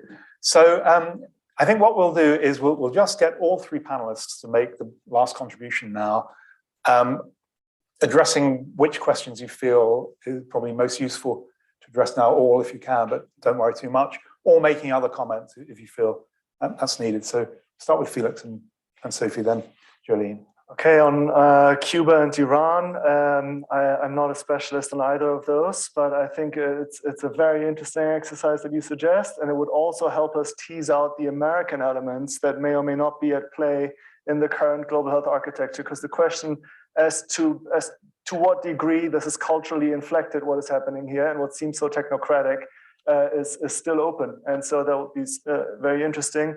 I recommend the work by Mariana Mazzucato. I think she's very interesting. She works with WHO. She's everywhere at the moment, and it's worth engaging with her because, and that speaks to the blended finance question, she is trying to think of forms of cooperation between the public and the private sector that achieve common goals without privatizing all profits and rendering all risk public, right?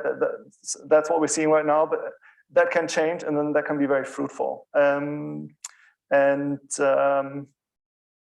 the internal opinions on CEPI, Gavi, and the TRIPS waiver, I think John Arne can answer that much better than I can, because I just look at these institutions from the outside. Yeah, Sophie. Yeah. So interestingly, I was talking to my British Iranian colleague about Cuba this week, about Cuban vaccines, and I think it's fascinating, the Cuban model. And so my project at the moment is I've just got to finish a book by May, and then I'm going all in looking at vaccines for the next 6 months. And Cuba is a big part of that. Just look at what happened. Iran less so because of the practicalities of researching a country like Iran. And I just want to say a note on the research part. I've heard Felix's presentation a couple of times, and it's always a pleasure because I'm always astounded by it. And last time I heard about it, I went and talked to friends that actually conduct research on the arms trade. And I'm not comparing global health to the arms trade, but I am in terms of researching it in terms of that secrecy and lack of transparency, is how do you do that? So the arms trade, you don't get transparency because of security interests and competitive interests. And the same type of arguments happen with kind of vaccines. So how do you do that? And that's a kind of methodological question that I think is quite interesting. On to the point of civil society engagement. I think what's really interesting, we were talking in lunch about how these debates happened in the 90s, and particularly with experts based here at the Blavatnik School. So Nari Woods' work on civil society and global governance during that time, I think is really important, because that only happened, that engagement with civil society, once those institutions realized they were losing out. Once people said, actually, that wasn't successful, you didn't do well in COVID, etc. Whereas at the moment, the response is everyone seems to think, actually, outside of global health, that was okay. Let's just invest in them more. And if you criticize them, you're kind of Donald Trump. So you're in this really weird, but that also creates a real difficulty with global civil society. I think the difference is maybe particularly within the women's movement around sexual reproductive health rights, and then the legacies of HIV and AIDS, they have always been the ones that have pushed for change within these institutions. And I think what you're going to see is actually civil servants working in these institutions, realizing they're always coming up against this boundary of member states not wanting what they want. And actually they can use civil society as leverage. And that's always when people working in these institutions are effective. They've just got to remember that and how to go loud and how to work together. And then back to your point, I think such a fascinating question, because again, with the vaccine point, you see different states playing off this, it's all neoliberalism in different ways. Like India is amazing, we're a global south, but we'll still make money off the pandemic. And the same with kind of African states, and Caesar's presentation on this kind of extroversion. There's this need of like an African solidarity, but at the same time, we'll still play this game. So I think your question is just a massive research question that I think is really fascinating in the politics of global health, because states are using it in both ways. There isn't just all states that say, yeah, we do this, but there's a kind of not a double something happening there. Thanks. Right, so just two reflections. Firstly, I actually want to go back to Caesar's original presentation and the parallels that he made between HIV and COVID. We've been here before, we've had a global pandemic before, and we've had arguments about patents and rollout of drugs in the context of antiretrovirals. And in those cases, TRIPS exemptions were much more effectively used. There were fewer financing initiatives, and I just don't know why we can't learn from history a bit. So as you're researching Cuba, look at that, look at the Brazil case with TRIPS exemptions and antiretroviral productions, ditto India again. India positions itself well. So we've been here before, and we keep reinventing new wheels for the same old car. So that's my first concern, and I suspect there was an unwillingness to engage with the WTO and TRIPS, partly because of time constraints, but Anna, you'd probably be better informed, possibly because there was a need to feel like they were acting quickly, and therefore to act outside of global institutions to some extent, which have got a reputation for being lumpy and slow. So that's the comment on TRIPS. And then in terms of community participation and national institutions, I think I want to agree with you, Sophie, that I think national governments sit up and take notice when community mobilization works, and then communities get credit for doing good things that governments should be getting the credit for. And so that's great. That's one way of a success-based model of engaging national governments. But I'd be wary of things going the other way. So during austerity in Britain, really we had massive divestment in public sector provision because we were going to have big society. And so we were all going to just do it for ourselves. So the government didn't need to spend on education and healthcare and, libraries.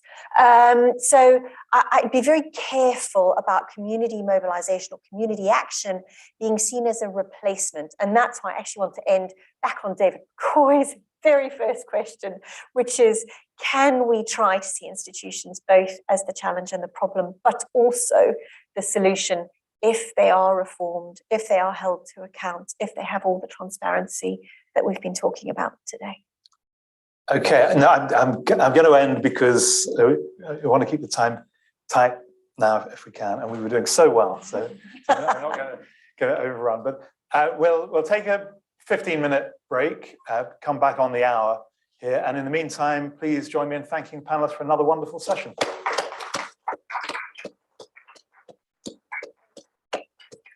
Great. Thank you. That is amazing.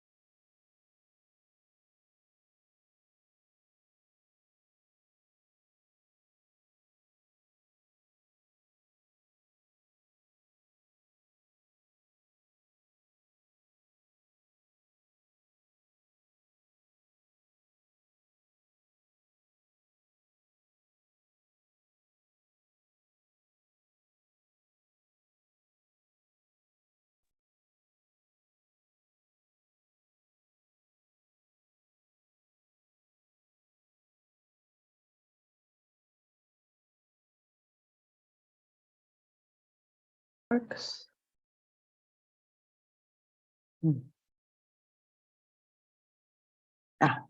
Fred, okay. Fred, do you hear me or? Oh, okay, great. Back onto mute then.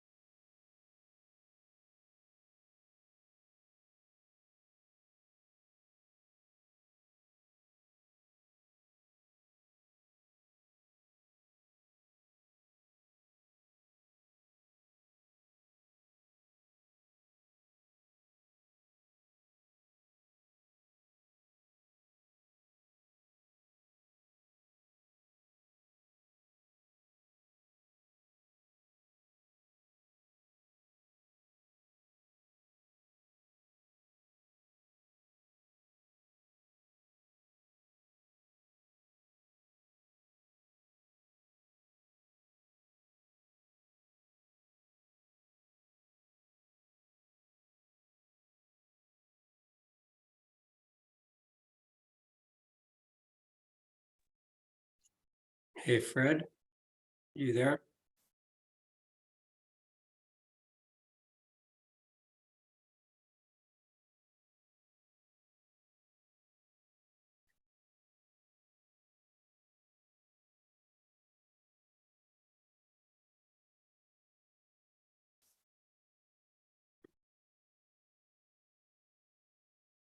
Timekeeping, getting you back in the room.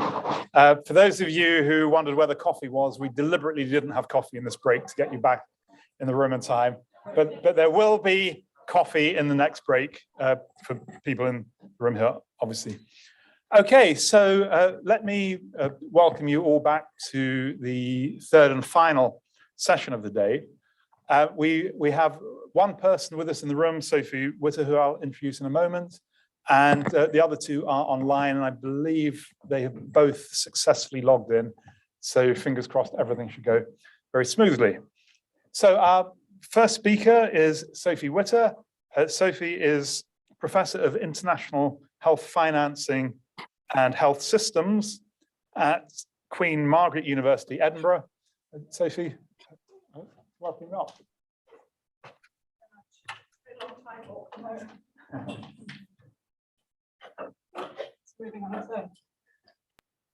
Okay, good afternoon, everybody, and well done for making it through. I'm slightly intimidated by all those very inspirational speakers we've had so far. So I'm going to be talking on behalf of a group about work looking at the global health initiatives. I think a number of you in the room are either involved or will be interviewed as part of this. But just to warn you that we are kind of in the early days of it. So sadly, we are not yet at the stage of having had the answers and clearly looking for further discussions to inform that. So just to introduce the team, we are based at 6 different institutions, including the IRD in Senegal, Stellenbosch University in South Africa, Aga Khan in Pakistan, myself and team at Queen Margaret University in Edinburgh, and also University of Geneva. And we've got Rosie in the room, is from the Geneva team.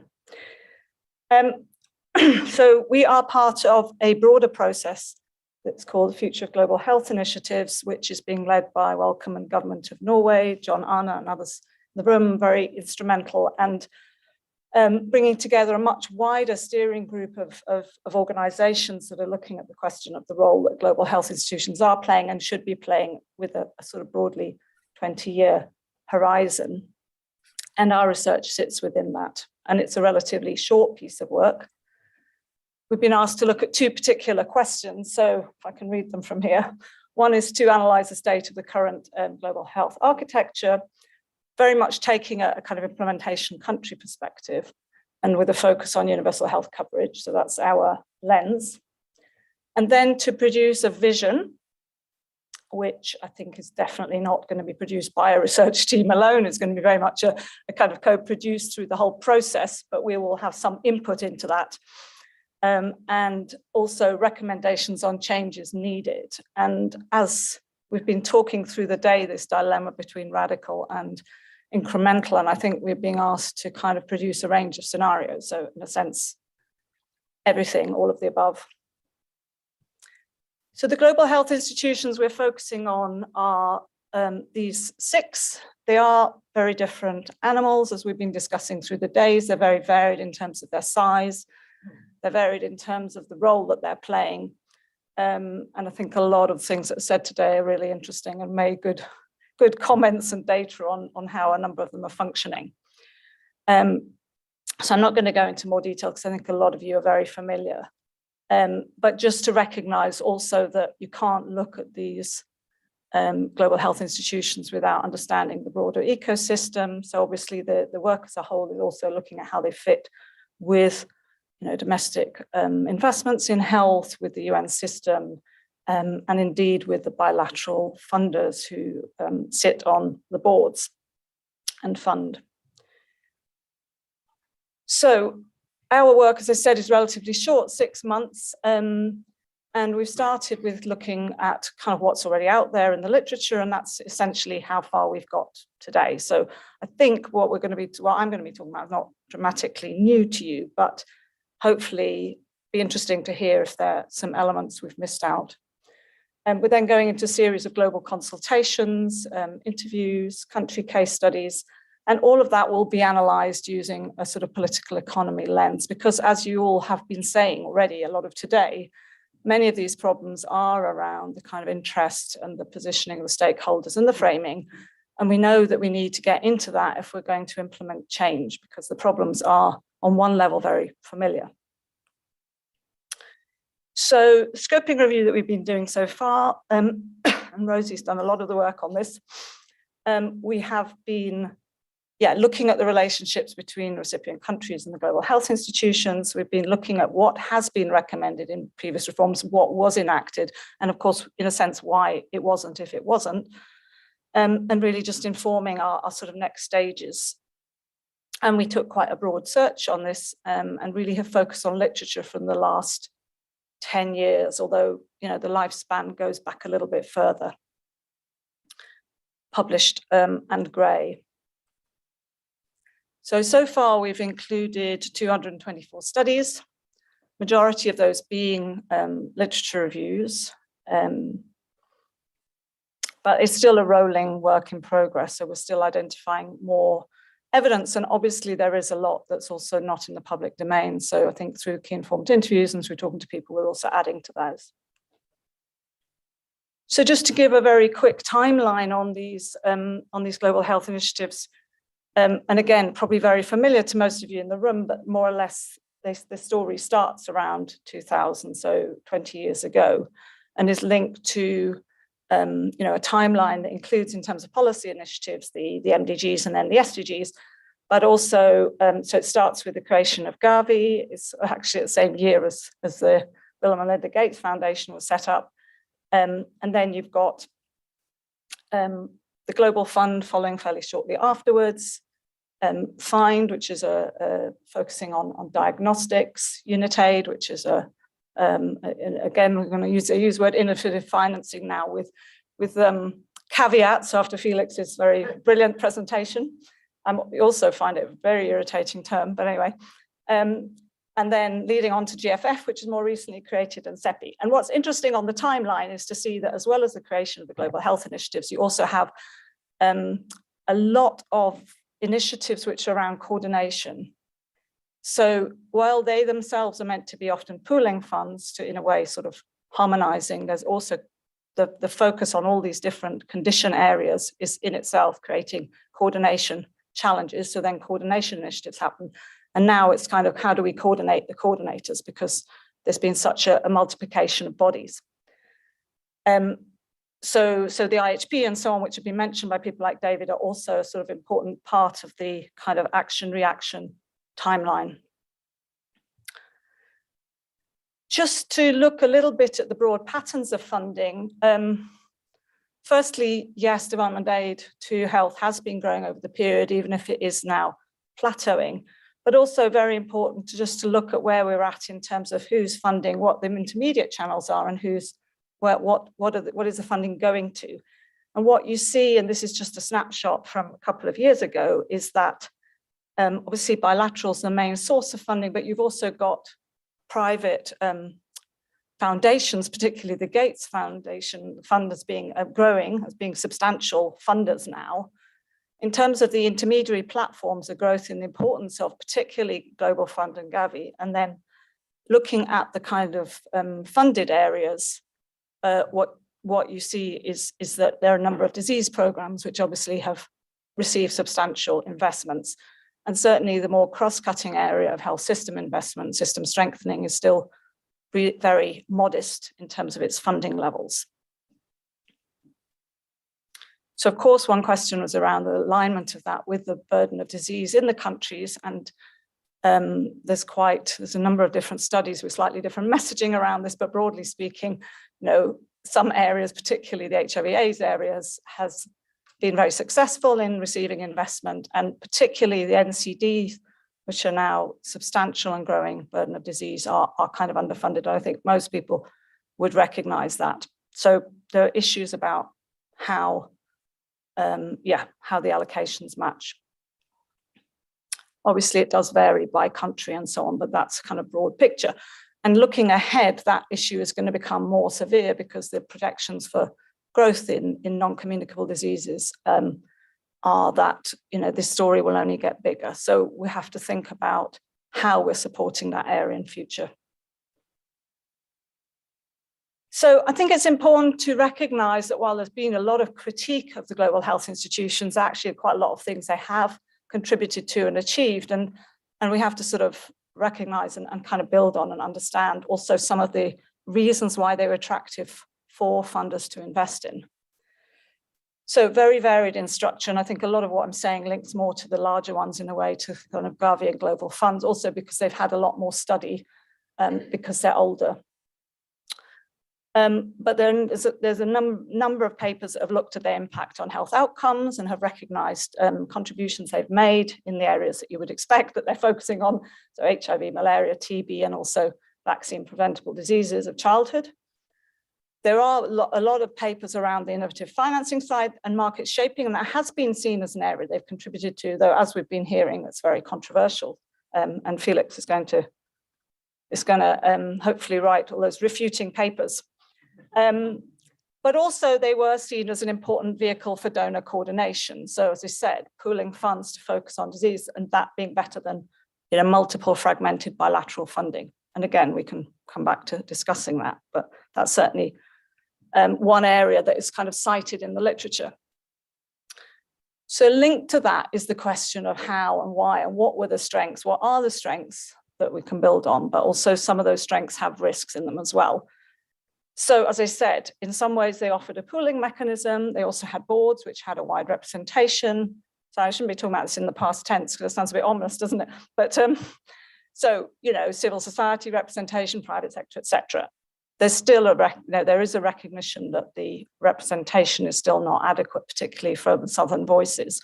But nevertheless, compared with some other mechanisms that were available back when they were set up, they were seen as having quite inclusive mechanisms. So light touch structures, they were set up to be efficient in their approach. And again, that has advantages and disadvantages. So for example, many of them don't have any country presence. They were funding mechanisms. They want to keep the overheads down, coming back to our transaction cost discussion. At the same time, that means if you're building a system, it's really hard to understand what's really going on in terms of institution and politics if you don't have any presence. So most of these have got double-edged. They focus on the mandate areas, which again is what they were set up to do. That creates then the problem that we also see and is now well documented in the literature around some of the negative impacts on the broader systems.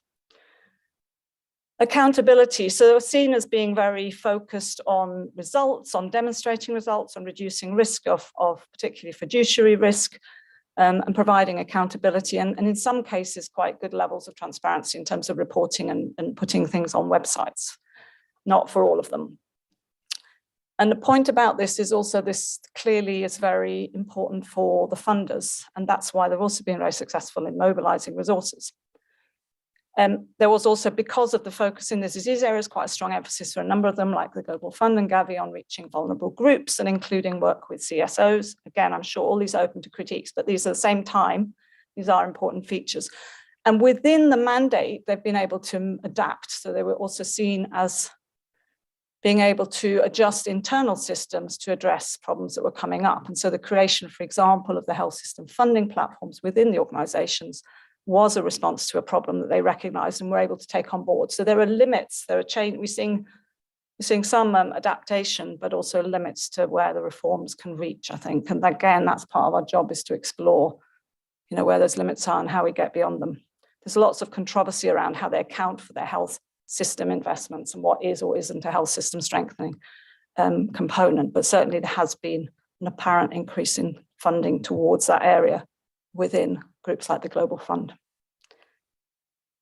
So that's some of the strengths, perhaps some of the features that link to strengths, but of course there's a lot of challenges. And again, we've kind of been talking about a lot of these today already, so perhaps don't need to spend very long, but clearly there's critique coming out of the literature around some of the governance mechanisms and the fact that within countries, you're having to manage multiple governance mechanisms for each of these different funds, which is a nightmare. Also this kind of siloed funding, the fact that it doesn't necessarily, as you said, match to priorities, and that at the implementation level, you often get distortions in the system whereby certain elements are funded, certain elements aren't. Health workforce are following those across, causing a kind of, again, distortion of effort and so on. And the bureaucracy of managing the grants is heavy as well. So there's a lot of rigidity, a lot of auditing, a lot of focus, as I said, on risk reduction, but not necessarily on benefit maximization in terms of system strengthening. So they were set up to work in a certain kind of animal. They're responding to those internal incentives. At the same time, there have been a number of concerns, in a way, despite those risk controls, there have been concerns around fueling corruption, and there have been a number of kind of scandals at national level linked to mismanagement or apparent mismanagement of funds. And personally, I was working in Sierra Leone when there was a big Gavi funding scandal, and it took out the whole top layer of the Ministry of Health. Ministry of Health had hardly any capacity, and it almost overnight lost it, and that was just before Ebola hit. So these are the unintended consequences, that can happen. Obviously, that was not designed to be, but there are features that are really quite challenging, especially in some of the fragile states. The other area is transition. So there was an inbuilt mechanism for co-financing that was supposed to allow for graduation away from dependency on international support. And the reality is that that's been really hard to achieve. And I think, at least as far as we're aware, no country has graduated from Gavi support, for example. And underlying that is that problem then of galvanizing domestic investment in health. And that's been an ambition that's not been very successful to date. Within, more broadly, and it's not just about global health institutions working on their own, we have to recognize that the broader context is still very challenging. So David was referring to, IHP Plus and so on. These principles absolutely still stand. Unfortunately, we're still seeing major challenges that go beyond the GHIs, but also include them. So a recent survey that was done by the SDG GAP group of all countries, I think, I don't know how many responded, but certainly it was a large group.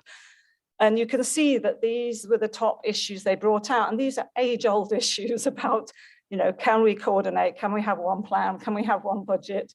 Can you respond to what we're saying is important to us? It's a set of issues which we shouldn't still be seeing these on slides after so many years, but I put it up just because, as I say, the GHIs are kind of part of that story, but they're not alone in it. So it's important also to recognize there have been reform initiatives. So there have been things that have either been tried or indeed have been changed. Some of them are a larger scale. So there was an attempt to set up a health system funding mechanism around the time of the financial crash, didn't get off the ground. Interesting for us, and indeed if anyone in the room was very involved and willing to be interviewed about it, what we can learn from that in terms of why it didn't get off the ground. There've also, as we've been saying, been quite a few attempts to improve coordination, particularly at the global level. IHP Plus, which led into UHC 2030, the SDG GAP, which has a whole set of thematic accelerators.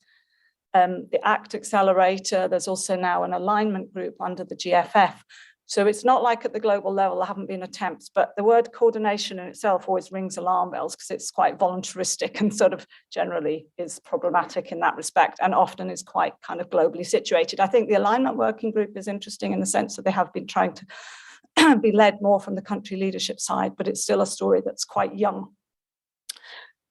So the other thing to say is that within the GHIs themselves, I think there have been areas of changed working, have been renewed strategies, they've taken on board some of the criticisms, they've changed some of their performance metrics, they have adjusted, but I think very much within the constraints, and the constraints I think link a lot to the mandates.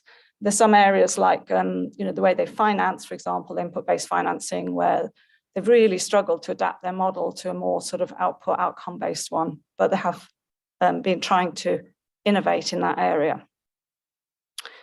And I think it is useful. We've been talking about the issues of optimism and pessimism, but it is useful to identify things that have actually changed to make you feel that change is possible. So what are the constraints to these reforms? Why are there certain types of reforms which haven't come through or which have been tried and haven't succeeded? And I think that, as we've again been alluding to through the day, part of it is around this path dependency of institutional creation, which is that it is very hard to kind of reform and change institutions that have been set up with fixed mandates. It does seem to be easier to add other ones, but every time we add another one, we have this coordination issue, and back to the coordination of coordinators problem. At the GHI level, I think it's very clear when you look at how they work that they are focusing on their mandate, on the incentive, all the incentives internally around the management, around the, they are fund managers effectively, flow down from those. So you've got to address those mandate issues before you can expect to find sort of serious behavioral change, I think, internally with them. And we have to take seriously the kind of legal constraints they have, because they're all set up with different ways in which they can or can't pool funds, for example, at different levels, which affects how they can also work together. So I think Gavi, for example, can pool at the global level, Global Fund can't, they all have different restraints, and those are very hard from the management perspective. We also have to look at the board structure, the governance structure, and the funders. Are they really pushing for reform? Because that's where a lot of the power should be sitting. Sometimes they talk about it, but are they really using the kind of levers? And then again, back to this issue of private sector representation on the boards and the extent to which they are kind of wielding power beyond what might be in the public interest. At the country level, I think the literature is not bringing up very much so far, so we're going to have to look at that a bit more in our next stages. But clearly there are vested interests at country level as well. So there's a whole political economy of how those monies have been received. Very typically, for example, disease program managers have benefited from managing big budgets they wouldn't have had otherwise, which would have gone through the Department of Planning or whatever. There are losers. So obviously for every change, there are losers and there are winners. So we also need to understand those a bit more, and that will shape what reforms are going to be possible.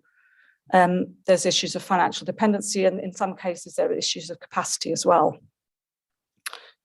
So finally, I think there's an issue of the kind of short versus long-term goals. So the global health initiatives have kind of offered, you give us money and we will give you these short-term goals. They've offered a kind of metric of success, which has been very alluring. And the issue of building systems and health system strengthening is a much longer-term goal. And so how you package that and measure it and make it attractive and credible is an ongoing challenge for our field. So from the literature, just very quickly on one slide, there's a set of recommendations that have come out. They go from sort of, as you can imagine, way from the macro down to the micro. Some of them are around the kind of ecosystem.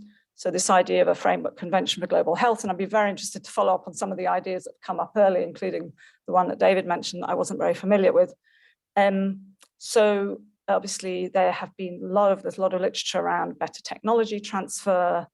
As I said, a lot of efforts around coordination, the recent pandemic treaty, etc. So there's some that look at that ecosystem level, but then there also have been recommendations in literature relating to, for example, creation of new global health initiatives, merger of global health initiatives. So ones that are all working at that level, are we better ways of tracking their impact?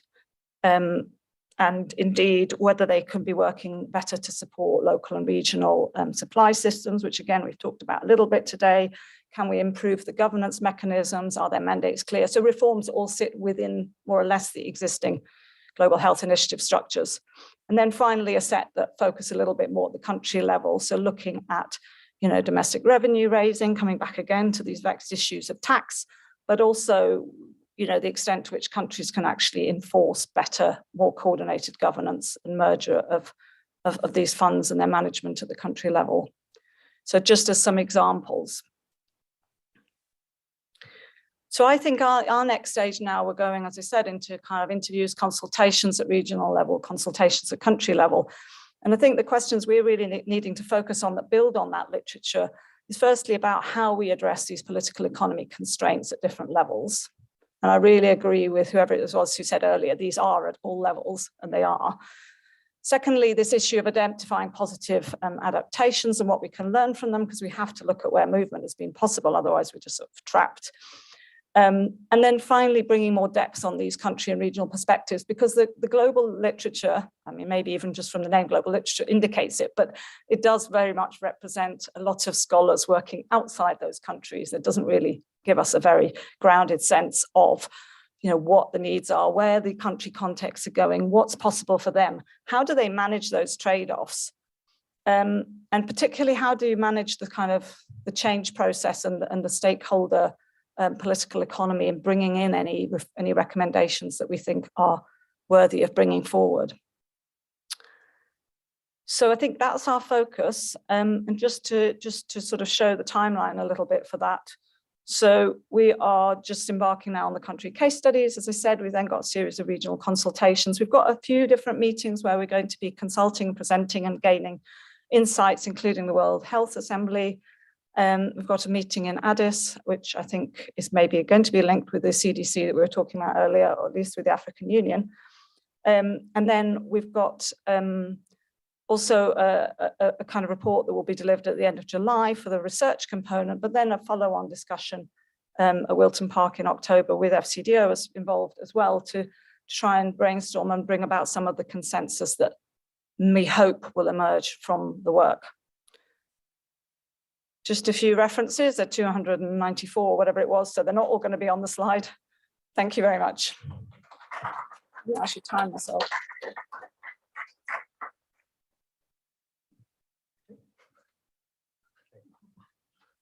Okay, well, thanks so much, Sophie. And well, we're going to have another conference to hear the results, I think, in due course.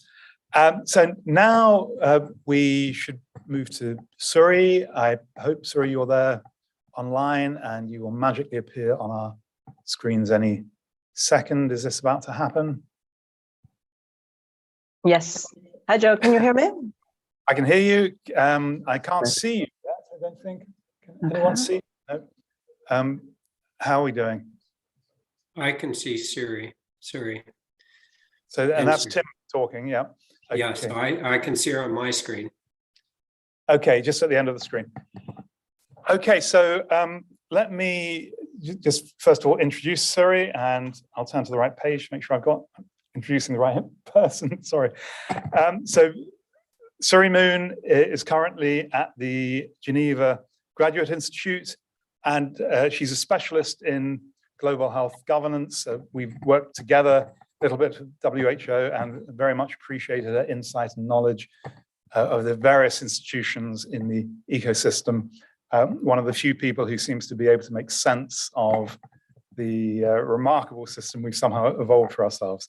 So Suri, I think you're controlling your own slides, are you? Or are we controlling your slides? You are. No, from okay, here. Great. Okay, good. So I'll just pass over. Thanks very much. Okay, great. Thank you so much for the invitation. I hope you can see my slides and hear me all right. Please just somebody stop me if if something's not working properly. I regret that I'm not able to be there in person. I really miss the kinds of interactions that I've been listening in on throughout the day, and I've managed to join for most, not all, but most of the day. So I hope that we'll be able to have a good discussion with all of you who are there and those of you who are also online like me at the end of this session. So I think this is a really interesting prompt for consideration and for discussion today. This question about incremental change versus more radical or transformative change. I think that's one of the key themes that we probably don't spend enough time thinking about. And I was asked to speak about governance of global health institutions, which I will do. And I thought one perhaps more concrete way of tackling that is to look at one of the issues that I'm working on quite a bit these days, which is research and development of health technologies, how that relates to access to health technologies. And it's also one that I've had the pleasure of working with Jon Arne Radingen on for a number of years. So of course, keen to hear some of his views on what I'm about to say, as well as from everybody else. So let me dive in. And before I do, I just wanted to say that I'm really struck and continue always to be struck by the very many meanings of global health. For example, what is a global health initiative, and to what extent should we think about global health initiatives or the global health system as focusing primarily on development assistance for health? And I think this is the reason I say this to start off my conversation is because I think we're moving away from development assistance being kind of one of the main pillars of the global health system, not overnight, but certainly in the medium and longer term. And that's one of the key trends I'd like to speak about during my presentation just now. So let me dive in. Okay. So one of the key questions we're looking at today is what are the most promising developments in global health, broadly defined or openly defined, in recent times, not only around infectious disease. And my initial thought when I heard this question was, well, let me think about childhood immunizations, all of the things that Professor Witter was just reminding us of in terms of what the big global health partnerships, for example, have been able to achieve. But I thought, actually, I think the most promising development is not what's on this slide. I mean, what this slide, many of you have seen.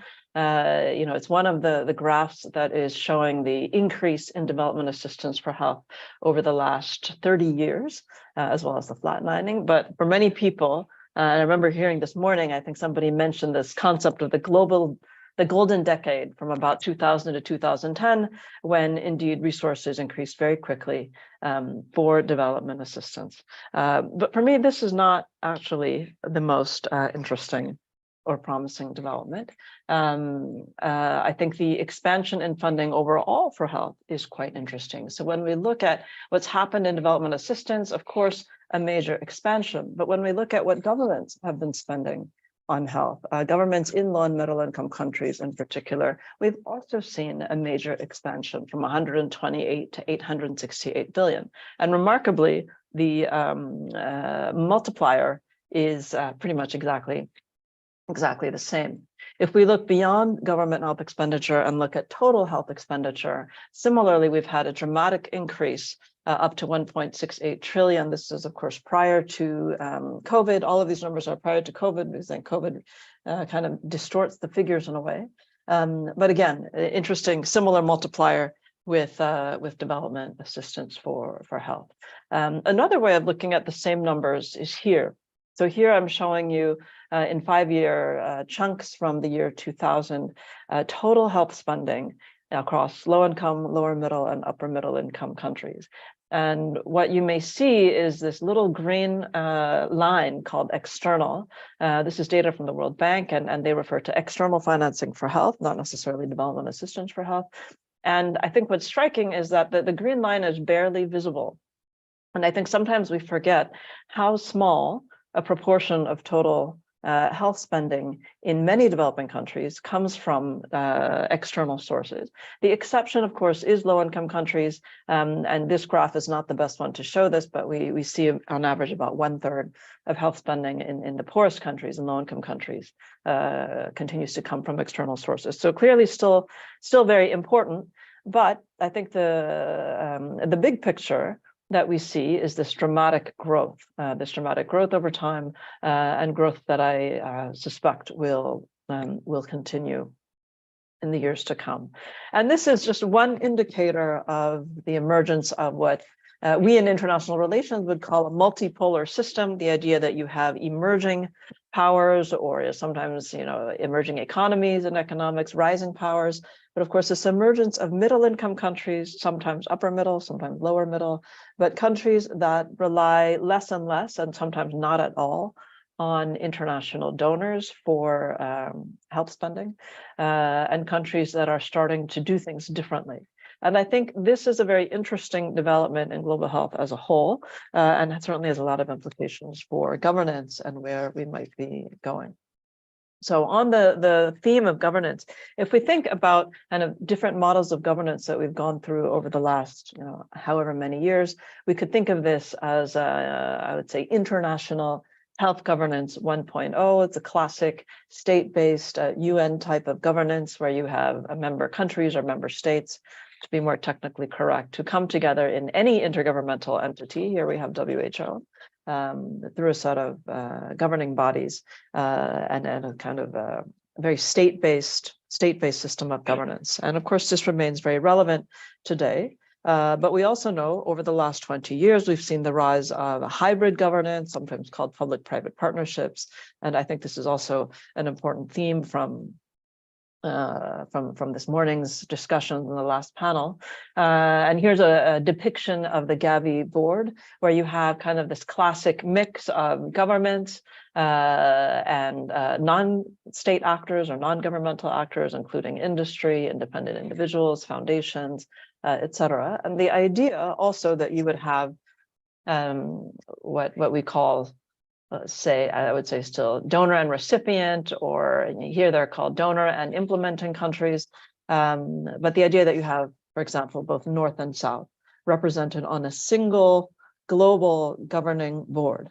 And I think as others have already highlighted, this was clearly an important shift from previous modes of governance, with all of its pros and cons and opportunities and pathologies. But I think one of the things that's striking about this is still very much a approach to governance that is focused on development aid as the main game in town, but with an attempt to try to, let's say, change the nature of the playing field so that it's not such a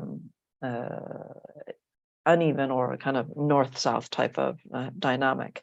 But I think one of the key implications of the rise of emerging powers is as they rely less and less, and some of them already not relying at all on development assistance, the global health system is going to look very different. And some of you have seen, I think, this diagram or this idea comes from a working paper from about 10 years ago. And the idea here is that the orange triangle here shows what Blanchette and colleagues called supportive activities, really development assistance, also including perhaps emergency humanitarian assistance, but that as countries become wealthier, and you see this movement along the bottom axis, that those activities are less and less important, and there's a point at which they don't matter at all. Or maybe no matter at all, but they're just not what many countries are looking for from global institutions. However, you have these core activities. This is in the blue rectangle, and here the concept is things like coordination, provision of global public goods, negotiation of rules, leadership, setting standards. A whole set of activities or functions, as we've called them in some of our other work, that are important for all countries, regardless of their level of development. And for me, one of the key features of a crisis like the COVID-19 pandemic is that it made clear we need both. The global health system really has to be able to do both, but we've focused a lot of our energies and certainly a lot of the money on these supportive functions, on development assistance for health.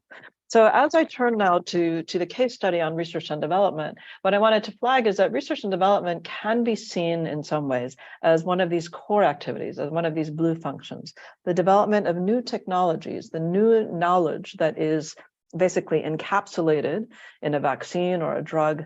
That new knowledge, if made widely and openly available, can be a global public good, can offer benefits for all countries, regardless of who develops that knowledge and where it comes from. And so I think looking at how we've been approaching R&D of health technologies might be an instructive way of thinking about not only where is the global health system going or should be going, but also this question about incremental change versus radical or transformational change. So let me now turn to this case study.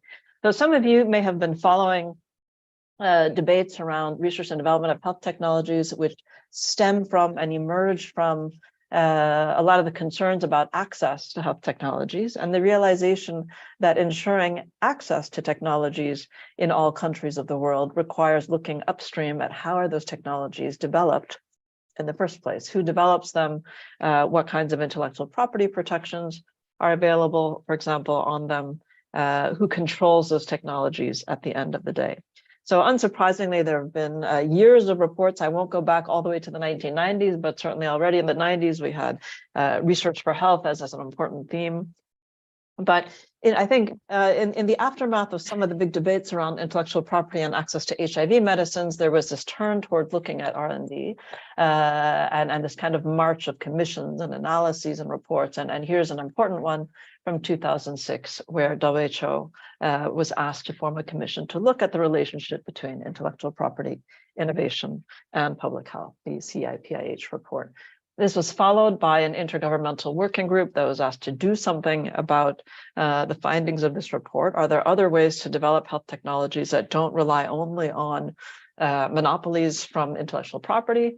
For example, we had, as a result of this political negotiation, a global strategy and plan of action on public health, innovation, and intellectual property. And one of the outcomes, again, of this political process was the creation of an expert working group on R&D to try to figure out how do we improve international coordination and financing so that R&D can better meet the global public interest. There was a bit of a scandal, which I'll let Jan Arne tell you all about for anyone who's interested. And so that expert group had to be reconstituted and renamed the Consultative Expert Working Group. He was one of the co-chairs, together with Claudia Chamas from Brazil. And in 2012, this expert working group reported. One of the conclusions of this expert working group was the proposal for an R&D treaty to meet health needs in developing countries. And the proposal put on the table was that all countries were to invest a certain proportion, a very small proportion of their GDP in health research, and that some of this money would be channeled to a global health R&D fund, which did not exist at the time. And the idea was, the idea of an R&D treaty, I think, attracted quite a lot of attention and political mobilization. But by 2014, after a 2-year political process, I would say it was effectively dormant, or you could say even dead, but let me be a bit more gentle and diplomatic and say dormant. And instead, it was agreed that WHO would call for demonstration projects to ask, can R&D be done in a different way? Are there alternatives to the intellectual property system to actually incentivize the development of new health technologies? So this led to a whole process. And in fact, recently, we've been doing some research on whatever happened to those demonstration projects. And I'll tell you a little bit more about that in a minute. But let me pause here and let's sort of take a snapshot of the world in 2012 or 2013 or so, not that long ago, but long enough ago. Now let's think about where we were. So we had in the treaty proposal, the idea that both the North and South, global North and South, would be asked to pay for R&D, but to meet the R&D needs of the South because market mechanisms weren't good enough. There were a number of quite important principles put on the table here, including open science or open knowledge innovation, ensuring affordable access to the end products, the sharing of knowledge, mobilizing new financing, all things that made perfect sense, but were politically difficult. I would say even as recently as 2012, there was an implicit assumption that the kinds of innovation we were talking about was largely by, for, and in the North. And the challenge was, how do we channel this and try to organize it differently so that it also benefits the South? And the proposal at the time was the creation of a single and centralized global R&D fund. These ideas at the time, I think it's fair to say, were considered radical, were considered transformational. I still remember an important meeting, excuse me, a small group meeting where this word transformational came up over and over again. But as I think most of you in the room know, we don't have an R&D treaty. And as I said, the proposal basically died a couple of years later. Well, let's come back and think about how it's going 10 years later in 2023. So I started my talk emphasizing the sort of shift, the rise of emerging powers or economies, the rise of middle-income countries. And indeed, when we look at R&D, this is an area where we have seen significant shifts, even in just the last 10 years.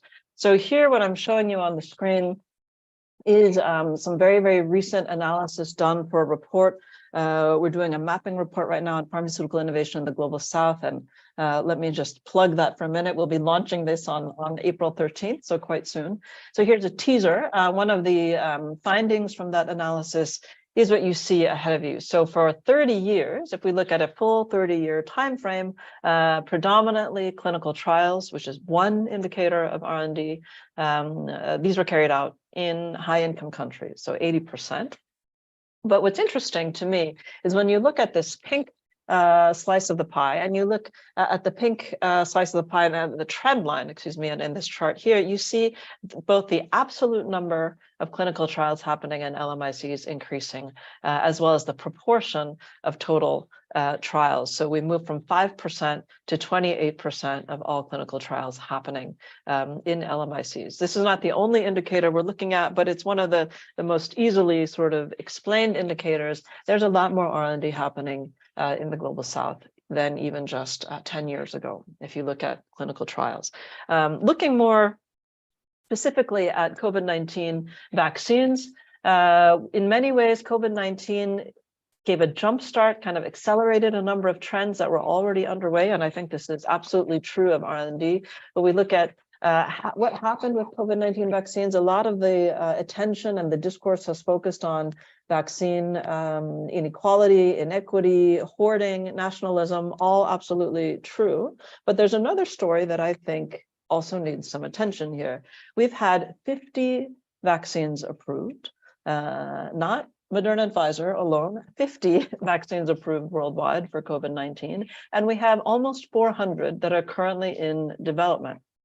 And if you look at where they're in development, it's true that the majority are in development in high-income countries, but probably a larger proportion than most people would expect also in low and middle-income countries. And you see here the proportion. Here's upper middle and lower middle-income countries, and here you have partnerships where high-income countries are involved. In this data, we didn't see South-South collaborations. So where is the preclinical R&D happening? And this is the more innovative, kind of risky, earlier stage R&D in many ways. It's happening in all regions of the world. And you can see on this map where this is taking place. If you look at where clinical trials and clinical development is taking place, again, all over the world and in even more countries than the preclinical development.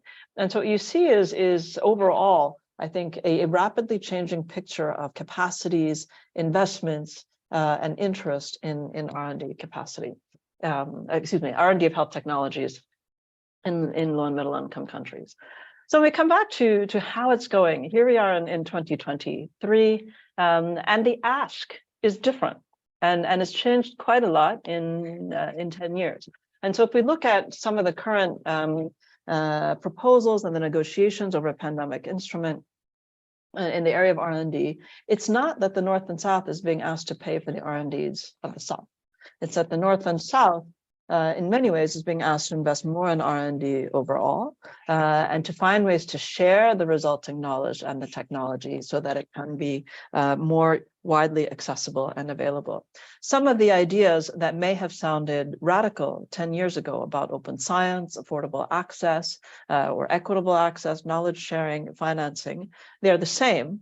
And yet I think they're considered far less radical today.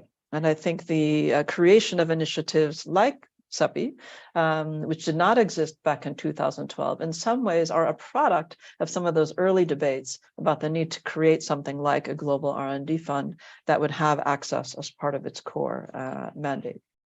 Instead of thinking only about innovation largely by, for, and in the North, I would say increasingly people understand we're talking about innovation gradually. I mean, the systems change slowly, but gradually this innovation would be taking place and coming from the North and the South.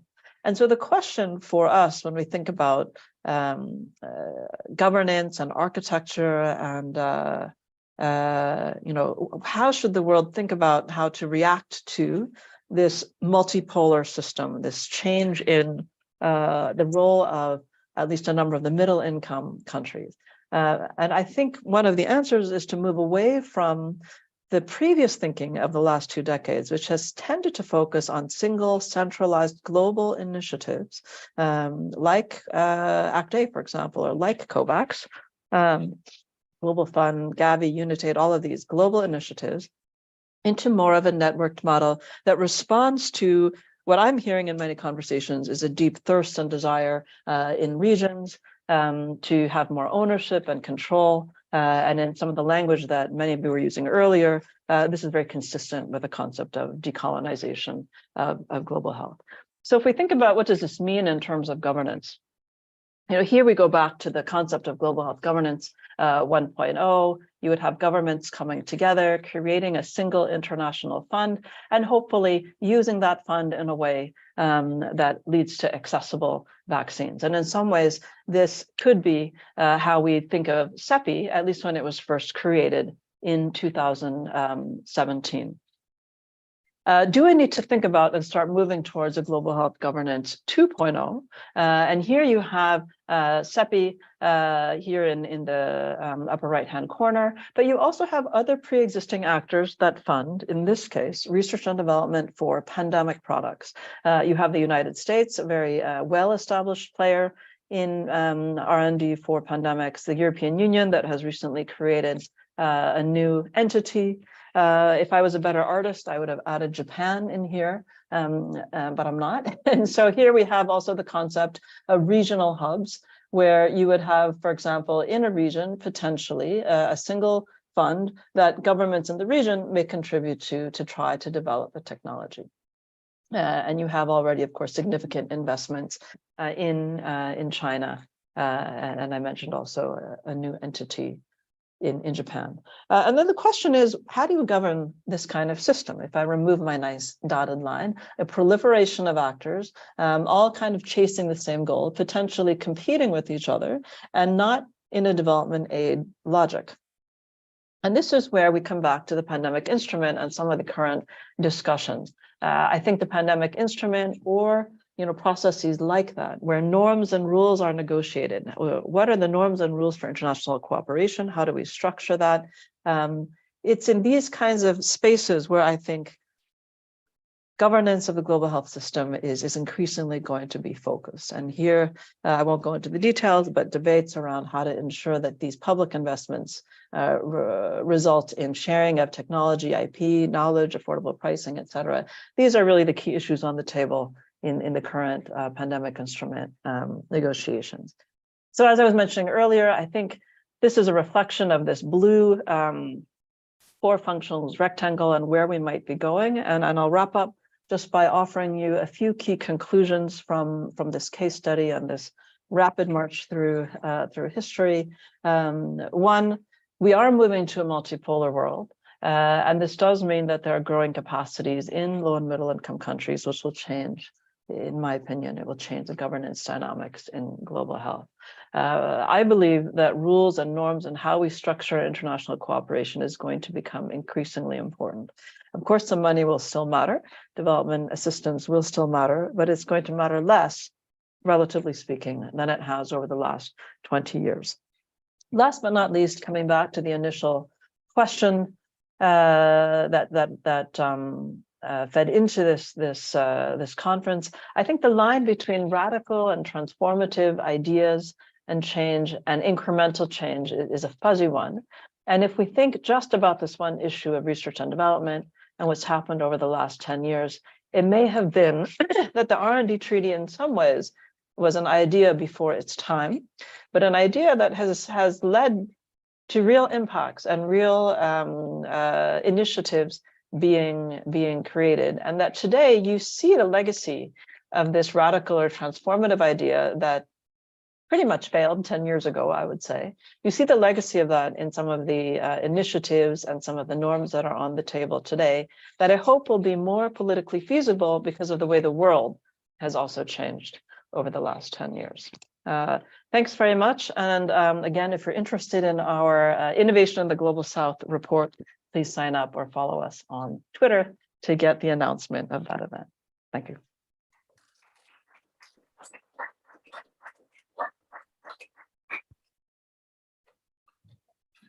Well, thanks so much, Suri. So much there for us to think about, including the way we framed the issues here today, as you've all been challenging us on that. So if the tech is working properly, we will move seamlessly now to Timothy Grant Evans. Tim is currently Dean of the School of Population and Global Health at McGill, and he is a major contributor both in terms of, I think, theory and practice on topics of global health equity and strengthening health systems. So if you're there, Tim, over to you and to your slides. Thanks.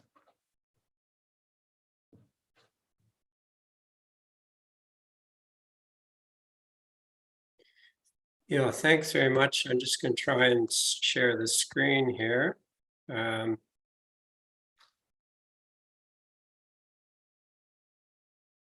If you can tell me that you can see the... So we can see the screen. We've got everything, all slides together. So I need to go to slideshow.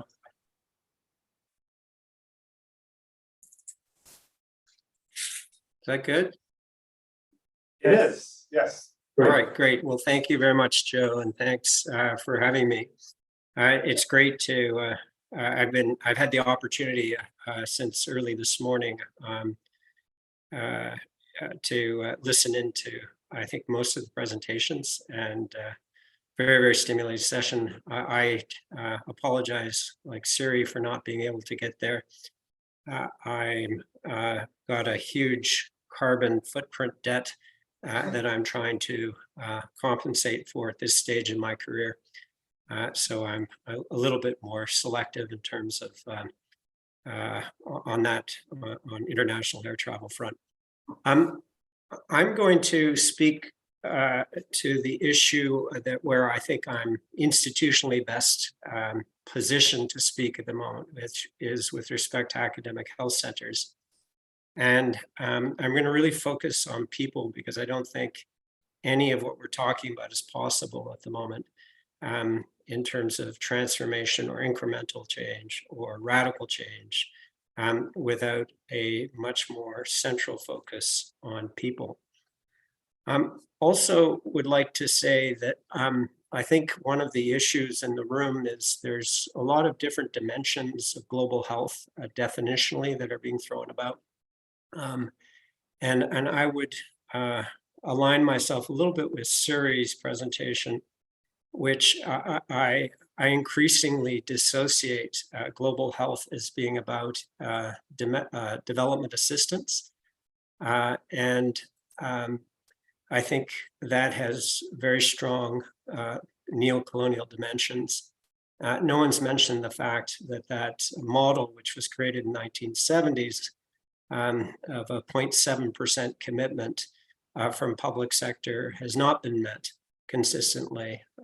And after 50 years, really needs to be reviewed and revisited, recognizing that solidarity remains an important part of the global health landscape. But so too does the recognition, as the COVID-19 pandemic showed us, that no country has figured it out. My country struggled, my neighbor to the south struggled enormously And so some sense that those countries with the most resources have the solutions, I think, was laid to rest with the pandemic. And so I see global health as an opportunity for shared learning across countries, and also one where public goods and norms are huge resources for all countries. And we have an inevitable interdependence, which I think we have to embrace much more fundamentally. Otherwise, we're simply walking around with our heads in the sand, as difficult as that may be. So let me begin with an acknowledgement. I'm acknowledging the Haudenosaunee and Anishinaabeg nations on whose ancestral homelands I have the privilege to work and live and speak to you today as a fifth generation white settler who was kicked out of Ireland because we were unable to defeat the Irish, having been sent by Cromwell to defeat them in the 19th century. I'm going to focus on higher education for health, and particularly the rapidly evolving context, because I think incrementalism in the context of the rapid context in which we find ourselves may not be a choice. And I think we have to pay attention to that context. And then I'll just provide you a few starting points that are very much associated with things that we're doing here in my own institution, which may or may not be of interest, but are things that we think may contribute to the workforce dimension of things. So the rapid evolving context, I think when we're looking forward, we should also not forget history and the crises of the port cities of the UK and the 19th century, and the Poor Laws Commissioner's report of Sir Edwin Chadwick created new demands for health professionals. And I think this quote, which was basically the creation of a district medical officer for the general means necessary to prevent disease, be good economy, to appoint a district medical officer independent of private practice, with securities and special qualifications and responsibilities to initiate sanitary measures and reclaim the execution of the law. Crises have given us, I think, new sorts of positions and understanding of gaps, and clearly this was an important observation nearly 200 years ago. In 1885, in Montreal, the city that I'm speaking to you from today, we had riots against smallpox vaccination. And the French population that were disproportionately impoverished by their imperial emperors, the British, thought that the smallpox vaccines were poisoning their children, l'empoisonnement de nos enfants. And approximately 10% of the Montreal population at that time went to the streets, and they burned down the Department of Public Health as we know it at that time. And so issues and challenges of vaccine adherence, 9 out of 10 children that died of smallpox were French, the impoverished part of the population, just to say that history repeats itself, especially if we don't try and learn the lessons. We did have an effort to try and standardize health professional training at the turn of the last century. The Flexner report on medical education, the Welch-Rose report on public health training, which actually led to a lot of the fundamental investments in public health institutions around the world. And then the Goldmark report on nursing education. And those were really in response to a sense that education could become a more scientific and regulated sector, such that the professionals developed through those institutions could have an accountability and degree of quality that would be appropriate for the sorts of challenges being faced in individual and population health. We've seen health workforce challenges throughout the current pandemic, and this relates to the very limited surge capacity that was felt in many countries. Very interesting across both the care sector, hospitals, long-term care, but also in public health settings, and then in a lot of the systems dimensions, procurement, supply chains. Massively unsafe working condition, high rates of burnout, very high rates of workforce attrition, and also something that I found particularly concerning is a situation where hubris outpaced humility with respect to what we know. And I think it hit its peak when those mobilizing behind the Great Barrington Declaration were confronted by the John Snow Memorandum folks. And I think this division of science into two opposing camps is particularly concerning.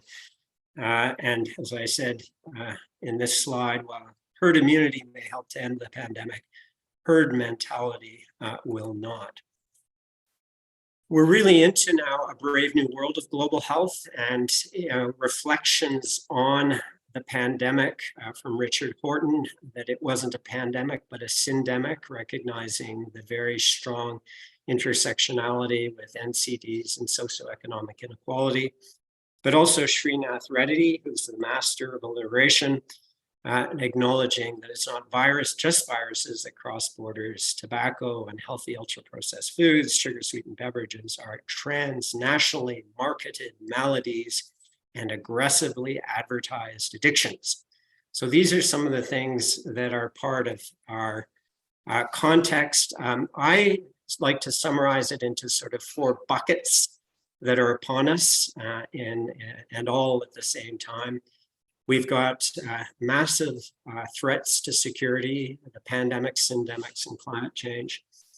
We've got systemic inequalities, which we're increasingly aware of, both within and across countries, but across many strata, racial, age, gender, and structural dynamic, and as we've heard earlier today, colonial and neocolonial.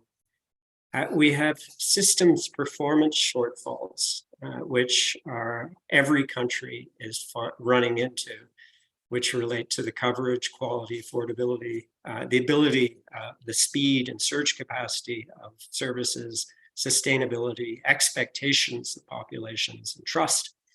And then we have the health, tech, and digital futures, the AI and apps, precision, personalized, either medicine or public health, myths and disinfodemics, ethics, and regulatory. So those are some of the contextual things that I think are shared increasingly across borders, which goes back to my earlier comments.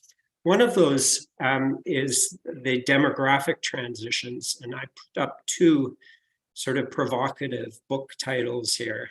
In the late 60s, Paul Ehrlich wrote something called The Population Bomb, which was a Malthusian type of analysis suggesting that we're going to have massive starvation because of rates of population growth.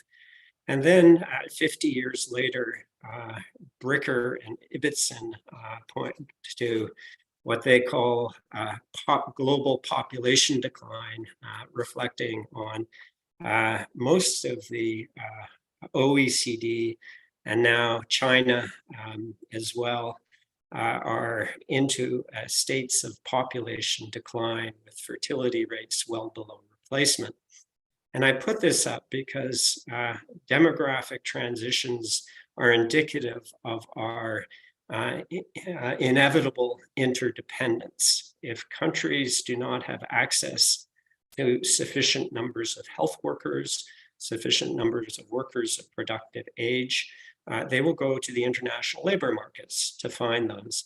And those inevitably, especially in health, often come from the African continent. So in 2006, when I was at the WHO, we issued a report on the health workforce in which we pointed to massive gaps in the numbers, cadres, distribution, quality, safety, and leadership of health workers, and the need to think about how we could address this more effectively, both within and across countries. And so in many respects, I see our global health context leading to what a Canadian academic by the name of Thomas Homer Dixon articulated as the ingenuity gap. And he developed this idea about 20 years ago, but he basically observed that in the context of the environment, we were creating problems much, much faster than we could solve them, hence the gap in ingenuity. And I think we have a similar challenge in the health sector. Taking this into the context of academic health sectors, the Lancet Commission on Health Professionals for a New Century in 2010 talked about transforming education to strengthen health systems in an interdependent world. And that's a real question about whether or not we are transforming it. That commission pointed to two major shortfalls in training professionals related to levels of learning, particularly the formative or the values that are critical, and then the transformative learning related to leadership attributes and change agency. Victor Zhao has challenged us, I think at the London School at a Lancet lecture last year, asking the more fundamental question whether our academic health science institutions are fit for purpose. And this paper from the Lancet looked at the spectrum of areas in which health science institutions need to be embracing both the educational and research mandates that they have. And you can see from the discovery translation issues on the far left to the societal issues that are increasingly coming into focus, not quickly enough, in the context of academic health science centers. But this is an incredible scope that is necessary for us to embrace. However, there are some critiques of the university and its role, and whether or not the values that drive academy are actually accentuating inequality. And Michael Sandel's book, The Tyranny of Merit, I think is a really sobering read in this regard. He shows, for example, that all the standardized testing that we use to assess whether somebody should or should not gain access to a degree program tracks very strongly with wealth and suggests that we may be reconfiguring inequality to align with ability. He talks about a diploma divide, the credentialed elite. And I think this and other critiques of what he calls meritocratic hubris are incredibly important if we're going to move towards more inclusive social structures, and within that, inclusive health structures. So with that sort of assessment of context and where we are in the with respect to academic health centers, what do we do? I think one important thing, which I get excited about, is really to look towards the next generation of learners and what their expectations are and how they think. First, they are borderless. They see themselves as citizens both locally and globally. They're agnostic to disciplines. They're interested in drawing on whatever disciplines are useful to solve problems. They're very interested in the context of their learning to have real-world experiential learning, and they're ready to think and act outside of the box. So on that front, we've tried to bring the opportunity population and global health training to undergraduate students. A number of other institutions have done this. And we've designed a program that is a little bit unusual for the university I'm at, in part because it's got six key competencies, has experiential-based learning, and it has admissions that are not simply based on academic record. These are some of the key competencies that we think are fundamental to promote and will be are defining of the curriculum. I won't read through them all, but I think some of them speak to some of the values that were described earlier in the meeting and are ones which I think we have to be much more explicit about in understanding the design of what we teach. Suri talked about R&D, and I think that was mostly what I would call biomedical R&D. I think another major area of innovation is, and perhaps more important than traditional R&D, is what I call digital innovation and multimodal AI. This set of pictures, the drones that are developed, that have transformed supply chains in parts of the world, virtual care opportunities, robots in China that do triage in emergency settings, and then most recently ChatGPT, the generative AI, are things which are moving incredibly quickly. And again, this, I think, challenges our notions of what constitutes incremental change.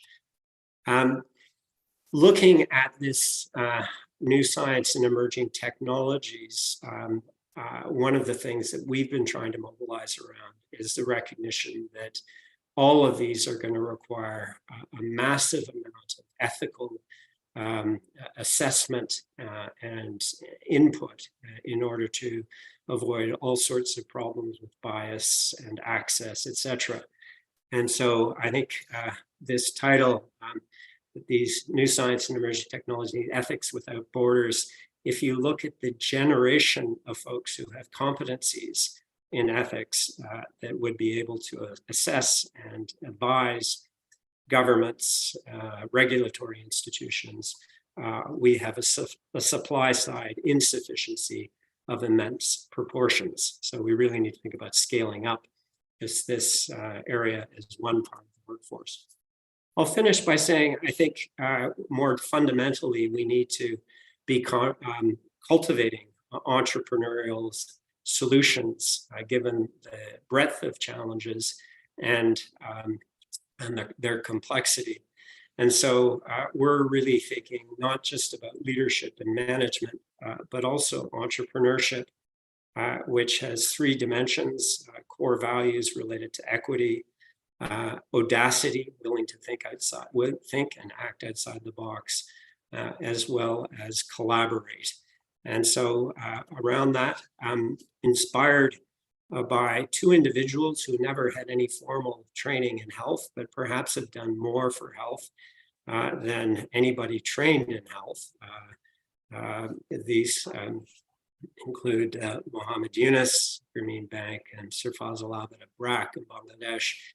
We're looking at how we can cultivate entrepreneurship in global health much more fundamentally through a master's in global health entrepreneurship, which would really nurture leadership competencies much more systematically towards global health, try and address that health professional training void in leadership training, and really value knowledge and know-how to forge problem-focused initiatives across disciplines, sectors, and borders to improve health equity.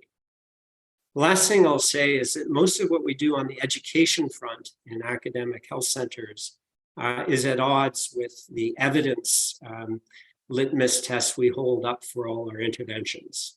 We have a whole mantra of evidence-based medicine and public health. But when it comes to evidence for what we do in education, it's as if we forget all about that. So we really do need to bring much more evidence to bear on our educational endeavors. So I'll stop with our Einstein quote: "Can't solve a problem on the same level it was created. You have to rise above it to the next level." Thanks for your attention.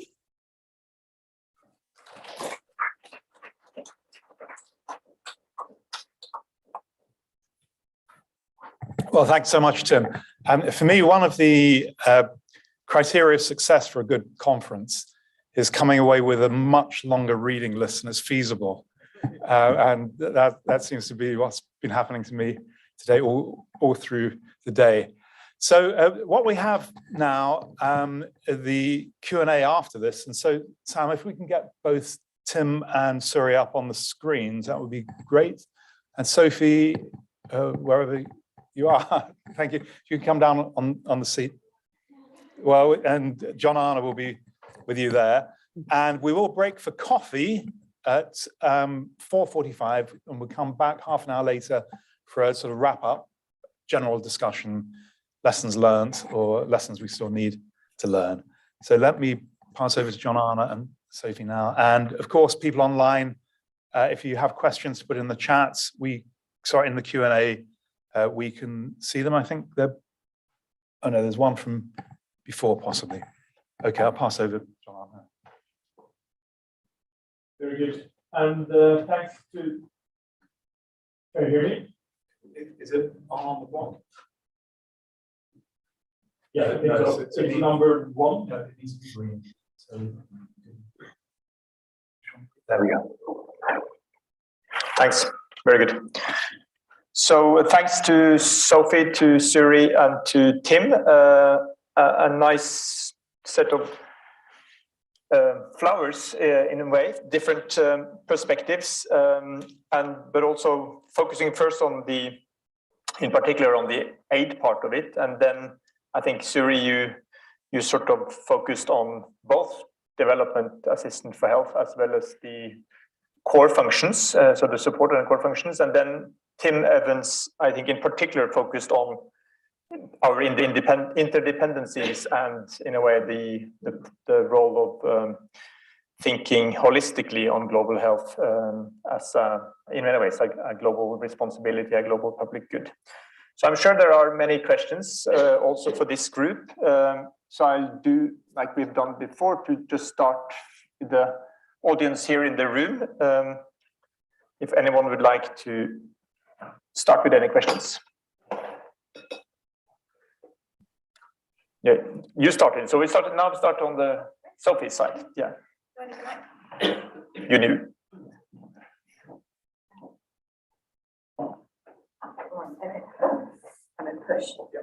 Okay.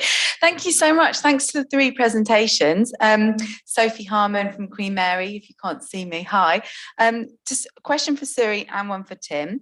Suri, firstly, I'm going to steal your March of Commissions phrase. That's great. I'm taking that one with me.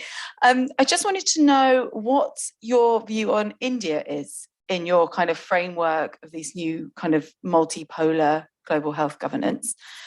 And then Tim, I wanted to have 2 questions really about how those values then come into when you're presenting some of these ideas, and what the role of Ehrlich and these kind of books on population control, your interpretation of them, because obviously there's quite a bit of critique around those links of population growth and population decline to ethno-nationalism, great replacement theory, and how then that kind of feeds into the anti-racism movement. And then also your work on looking at the tyranny of merit. And then I was also thinking about how that comes after quite a lot of work that's been done by Black feminists in Canada, such as Melinda Smith, and her great book on, I think it's the equity gap. I just actually looked up on that. And so how you're engaging with some of those works on racism and indigeneity within Canadian universities, because I found personally that was quite insightful as well. Thank you very much. Thanks, Sophie. 1 or 2 more from the room. Yeah, we'll start back there. Hi, I'm Sassy Molyneux, and I'm in the Health Systems Collaborative here in Oxford. I was just interested to hear a little bit more about this idea of ethics without borders. I was interested, just to hear some more detail about that. And I wondered if it might also be interesting to hear a little bit more from you, Caesar, about some of the ideas about the alternative to the Emmanuel et al. Framework and what some of the ideas might be of looking from Africa upwards on an alternative way to thinking about ethics and whether there might be some shared or contrasting views there. Very good. Yes, please. Hi, Al-Hassan Adam. To Tim, you talked of the new generation, what they would want and the form of engagement they'll be having with health systems, and they're not aligned to any philosophy or stuff like that. And then in terms of educating them to meet their needs, I didn't see what you were presenting didn't come as considering their needs. And I wanted to ask you whether you would want to consider the works of Charles Peirce in terms of when you looked at pragmatism, where they said meaning depends on practice. Very good. So we have some specific questions for Suri and for Tim, and actually also for Cesar. So I can bring you in later. But Suri, first to you. Oh, thanks. Just checking that my microphone is on. Thanks so much, Sophie, for your comment or your question about India. I think India is very much part of this trend of emerging powers, and they've developed at least 2 COVID-19 vaccines that are coming back to that example, that have been produced in relatively large volumes within the country. This is excluding the tech transfer projects that they were a part of in partnership with some of the big multinationals. So in the sense of growing economy, growing technological capacity, not just to manufacture medicines, but also to develop new products, we definitely see that in India as well as in other countries. One thing that I think is quite striking, I'm not by any means an expert on the country, but I'm struck by this turn towards nationalism of many countries, including under the current government in India, a turn towards nationalism, which I think suggests much more fragmentation in the global system than we've had before. I mean, in the global system writ large, not just in global health, but we will see that, are seeing that, and I think we'll see that in global health. And I think this reinforces even more the need to think creatively about what kinds of networks and networked modes of governance can we think about to counteract or counterbalance fragmentation, whether that's fragmentation coming from countries who want to shape more their own health fates and trajectories, or whether it's fragmentation due to nationalism and a turn away from globalization or global governance or rule by elites, as Tim reminded us. Some people really don't like that. Rule by global elites. So let me just stop there. But certainly, I see a lot happening in India and in terms of India's engagement with the global health system that is consistent with this broader shift to multipolar, distributed, fragmented system. Thanks, Suri. Tim, over to you. Great, thanks. And thanks for the questions. I'll try and take them sequentially. Yeah, on the issue of the slide I put up on demographic transitions and sort of different perspectives at different points in time, the whole issue of what lay behind the population bomb and some sense of concern that there are way too many people being born, especially in low-income countries.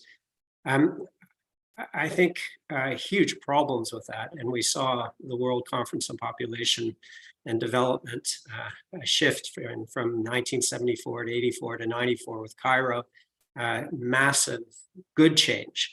But the point I really wanted to make is that we have massive movements of people across borders today. in part because of demographic imbalances that countries cannot manage within their own borders.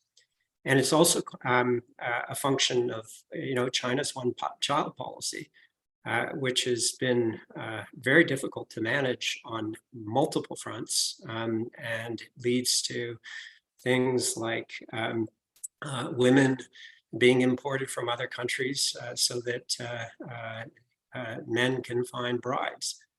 So those are some of the consequences of what I would call interdependence that are a function of demographic change and structure.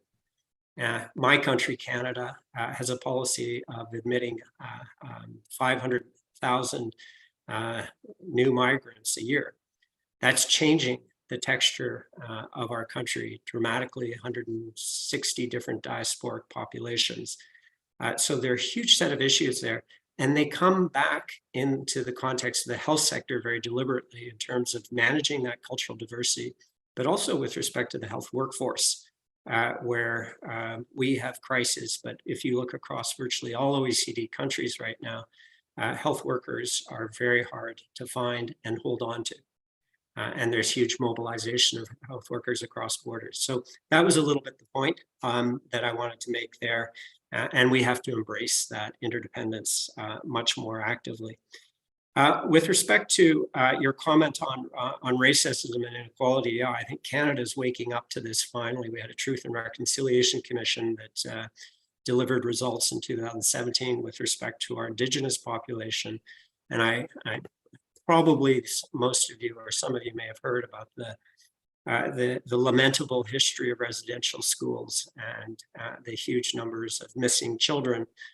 So we're, I think, coming to grips with that.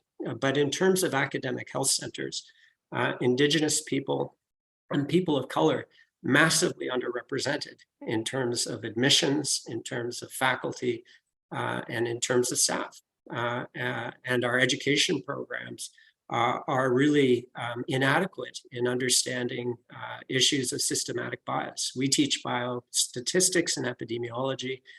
We still have a view that somehow this is neutral science that isn't tainted by systemic problems of bias. So I think there's a lot of learning on that front. I see that as an opportunity because I think diversity is a source of generating knowledge. And the more we understand diversity, the better we'll be able to address disparities. With respect to ethics without borders, thanks for the question. I see this as an area where we have a massive tsunami of new and emerging technologies that are being marketed without many direct to consumer, without any assessment or evaluation. It's a little bit like the billion-dollar empire around nutraceuticals that is outside the regulatory framework, but which claims all sorts of things. And some of these new technologies are also sort of trying to get more formally approved and part of reimbursement systems and health systems. And so I think that agenda therefore demands a lot of science related to understanding implicit bias, for example, in algorithms and the way they're designed. And if you look at our workforce to understand either what are the frameworks to develop algorithms that are fair or unbiased, or where we understand the bias, we have shortfalls, massive shortfalls. And so if you look at the extent to which regulatory capacities in countries are staffed to address these multiple ethical issues, or even develop the principles or the frameworks, we fall short because we don't have well-trained people. So when I say ethics without borders, I think we have to make a very concerted effort to strengthen competent folks who have deep skills in understanding ethics with respect to new and emerging technologies as an area where academic health centers need to step up.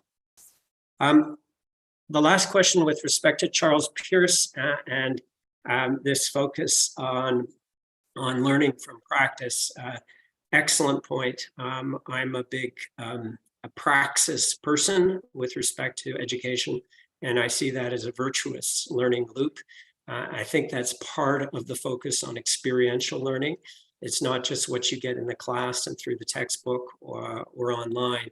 It's actually being in communities and understanding and seeing firsthand how reality plays out in different settings. So I think this is an incredibly important part of the educational opportunity, systematically overlooked within most institutions because we think people don't have time to go to the field, to sit and watch and simply observe and learn, and also learn how to respect communities.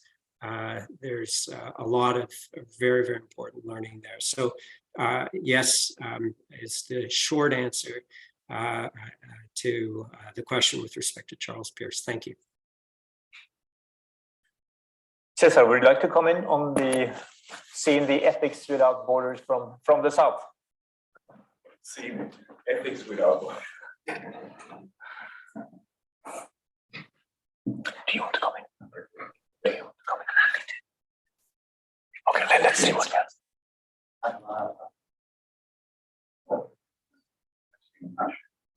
Never a good time. Okay. Please go to the podium. Yeah. Take the podium, sir. The questions kind of caught me off guard because I thought I was now in relax mode. Yeah, but anyway, with the ethics without borders, what I think, we have a great opportunity now, perhaps which we've never had before, is that with these new questions, talking about sort of like technological innovations, we're stretching the ethical frameworks that we've been accustomed to using. In bioethics, for example, we've relied for so many decades now on, the 4 principles of Beauchamp and Childress. That's what we teach from day one when people come in.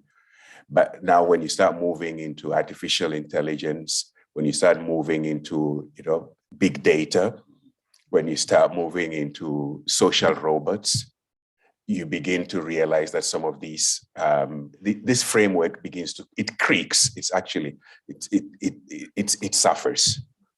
And this is where I think actually looking at other ethical traditions is so important. And some of the work that we're trying to do now, for example, with a group of colleagues is, African normative thinking starts from the conception that, humans are an emergent reality that comes out of a set of relationships. So relationality is a key to ethics. So what if we use this as a framework? So to sort of like multiply the ways we look at ethics. And this is where some of the notions of like a pluriversal approach to issues comes in, so that we can draw from various parts of the world, not just from only one tradition. And it's not more, and what I would like to underline is that when we talk about bringing in various traditions, it's not to say that this one is better than that one, or this one should substitute that one. The thing is that the world is complex now, and the problems we're facing is complex. And if we don't bring in complex tools that draw from various sources, we will not find adequate answers. So that's to the ethics without borders. And to the one on Emmanuel et al., honestly, I'll be better positioned to answer this question at the end of this year. to be quite frank, because it's work that we've started.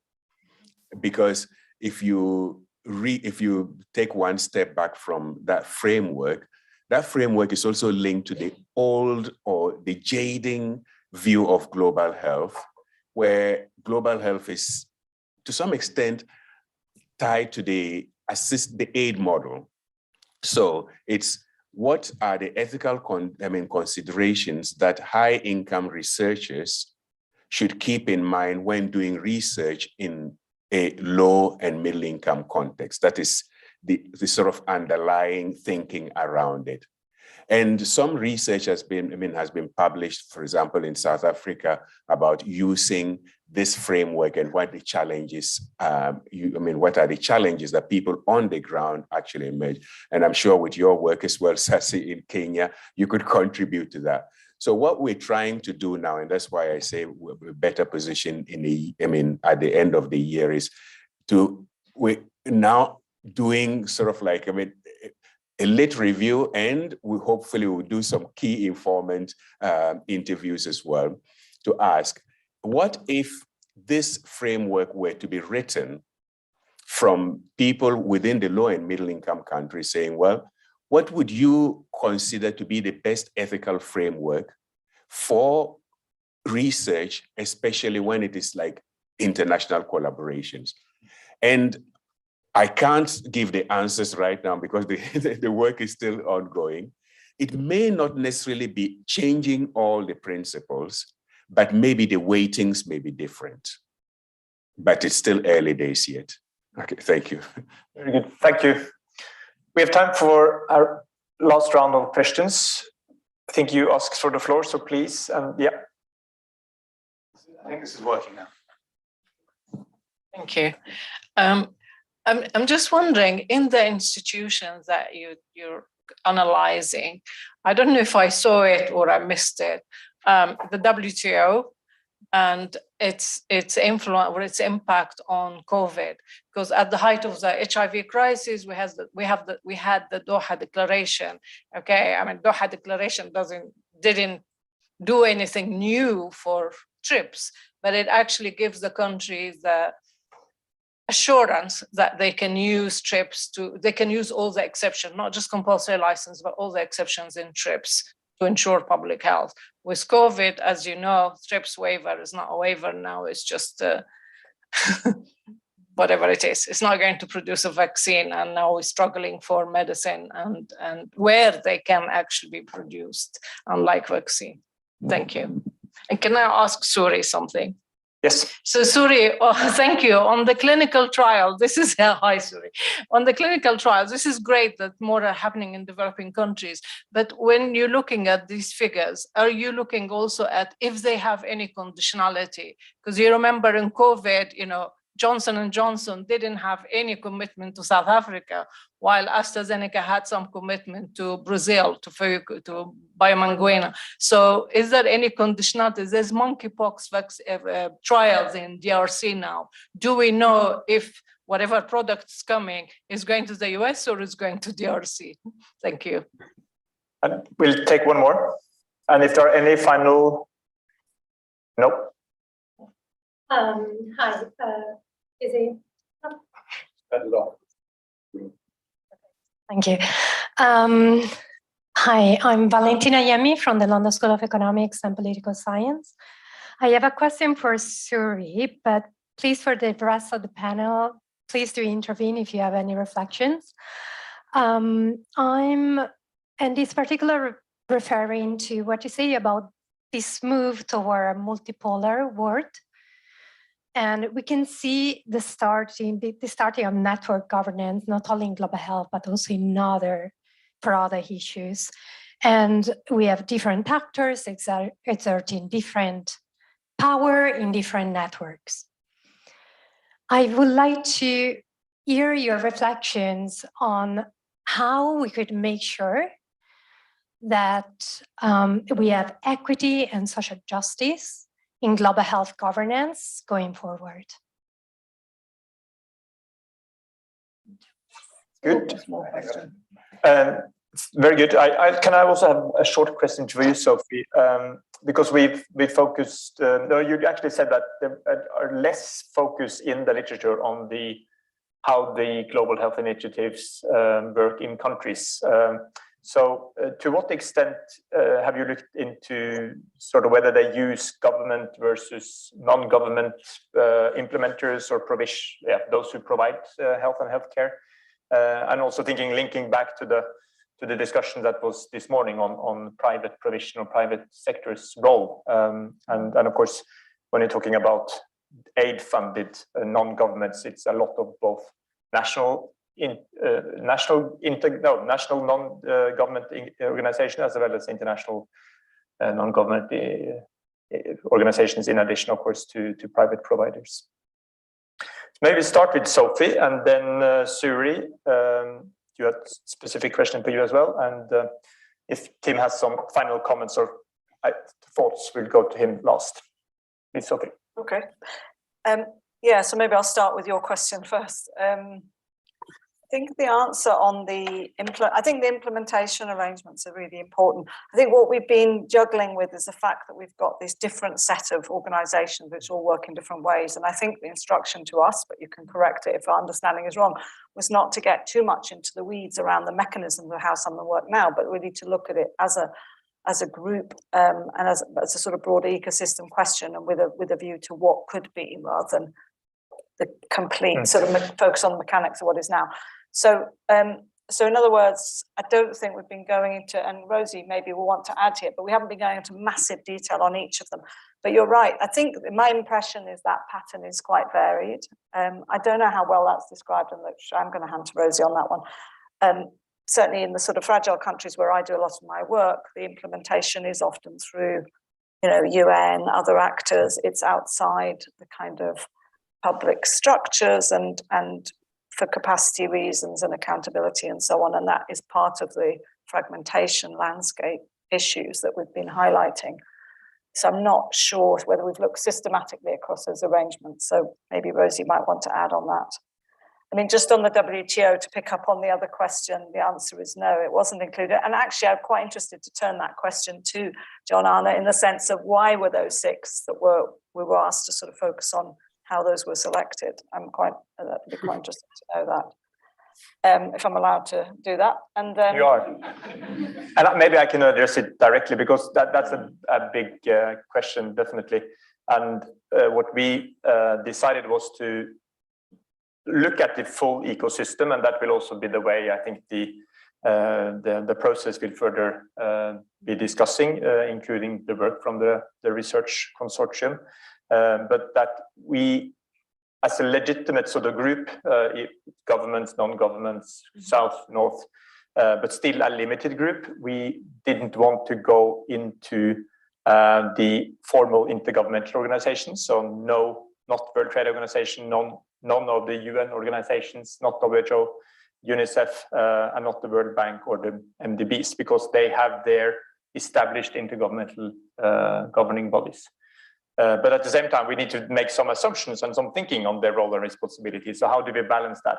I think that will be a discussion. Yeah.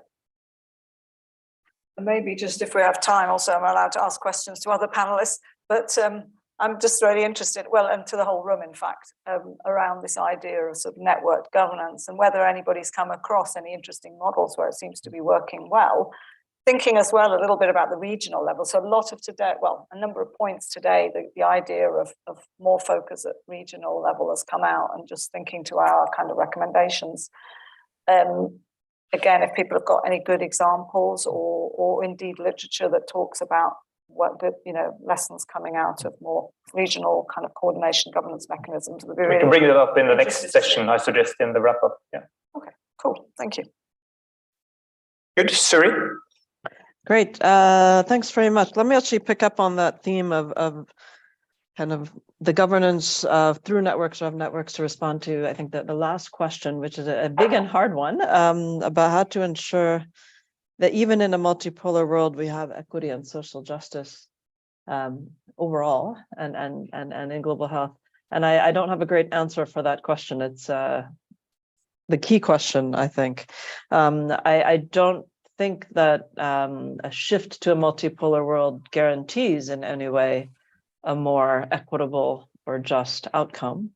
I do think it will mitigate some of the big north-south power disparities that have been of concern for a long time in the field of global health. And certainly when we talk about development assistance, I think this shift will, by definition, mitigate some of those power disparities, but there will be new power disparities, right? We see massive inequalities within countries, within regions, regional power politics, I mean, plenty of pathologies and governance at national and regional level. To me, when I think back on, what have been effective networks and what will people need to do to make these new, perhaps more decentralized governance processes have good outcomes for equity and justice, I think that there's a big challenge in that sometimes it's easier to mobilize, for example, activists or accountability agents like journalists.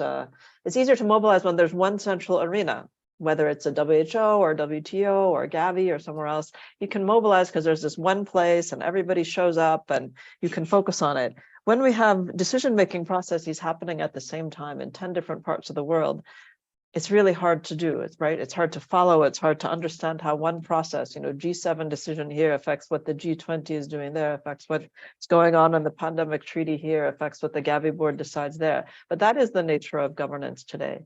And so I think effective networks between individuals, between, sometimes civil society groups,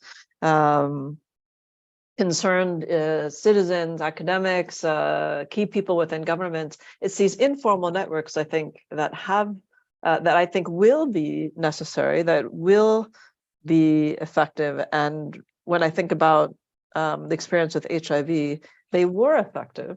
Coming back to Sophie Witter, your question, what has been effective? It was these informal alliances and these relationships of trust that were built transnationally, I think, between actors across countries, across sectors, kind of key people inside governments, inside companies even. And I think we're going to need that even more, kind of intensified networks. Let me come briefly to Moga, your question about the conditions on clinical trials. We've been looking for policies and what kinds of conditions public funders, for example, have been putting on their research and development. And largely it comes out of the neglected disease experience, where you do have a established practice of public and philanthropic funders putting, for example, access or public interest conditions on their funding.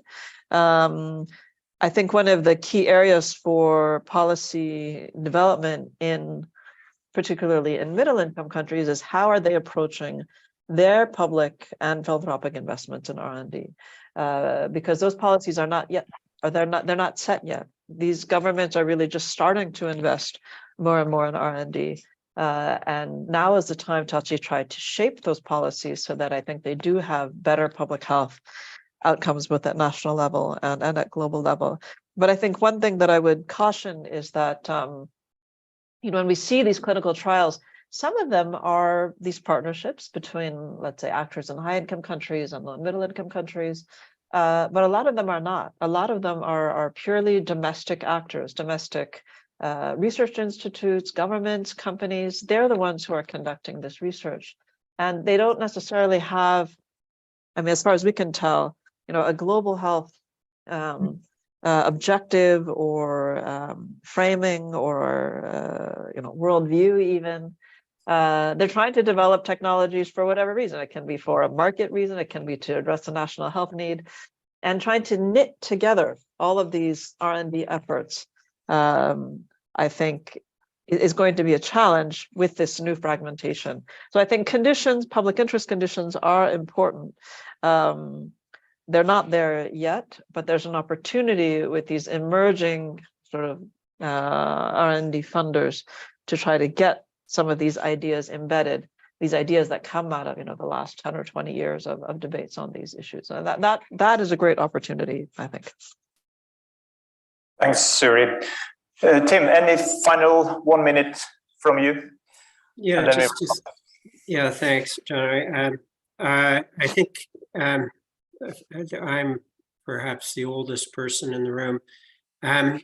There's in 1990, there was the Commission on Health Research for Development, which was really sort of the first effort to have a global approach. Its primary recommendation was essential national health research. And I think what I would suggest we begin to think about is that every country needs to have essential national health research, which allows them not only to address the health needs of their country, but recognize that that capacity is critical to playing and being able to benefit from the global landscape. I was in Peru recently, and the only national vaccine capacity there is a function of an individual who was involved in smallpox eradication. And at that time, Peru produced its own smallpox vaccine. And I think insofar, and this is important perhaps for looking at the benefits or downsides of pooled procurement, if countries have no incentive to be actively involved in vaccine R&D, then that scientific capacity dries up.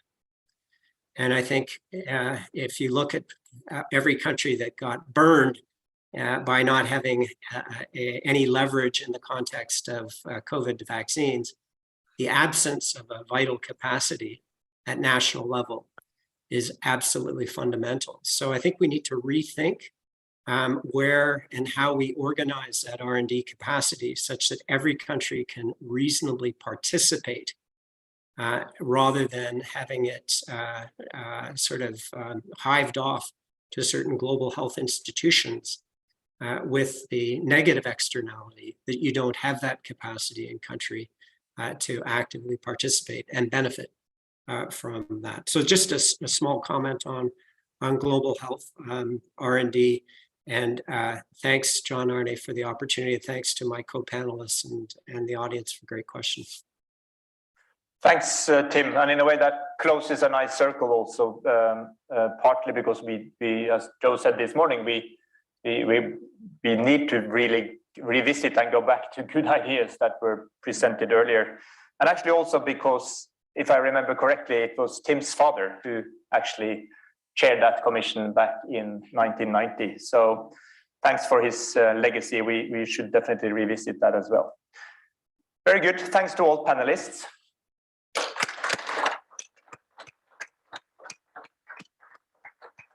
And then we'll take a coffee break and come back for a wrapping up.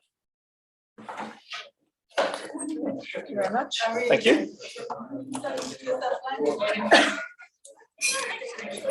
I suggested to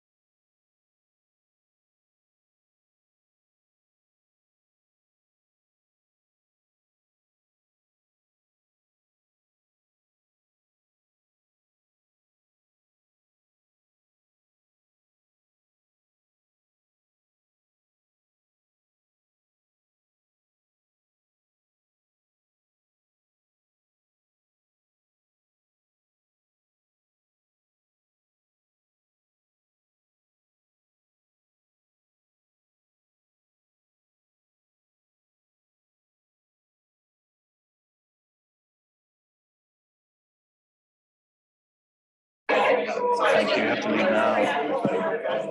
Okay. Yeah.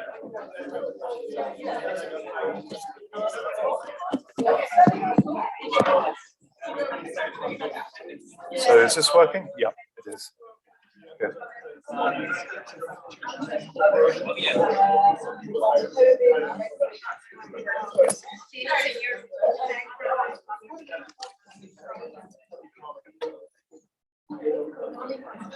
Okay, so let us start this final session. So when we conceived this conference, and in my head, what was going to happen this final session was that we would have identified the 7 good ideas that we can scale up to solve all the problems of global health. I don't think we quite got to that point, and really I didn't think we would get there. It was like an experimental question of what our speakers would put together. We do have one postponed question, I think, from the last session around networks, or maybe that was discussed, but there also were some questions for you, John-Arne, around well, the WTO you mentioned, but Gavi came up a couple of times. I don't know if you feel there's some unfinished business that you might want to start us off with. It's a lot of unfinished business, definitely, and I will not critique the critiques here and now, I guess. But to me, this has been very useful, and I think what we've seen a very broad spectrum of contributions, and I think that illustrates the landscape of global health, from norms to practice, from global to regional to national, and the different types of institutions we have. At the same time, I think what I'm focusing now on, partly to this Future of Global Health Initiatives project, is really can the institutions we have deliver more and better, and can we get good ideas from a group like this? I think it's important. So the calls for transparency, more openness that Felix mentioned and others have mentioned, really important.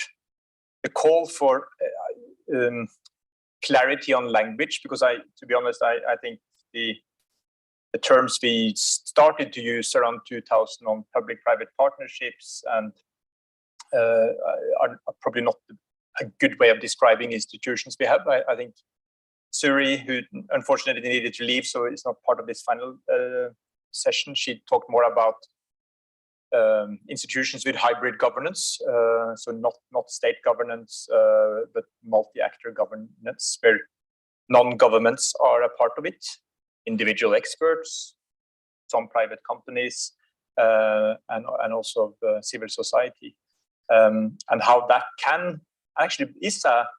If I discussed with Sophie now out there, because we know there are failed states and at many levels, including on delivering on their responsibilities, and so we need also hybrid governance opportunities and mechanisms, and some of the institutions have really institutionalized that, but they are framed maybe as sort of governed by private sector, which is really that's not the way I see it, having been and am on boards of these organizations. I think what they have provided are more voice to a broader set of actors.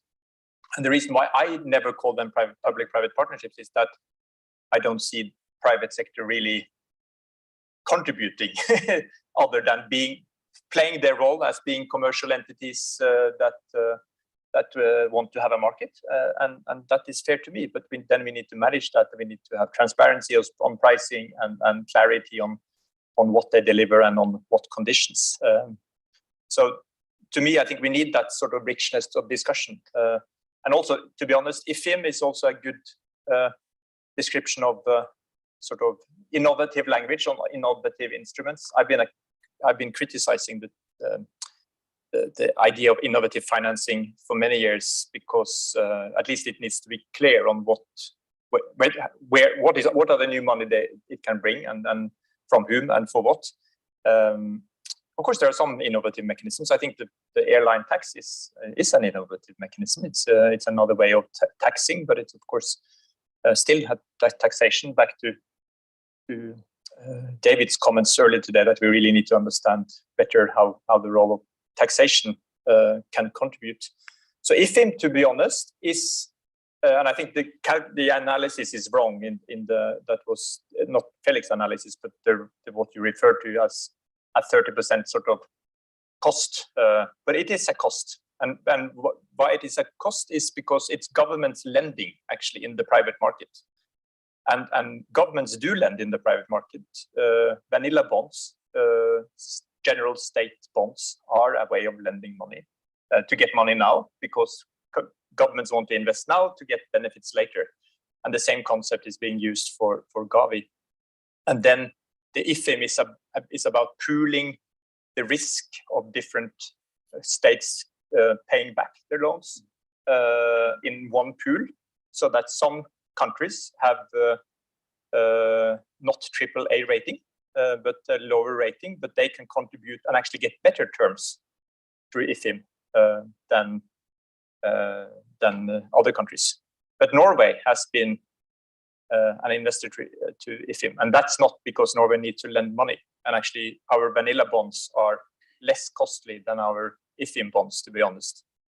So why do Norway use it then? Then it's much more about the political economy of using an instrument as a way of crowding in political interest across actors, and also the fact that in a way you can bind political commitments in the future by committing now. A current government now can commit for a 10-year sort of down payment, which in a way it's using the money of governments being elected in the next period, and that's more. I think it's more the political value and downsides depending on how you see it. So just to comment on some of these the mechanisms, maybe also finally on the why didn't we see more sort of use of the TRIPS flexibilities, because the Doha Declaration, as you mentioned, is established and in a way gave authority to states to use the full flexibilities in the TRIPS agreement across the board when it comes to health. And the main reason why this was not used immediately on COVID vaccines is that they are so much more difficult to produce than the chemicals that are antiretrovirals. And one of the successes I think we've seen in this pandemic is that 3 new oral antivirals for COVID from Merck, molnupiravir, from Pfizer, Paxlovid, the combination, and the third one that seems very good but still is not approved internationally. It's approved in Japan. It's the Shionogi oral antiviral. And all of those have agreed to open licensing through the Medicines Patent Pool for 100 jurisdictions, which is an opportunity then for generic manufacturing from day one. So in a way which then it means that you do not need to issue compulsory licensing in those 100 countries because you're already sort of have the opportunity to use those drugs produced by generic manufacturers. I'm not saying that vaccine waivers would not have been useful, but the point is that it would have taken a very long time. And that's why it now takes a very long time to invest in vaccine manufacturing capabilities. And will take a long time. Well, thank you. And it is very interesting to have the other side of things. And there's 30% no doubt there's going to be a bit of toing and froing between you. It would have, in a way, it makes Felix's point that it would have just been so much easier if the figures were there, and that if there was transparency, the numbers right from the start. I think the IFIM figures are public, but unfortunately not the COVAX figures. Okay, so this is not so much a Q&A session as that thing in conference where people say, this is more of a comment than a question.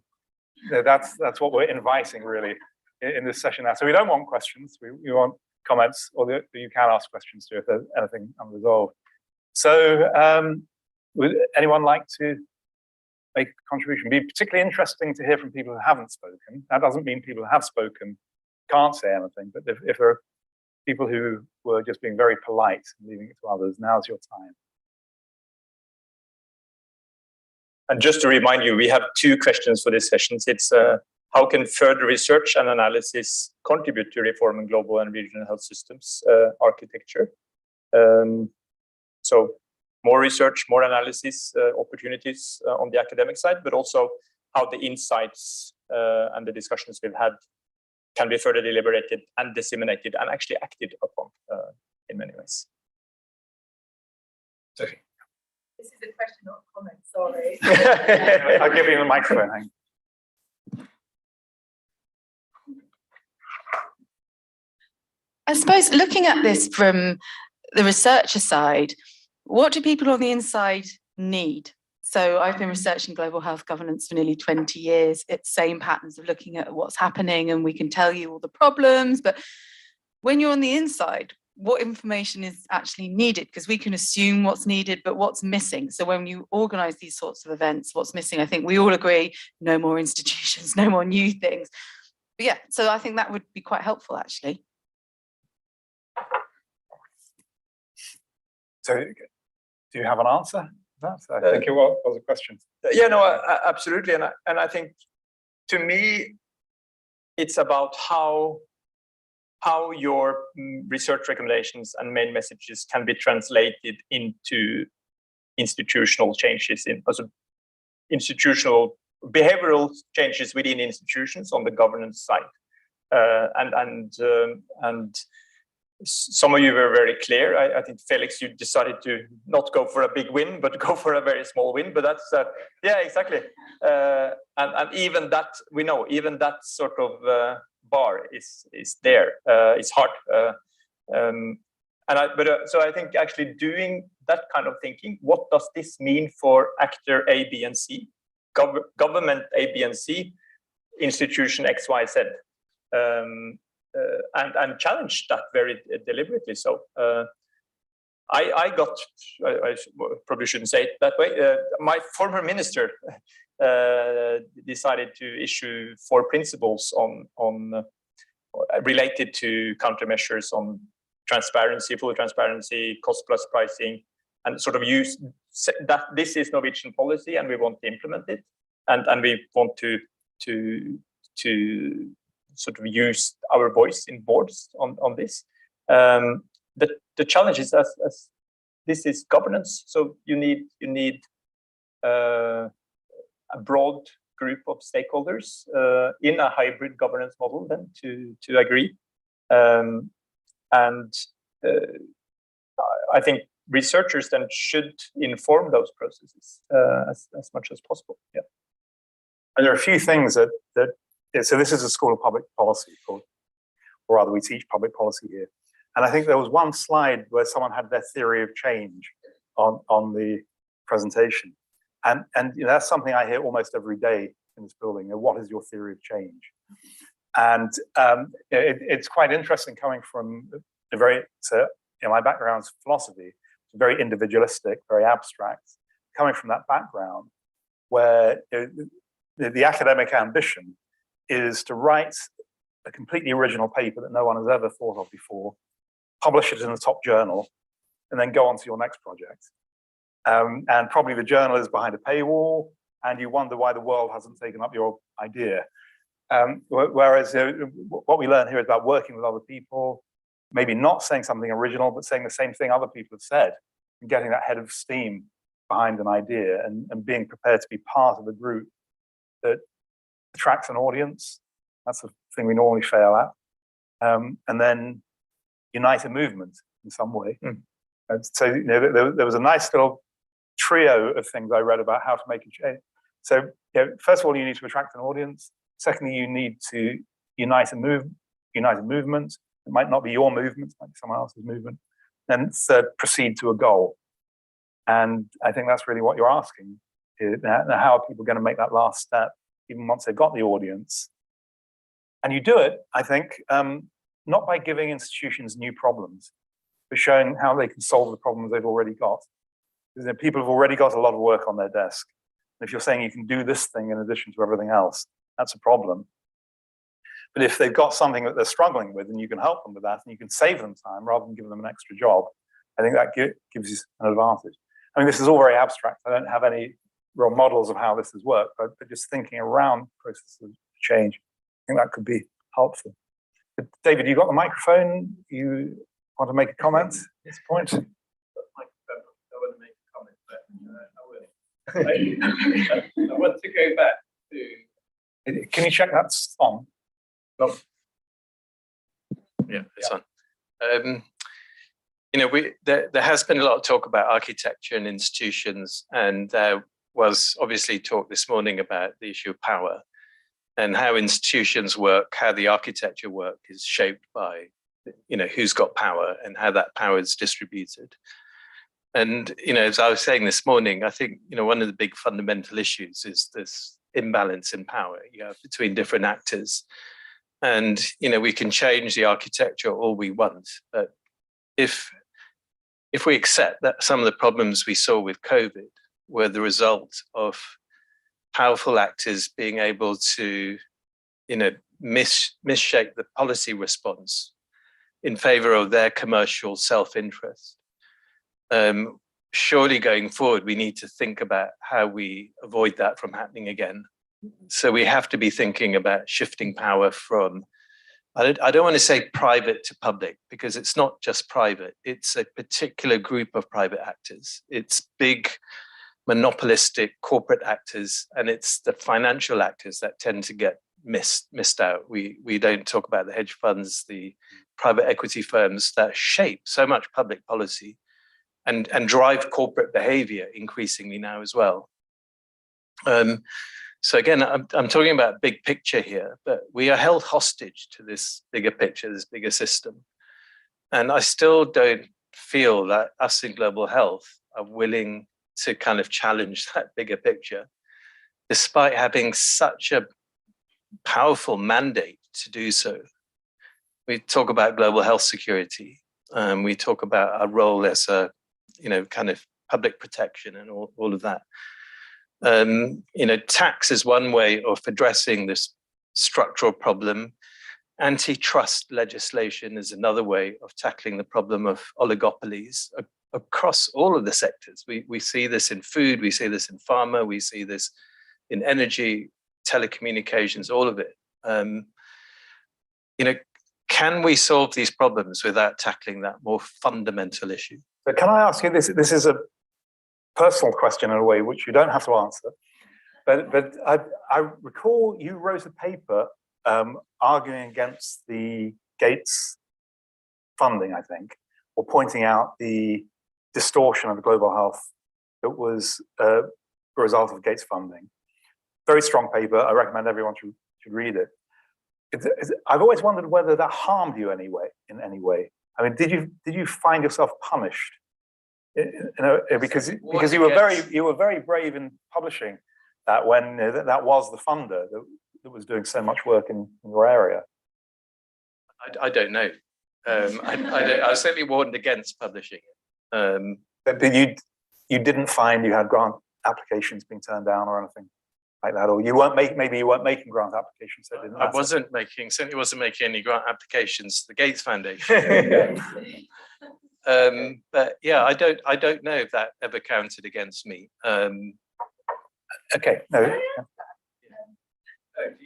Well, because you wrote that paper that was in the Lancet. I wrote a paper that came out 12 years ago on legitimacy in Gates, and Lindsay McGoey wrote her book. And every year, journalists do an investigation into the Gates Foundation, and they call you, they call me, and they call Linz, and we're all like, we don't want to talk about Gates anymore because it's boring. But I think what's really fundamental is they call us because nobody who takes money from Gates talks about Gates publicly. And they all, you know, I'm not going to say they slide into my DMs because I'm over 25, but like, there's a lot of people who would message me to tell me about certain things that happen with the Gates Foundation. And the Bill chill effect is really real. And so many people ask me that question you just asked, Dave. ask me all the time, did your career suffer as a consequence? I thought, Bill Gates does not read global governance. Or if he does, who cares? And really senior people in global health have asked me that. And I want to turn the question to you. Why are we not talking about something like this, about someone harming a career from someone saying, this is a distortion of funds, this organization is illegitimate because no one's allowed to criticize it? And so I don't want to descend into Gates, but what does it tell us about the state of global health when everyone's worried about ever saying anything about its major donor? So I didn't mean to hijack your voice there, David. Yeah, so I was partly asking that question to see, first of all, just because I wanted to know, but also if you didn't find that you were damaged in any way for doing it, then maybe more people ought to be doing it, because perhaps people, right, okay, so that's the difference. I think, Joe, just to answer, I mean, I never saw a kind of grand career in global health. I worked for MedApp for 4 years, unpaid. Because I think I've been lucky because I'm fortunate enough to be able to do that. But I know lots of people, don't have the luxury that I have, thankfully, because I come from a privileged family and background. But this issue of self-censorship is very real in global health. There's no question about it. And the Bill Chill effect is very real. And I didn't even know it had a name. So But I think it's actually a very serious issue, because it's not just about Gates and the Gates Foundation. It is about that wider political economy. It is about the way in which we accept and tolerate, this massive growth in billionaires, the 1%, the 99%, and it's creating a distortion, not just in financing, but in the way that politics is run. It's undermining democracy. The same way in which Bill Gates operates in global health is similar to the way billionaires operate in other domains of society. So I mean, I'm throwing this back out to the group. What do we do about this? Is this something that needs to be addressed? Can it be addressed? I'll take that. You had a paper, Paul. I had a paper pulled from the bulletin of WHO.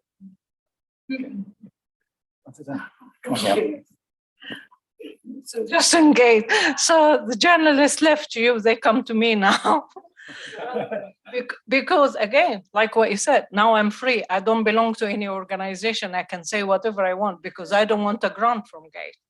And in the grants, the money is really, really critical. If you are in an institutions, whatever the institution is, and you are struggling to get funding because public funding has decreased, and particularly in the UK, I think it's abysmal the way the UK funds universities or NGOs for that matter. So where do you go? And here is this guy with money. So influence thinking. And the other problem, we actually wrote a paper, Rohit Malpani, Brooke Baker, and myself about Gates and his influence public health. Nobody would publish it. I mean, luckily, Health Policy Watch in Geneva, they were ready to publish it, and they did. And they did. It was published by them.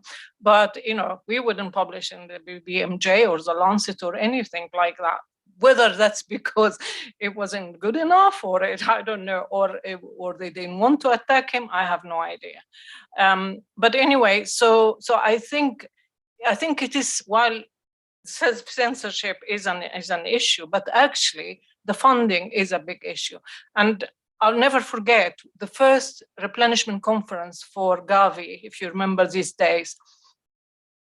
I was a child then. Well, you're young, I'm very young. So I was still in Oxfam, and Oxfam and MSF, we jointly published a paper on Gavi, particularly on the AMC and the pneumococcal and all that. And we were really surprised. Gates basically was mobilizing huge civil society to support replenishment of Gavi. And Gavi was, every time we do a big thing to fund the global fund, we kind of, to get the donors from the Global Fund. Gavi had more money than it asked for. And I remember there was one particular NGO that never had to do anything with health, nothing at all. They were working something totally different. But of course, the money was there. They became an advocate for Gavi replenishment. They know nothing about vaccines anyway. So yes, his influence is huge. And it's, as you said, it's part of the bigger picture of private people who have money influencing think tanks, consultancy firms. So that collection influence the way the thinking is going, even in developing countries. And that is really, I see, as somebody from a developing country, I see that as very, very dangerous. That is, there's no, it tightens the space where you can think. It really limits your head. Because you thought there's no money and this is the only money available. Thank you. Really briefly on this question of censorship. I think, so my boss, Katerini Storing, wrote about her personal experience with censorship. But what we've seen also in studying COVAX and ACT-A over the past few years has been that, well, first of all, the big PPPs drown out other voices because their marketing is really strong. And I think it's also true for the World Bank. Just the amount of publications that they do, just celebrating themselves over and over and over on all channels, it drowns out critique. That's one way. The second way, I think, is that the head of Gavi, for example, has been straightforwardly bullying people, criticizing Gavi. That was the case with Ann Usher when she wrote this paper, Death of a Beautiful Idea, or COVAX a Beautiful Idea, and just the way in which Gavi needs to retort every time in a not very factual, but like very strong manner. I think that was, I mean, that's an element. And then thirdly, there's still an exclusion just based on the political economy of academic publishing. So we recently published a commentary in the BMJ, and the BMJ is open access and free, and they separate editorial decisions from payment. So that's all wonderful. But the opinion pieces still cost you $5,000 per piece. And you're not going to get a lot of opinions from the Global South if they cost $5,000 per piece. So there's still a long way to go in the publishing ecology and global health on that front, which is also really straightforward, but it's politically difficult to implement, but it's just an easy to spot problem. So it occurred to me yesterday that we haven't been blaming the publisher, Robert Maxwell, very much lately. He's sort of, we criticize other people because he's long dead. But I think did he not create this idea of being able to profit from scientific knowledge? Pergamon Press. I mean, I don't know what the ecosystem was like before that, but I think he worked out that you publish one great paper in a volume with mediocre papers, and people have to pay to buy the volume and subscribe to it. So I think this publishing model that we've got, which is so broken, actually they started it as a get rich quick scheme for someone, and it seemed to work. And we're replacing it now with open access, where you pay for the open access at eye-watering rate. I mean, I know I'm going off topic here, but I read yesterday about something called the mega journals. I don't know if people are aware of mega journals. So this was on Twitter yesterday about a journal in environmental science that was publishing 560 special editions every year. So, and each paper, it had something like a 50% acceptance rate, and each paper was like $3,000, and it had a very high impact factor because it published so much. So you more or less paid $2,000 to get published in this thing, and then you got a high impact factor to get you your promotion. And you got a decision within a month on this journal. So that is the way that some areas of academic publishing going now, just drowning out everything pure for profit. So I think we've had this idea that things like academia, you don't look for the ways of maximizing profit or maximizing revenue. But then it's the same thing, isn't it? When a private company gets involved, or some sort of venture capitalist gets involved, they're just looking for the ways of maximizing revenue, and that has done a lot of harm. Okay, so this is sorry. So one, in principle, I'm sort of against sort of having a one-sided critique and debate without those being critiqued being in the room and being able to defend themselves. So, and I think we should always think about the counterfactual. What are the alternatives? So definitely, if we had seen, if you look at resource mobilization and the funding available for development assistance for health, I'm very confident, but of course there is no counterfactual, but I'm very confident that that will have been less than 50% of what we have today, if not the Gates or Bill Gates himself decided to really focus on global health as his mission. And then I think it's natural for any organization, being an academic thought leader or an academic institute or a philanthropic foundation or a private company to not try to sort of maximize its own sort of value in some way. That can be commercial values. If you're a private company, if you are a foundation with a mission, you want to have impact and you want to sell your ideas. And you are all also trying to sell your ideas as academic or civil society representatives. So that's the world, not of capitalism. It's a world of social ideas and competition of ideas. And we should at least sort of give him or the Gates Foundation strong credit for actually being able to mobilize governments to invest in health. I'm very sure it would have not been at this level without their efforts. But then there have, like everything, have downsides, and wanting to control or win the battles on some of the core ideas, which of course then we need critique and then we need a discourse on this. I think it's the same challenge for the bigger an institution get, including the global health agencies. They want to control the sort of public opinion on their institution. It's not the difference between WHO, to be honest, and Gavi. It's the same sort of wanting to have an influence of the image of the organization in the media, in the public, among member states, and that's why I think the only counter to that is open debate and discussions and an opportunity to critique. In public policy terms, are we at the point where comms is leading the policy for some of these institutions? Pass it back. I think yes, and not comms, but resource mobilization is becoming more the goal than the mean, if you see what I mean.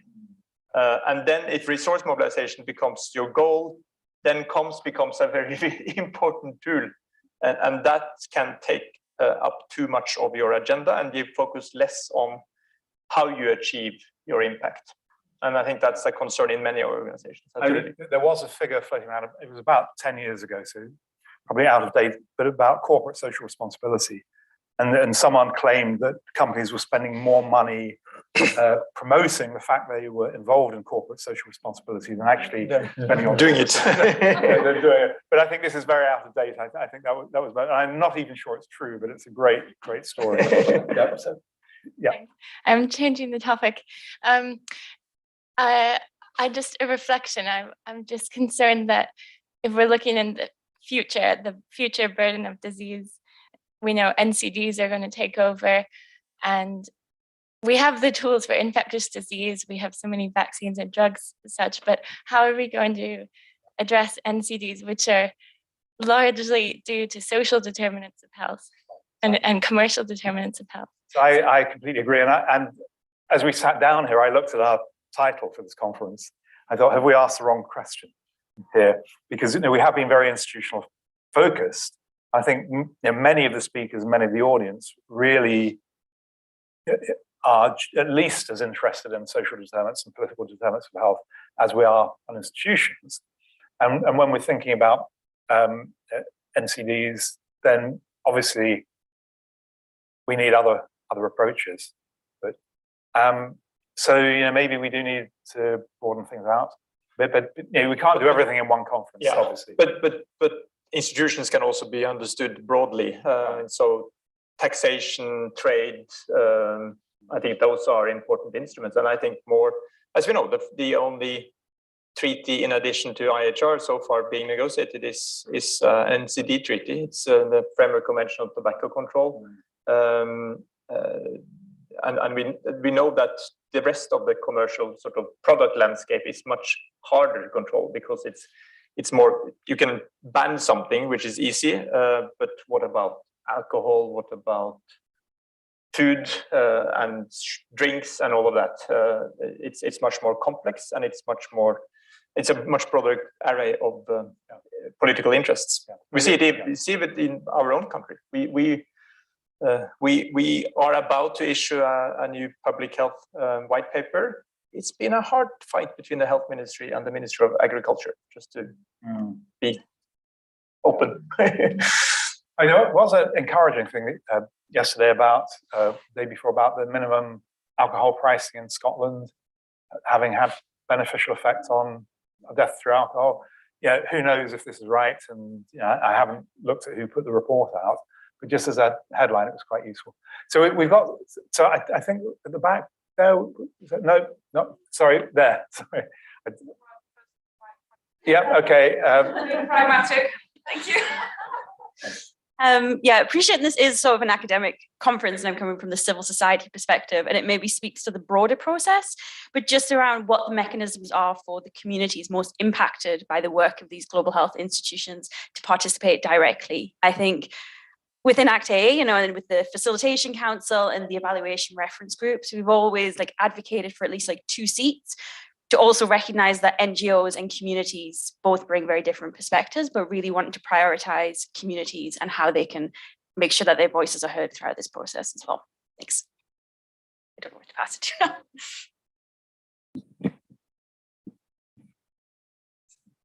now. Hi, Tom Harrison, from the policy team. Welcome. I had a question kind of building on Rosie's around a question that I've just had about why it might seem difficult to shift mindsets around what solutions that might go beyond vertical or kind of disease-specific programs.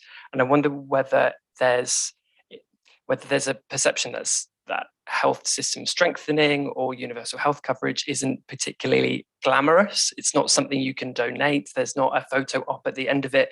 And I just wanted to ask the group, is that a perception? Is that a common perception? Is it, and kind of how have you dealt with it? Or is that, how have you confronted that? So this is something I've thought a little bit about, and just in terms of human psychology. Because if you look at the risk literature, we have this bias to wanting to remove something entirely, even if it costs a lot of money to do the marginal thing. So if you look at some of these vaccination programs, they reach a point where they're no longer cost effective because so few people are dying. But nevertheless, we want to eradicate that. And so we have this bias towards eradication. And I think we also have a bias to being the person who achieved the eradication, because you go down in history, right? We're not going to eradicate maternal mortality. Even if we reduce it by 50%, probably that person will be forgotten soon. So I think there's that sort of the double psychology of the risk eradication and the wanting to be remembered for something that biases us towards certain things and away from the much more mundane, general, but more cost-effective use of resources. I mean, I don't have any research to back this up, but it just sort of falls out of a certain type of cognitive bias literature. Hello, thank you so much for that question. If I can just respond to that quickly, then I have another question for you. I think that health system strengthening, someone mentioned today that it can be defined in so many different ways. And I mean, if you really define it in terms of outcomes within the system, then yeah, it could be, hard to measure, hard to celebrate. But it often seems like among so many different global health organizations, it can be really anything that has some sort of broad effect with anyone working in the health space, right? So a donation of ventilators becomes, okay, we're strengthening the health system because we're contributing to this aspect of the Ministry of Health. And so I think by that angle, it sometimes, I think from my perspective, I've seen that it can be quite the opposite, where it's this incredibly trendy phrase that everyone wants to be a part of, and it's so malleable and adaptable and not quite specific to particular indicators, which of course raises so many questions about how is that being used effectively, and is that actually accomplishing any of the goals that we had in mind when coming up with that concept? But yeah, it's really interesting to think about there. The question that I had was actually going a little bit back to the funding conversation. And I think earlier Cesar had mentioned John and Kengasong and the 5 Ps, and how the first one is pathogens, which makes sense given the global focus on biomedical solutions, biomedical research, and a lot of really technocratic innovation-driven solutions in global health. But I'm just wondering, especially in light of all of the conversations or all of the discussion today, where does funding for social and behavioral research, bioethics, how does that fit in? If most funding is really aligned into these biomedical and technology-driven interventions, and we're seeing that it's not always that we don't have a solution, but we're concerned about implementation, or we're concerned about how this will actually be perceived locally, or the uptake. How can that be prioritized in the funding space? And how could that go from perhaps being, sometimes you might have a social research unit embedded within a much larger biomedical research project, but it's so often a sub-segment as opposed to a primary goal, understanding how something can be accomplished. I would just love if anyone could comment on that. Anyone feel like taking up that challenge? David, were you itching to go? Yeah, great.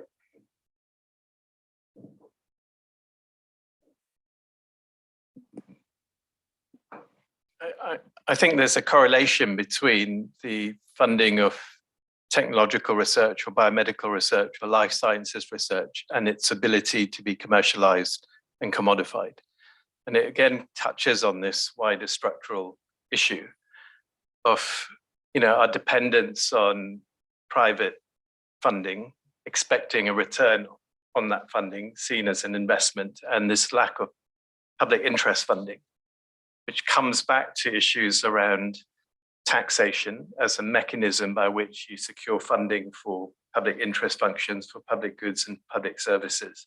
And could you have the microphone a little closer, just for the it's on, but it touches on the kind of structural kind of context of universities. So if you look at the way universities are ranked, those ranking systems are biased in favor of STEM subjects, in favor of research outputs that can be commoditized, that can be commercialized.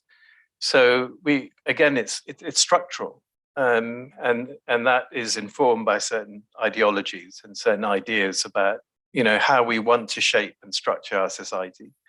So this is why I came back to those issues of narratives and discourses being so important and so powerful, because they influence and shape everything in society. And the reason why we kind of talking about this decolonizing narrative is to kind of try and unpack that this isn't by accident. These are shaped. This is the social determination of the social determinants. When earlier we were talking in the last section about how does health expenditure work? What are we spending money on? There's a famous Canadian economist called Bob Evans, who says that all of the policy decisions about expenditure are primarily shaped not by decisions about expenditure, but how that expenditure translates into income. The reason why health workers don't get paid well is partly because expenditure is being directed for income elsewhere. So it's kind of tying up again this whole thing about the political economy and understanding how money flows through the system and who is benefiting from that flow, all fundamentally political. But that's why, for example, when looking at knee pain, the amount of research that goes into the kind of social and psychological determinants of knee pain is totally dwarfed by the kind of technological research that goes into hip replacements or knee replacements and technological solutions. So I don't know, I'm sorry, I'm beating the same drum. But Yep, so I'm just trying to reinforce that a little bit. So I remember talking to a health economist about how do you do cost effectiveness of public health. And the reply was, well, we don't really bother because anything that's effective in public health is going to be cost effective because it's such a scale, right? So if you can actually prove something, and so you'd think from this sort of utilitarian cost effectiveness frame that a lot of people have, that's where you would start. You start with things that are relatively cheap, you can do over a vast scale, but we don't. We are starting with things that are relatively expensive that you do to one person at a time, exactly for these income-based reasons. Maybe just to follow up on that, but also on the question on how to finance health systems. I don't think we should think about financing health systems as a way of thinking about what we finance, but actually how we finance. And what do I mean by that? I think it's really about the who's deciding, who's planning, who's budgeting, who's allocating, is then involved, including and of course we're talking then about, yes, I'm talking about states. I'm teasing you, or at least country-led or even sub-country decision-making bodies. Very interest, including healthcare worker interest, will also be a part of that discussion then on how do you allocate the resources. So to me, health systems strengthening finance is not about, healthcare workers versus commodities. It's really about who is deciding what to prioritize and what is the evidence base for that. And then the challenge is how to measure impact. And the only way then to measure impact is really the totality of what is achieved.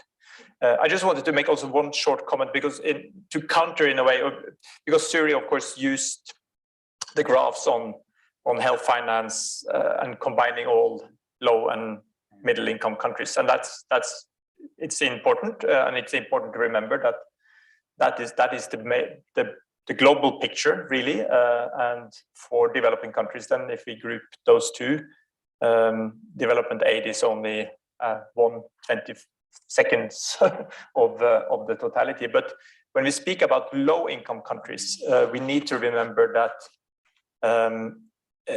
they are not in the position today, even if they use their maximal available resources, even if they have really efficient taxation systems so that they can use, let's say, 5% of GDP on health, that will not be sufficient to deliver a very basic package around $100 per capita, for instance, of services.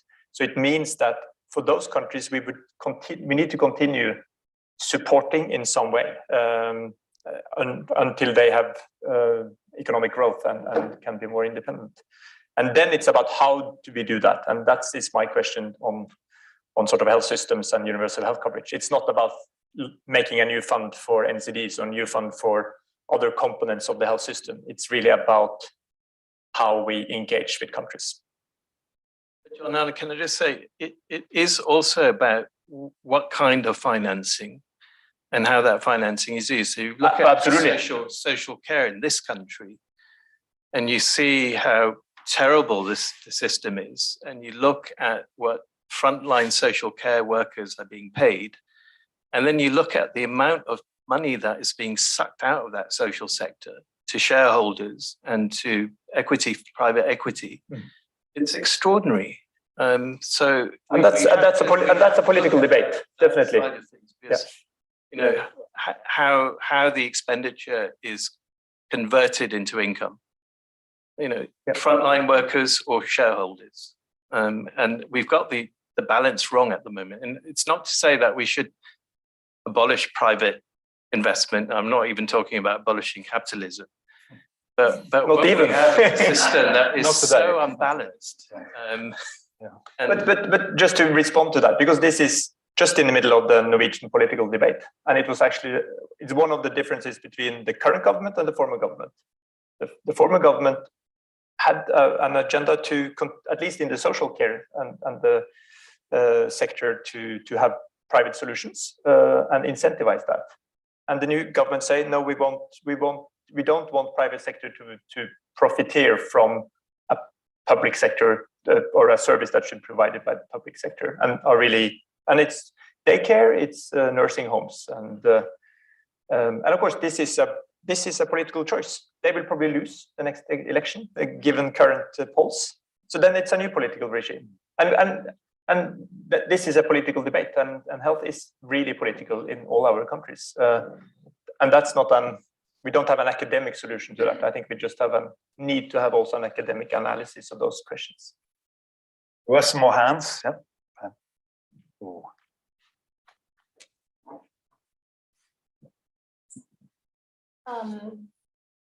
So to follow on the point that Jonathan made on the question that we are asking during this conference, and to refer to the points that Sophie made about the Bill Chill, we need to remember to the fact that evidence is political. So oftentimes we do refer to evidence-based policy or institutional solutions that are evidence-based, but in fact, oftentimes we see that the evidence is policy-based, and it's used to support certain specific political goals and aims. So for example, actors are funding certain type of research and certain type of research questions and not others. So when we are looking at the question that we are asking, we need to remember that the research question that we are asking and the research question that we are not asking are a reflection of the power dynamics and of the dominance of certain particular actors, and in a way they advance their interest. Absolutely, and in a way it's a follow-up of David's comment as well, because if you look at the number of cost-effectiveness analyses that are published, of course, I would guess 96-7% of that is on commodities, commercial commodities, and it's much harder to find good analysis of an intervention delivered by healthcare personnel only, in a way. Yeah. Just really briefly, this is my last comment. One policy measure that we haven't mentioned, but maybe should, is the idea of windfall taxes. We see that developed right now over petroleum income as part of the Ukraine war. And I know Oxfam made the suggestion to use that as part of the pandemic to finance the pandemic response. And they even did so on the World Economic Forum's website. So that may not be too drastic an idea to suggest to a lot of people. And then secondly, I think it's best for academics. What academics are good at is being abstract. I think that's kind of our job to a large degree. And so I wanted to make one abstract point, which is that Suri's idea of these kind of norms and rules on an international basis, I think it would be really interesting to think specifically about how these differ between non-pandemic health emergencies of international concern and when the emergency is there, and to be very explicit as to what kind of regulation or relationship we have with private sector actors, be they big or small, in times of crisis. I think that's like a big question that has not been solved, and thinking along these lines can be useful for policymakers. So we'll just let the microphone go where it goes. Yeah. So my contribution is on the question of how can we further research and academic analysis contribute to reforming the global and regional health systems and architecture. But I'll bring it lower to national level because just because of selfish interest. What I'm researching at the moment is about national health systems and financing. And I feel that pension funds, we've talked about on tax, which is great. But what I think also is missing is pension funds. National pension funds have the potential to finance health services within public framework. But what we're seeing is we are allowing third party to take the public funds and then finance and increase transaction costs. So we could cut them off, the third parties off, and then reduce the transaction cost and provide public finances for public health or public good.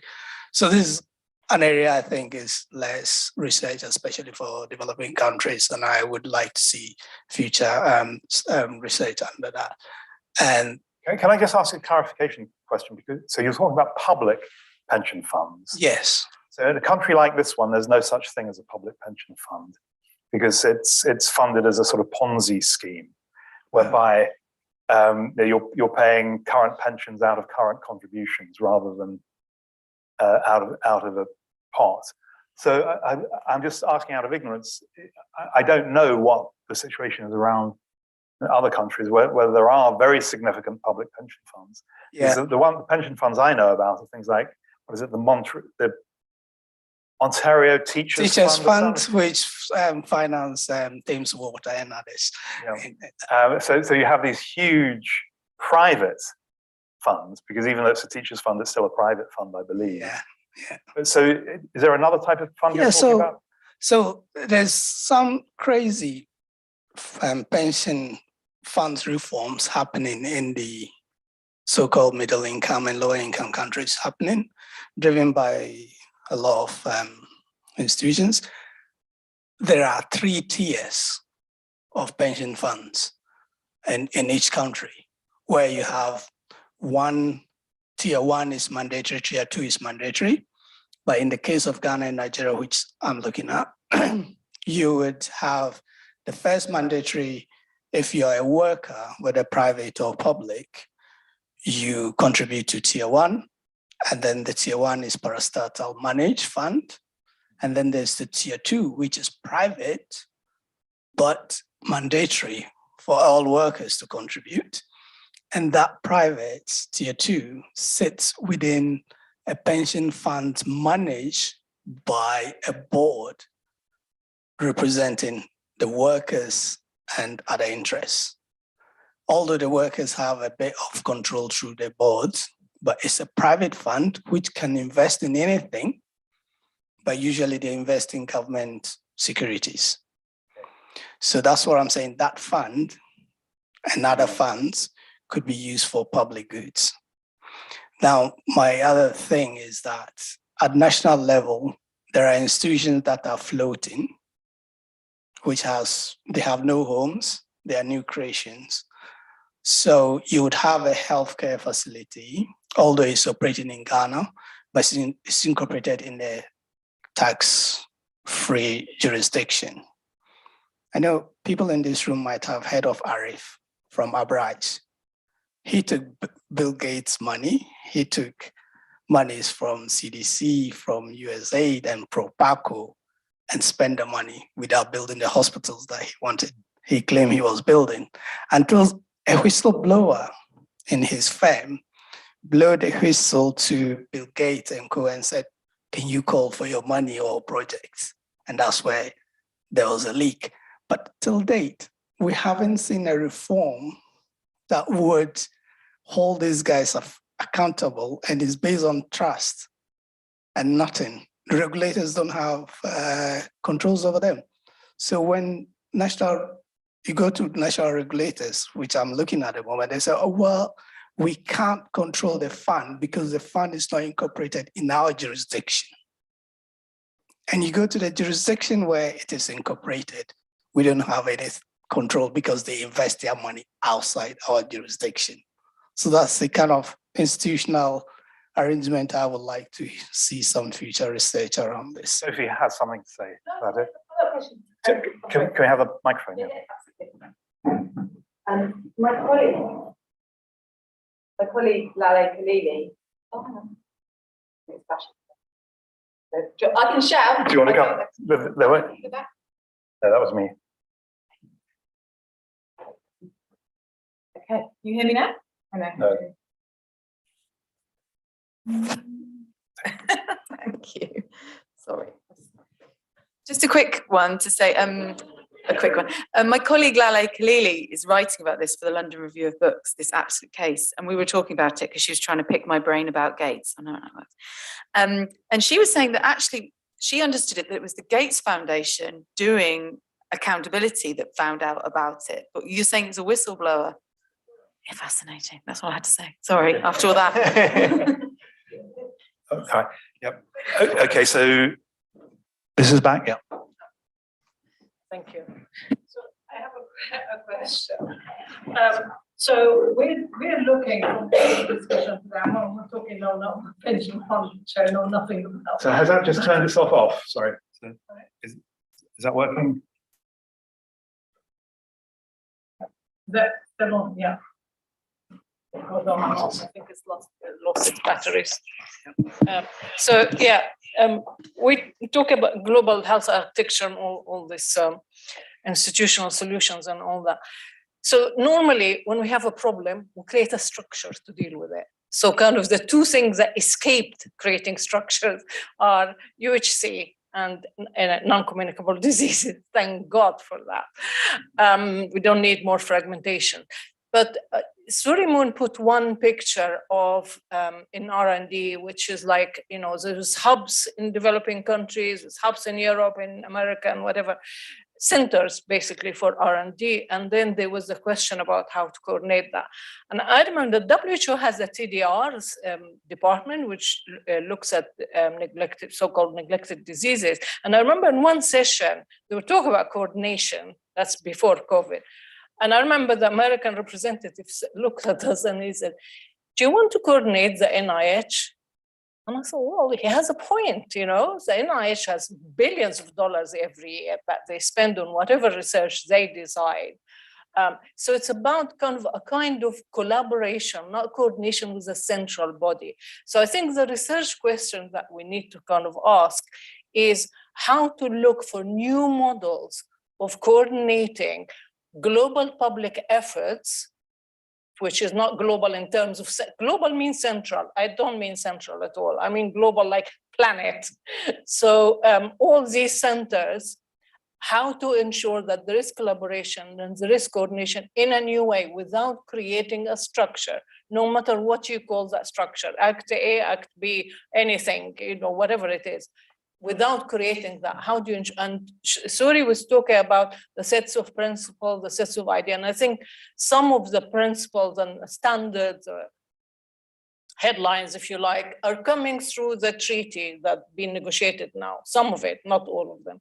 But we need to really think and do a lot of thinking about how to ensure there is some kind of collaboration, some commitment to collaboration, not collaboration like kida, no, that's Arabic, haphazard, but, or coordination haphazard, but actually the governments and the research institutions and all the private sector who are doing research and doing production are committed, kind of almost legally binding, to collaborate and to coordinate for common public good. Maybe not on every medicine, not on every vaccine, not on everything, but even for things for pandemics and outbreaks. Ebola is one. Marburg fever is killing people now. It's high mortality control. Okay. Yeah, no, briefly on that, because and it's also related to Felix's comment actually on potential norms then on investments in R&D and innovation, and you talked about the need to have common norms, and of course that the treaty negotiations is one arena to test the willingness out on that. What I'm actually picking up is almost for many of you would be counterintuitive, but because many would think that, okay, for pandemic relevant products, to call it that, we really need sort of a public good approach. We need to have put conditions in contracts on when we fund research in this domain, and we make sure that companies, we have some leverage and control on companies regarding access and volume and where they produce and technology transfers and all of that. But what I'm picking up from many governments now is that they are even, they are willing to consider these conditions when it comes to the global health landscape in general and for neglected diseases, poverty-related diseases, and areas where there is really not the market. But they are concerned about the idea of institutionalizing conditions on innovation in a crisis, in a pandemic, because they want the commercial actors to be as incentivized as they can be, and really please enjoy $50 billion windfalls, because that is a guarantee that we could save $10 trillion. I'm not saying I'm agreeing with this, but that would be counter to your point, Felix, and counter to what your vision. So what can academia, you should really analyze and think about those issues, because many governments are actually currently really afraid of setting any conditions on R&D relevant for pandemics because they are fearful of that being reducing the incentives, and they are willing to take the downside and the costs of windfall profits. So Felix? Because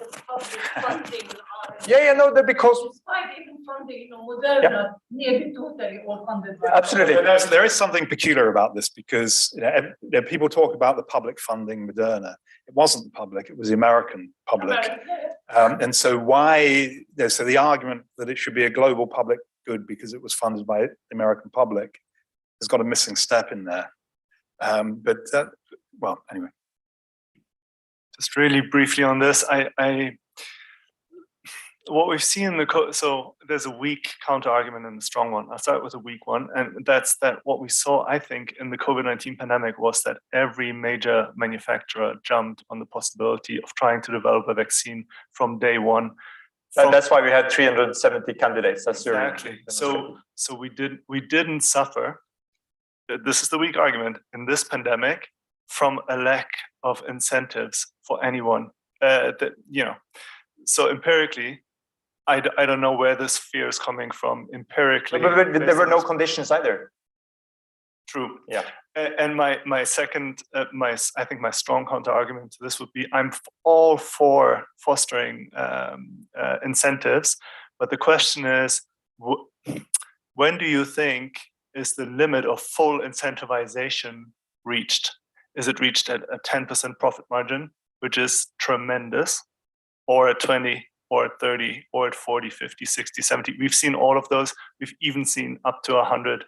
And so if somebody isn't fully motivated to do research at a 20% profit margin, I think somebody else may want to do it. So I think this fear of under-incentivized research is overblown given the profit margins that we've seen so far. But I think there's a gray area that everyone can shoot for, where everyone's going to be very happy and the corporations are going to be very incentivized, and we won't see what we saw just now. So it's an experimental question, isn't it? And I think my former colleague, while he's still there, James Wilson at UCL, wrote a paper which around patenting medicine, which I found very helpful. So he said, one argument that people have for intellectual property rights is a type of libertarian argument. No, I made it, therefore I'm entitled. But we don't really believe that, because these patents run out after a certain time. So really, we're already in a utilitarian game here of wanting the intellectual property right that maximizes the public good. So it's an open question whether we've got the right system or not. That doesn't mean we could reform it equally, but it is an open question. And is it 5%? Is it 10%? Is it 20%? I think the danger of experimenting in this is we don't want to get the experiment wrong. So, we don't want to say 5 years' time, whoops, we're not incentivizing enough. So it's one of those areas where you want to fail on one side rather than the other side, probably. But even so, there is space for that discussion, I think. So we've hit 6:30. We can continue the discussion over what should be wine out there. underneath the lights they put up, because I didn't just ask for drinks, I asked for a drinks reception. I didn't know there was a distinction. But drinks reception means you get twinkly lights as well as drinks. It's not just for us. So anyway, can we thank everyone? Can I just have one final, and that is for those of you who are around in Oxford tomorrow, we will have a small informal meeting, couple of hours here at the Blavatsky School tomorrow to discuss how we can take some of the inputs from this workshop and conference, but also other ideas forward in this future of the Global Health Initiatives process. So those who are interested, it's a small room, but I guess many will be busy. But if there are a couple of you who are interested to join, please do. So it's 9 a.m. Yeah, 9 a.m. And also, if you come to the reception and say you're going to the Global Justice meeting in group working room 2, that's like the code to get you in.